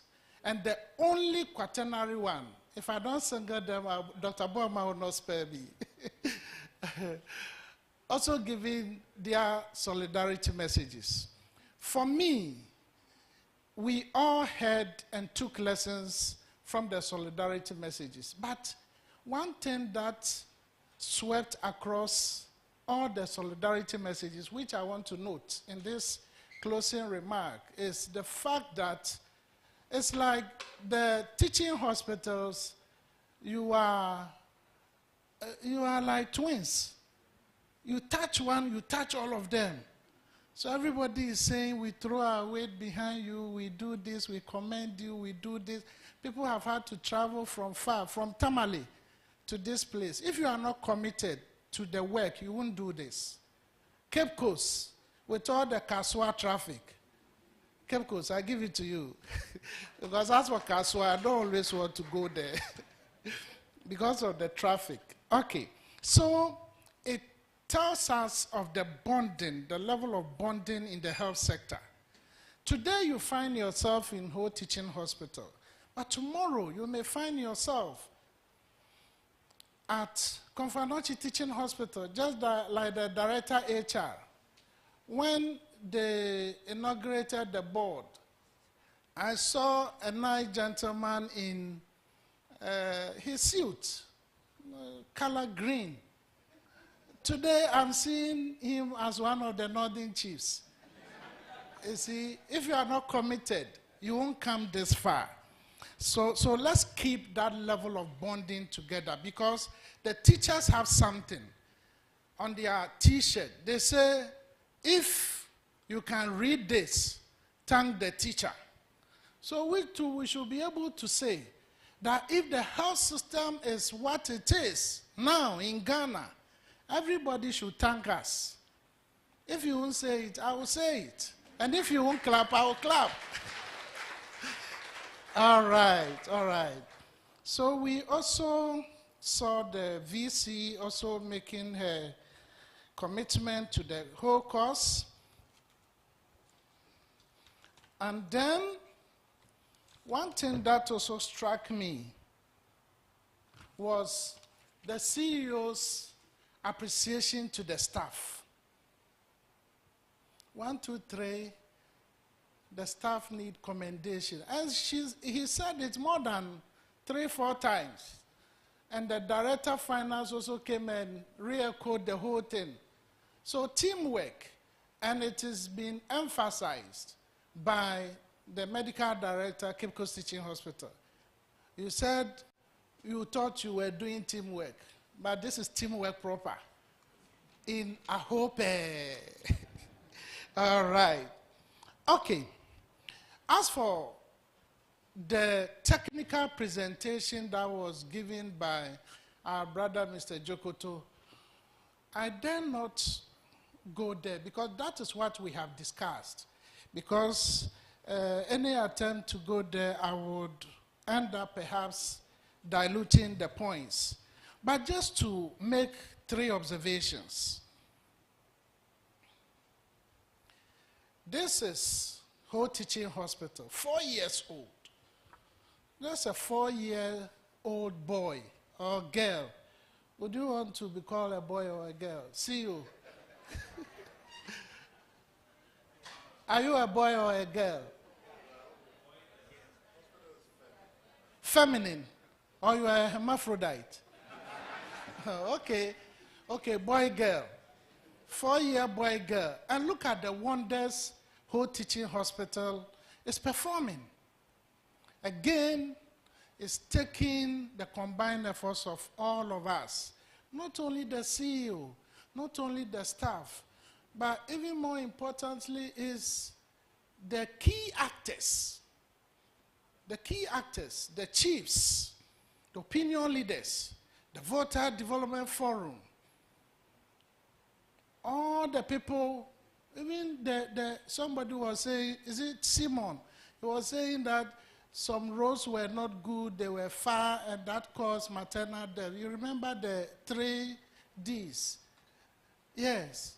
So even the taxi drivers, the GPRTU people, everybody. And I was asking myself, is Ghana Health Service here? What is the relevance of Ghana Health Service in this performance review? Because you see, we will sit at the pinnacle, teaching hospital. But somebody will do something at the periphery. And if, like people will say, a pager, then they will refer. So aren't we interested in the operations of Ghana Health Service? And if it is so, and they are also interested in our operations, why don't we invite them to such a wonderful forum like this so that all these beautiful comments that have come up, they can fetch the comments and also go and do their homework. Similarly, when they are doing this, we could also be invited. Then we also input that, look here, do A, B, C, then we can also position ourselves well. Are we together? I can also see our fire service people there, the police, the prison, the army officer. Yes, sir. I give it to you. Okay, so they are all key actors.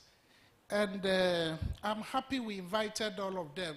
Those that we couldn't invite, in 2023, inshallah, let's invite them so that we all learn our lessons together.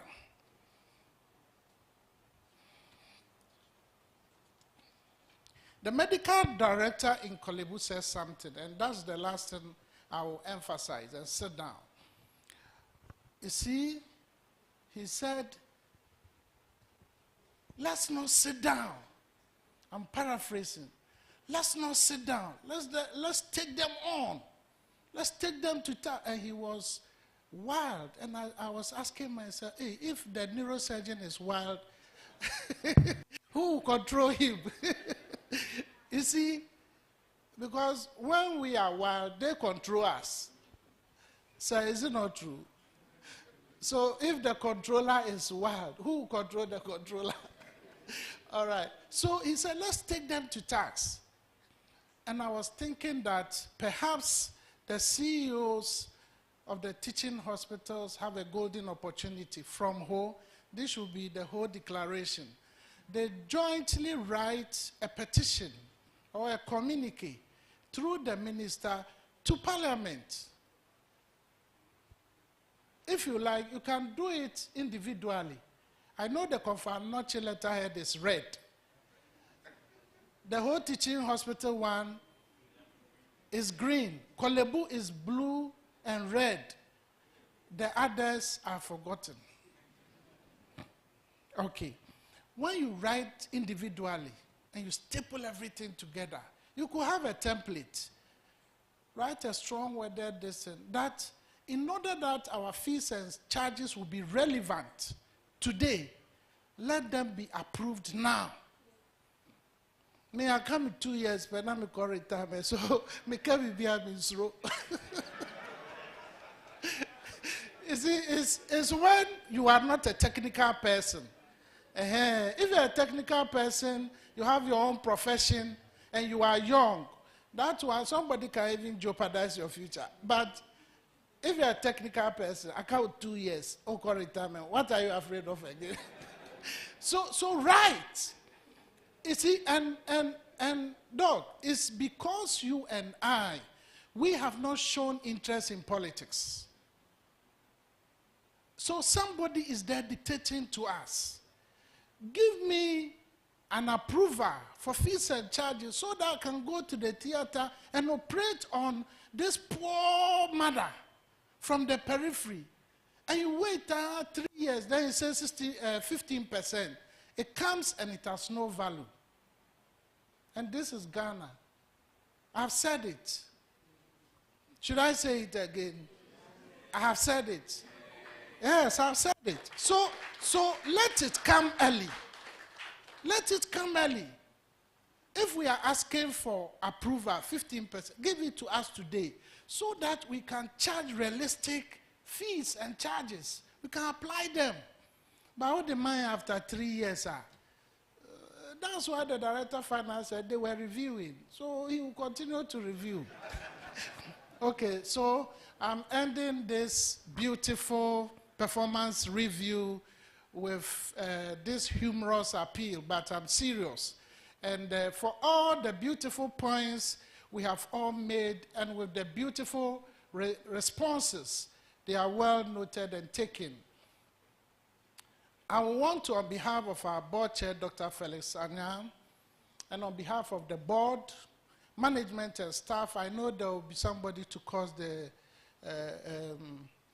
vote of thanks. But from the board, we want to appreciate everybody, and we ask for God's traveling mercies for those of you who are traveling to your various destinations. When you arrive safely, let us hear of your safe arrival so that together we'll give glory to God. On this pleasant note, help me to draw the curtains down, and the meeting is officially declared closed. Thank you. Thank you very much, Mr. Chairperson.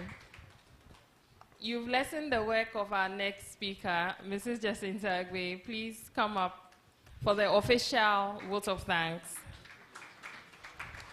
Let's welcome her. It's not every day you get a lovely lady to come and thank you for being thanked already. Good afternoon to us all. My name is Jacinta Agbe, the Health Service Administrator for Obstetrics and Gynecology Sub-BMC. I'm very happy to be called upon to give you the vote of thanks.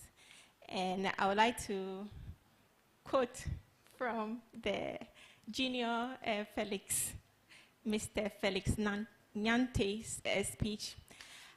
As whole teaching hospital, we ascribe everything to God. And on that note, I want to thank God Almighty for making this program a success. And indeed, he gave us all traveling mercies to come here in safety. On behalf of the CEO and his management team, I would also like to express our sincere thanks to our distinguished board chair, Mr. Felix Gamesu Anya, and his able-bodied members.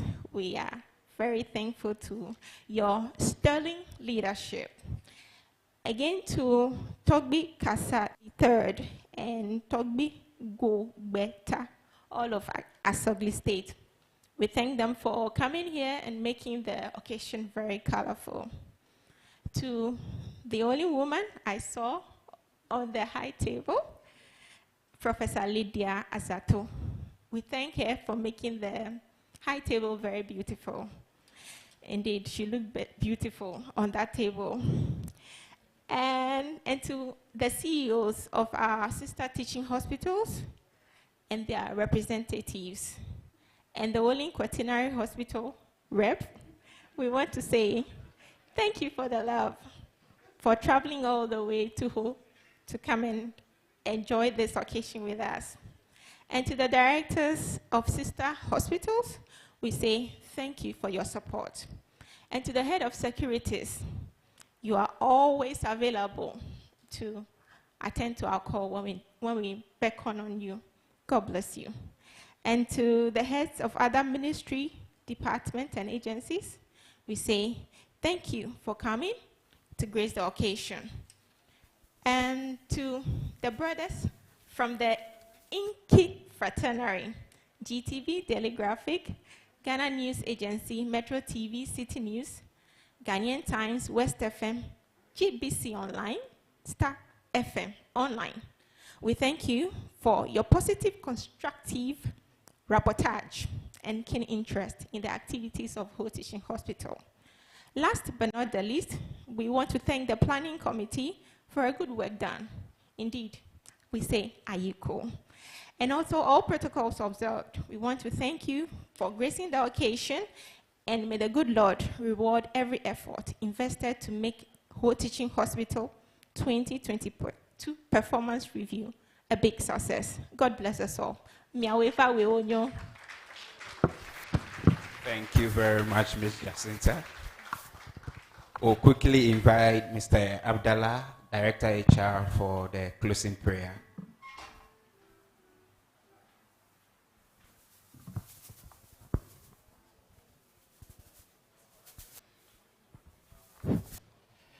Please, let's pray.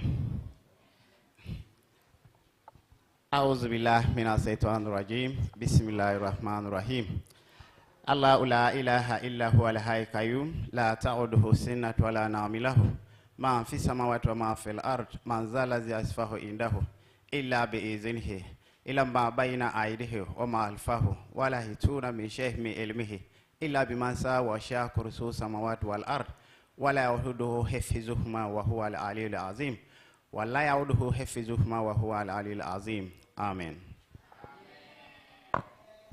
Thank you very much. So on that note, this has been your MCs, Dr. Richfield Akpaka, Dr. Nuna Jage, reporting from Stevens Hotel for HTH TV. We have closed. Thank you.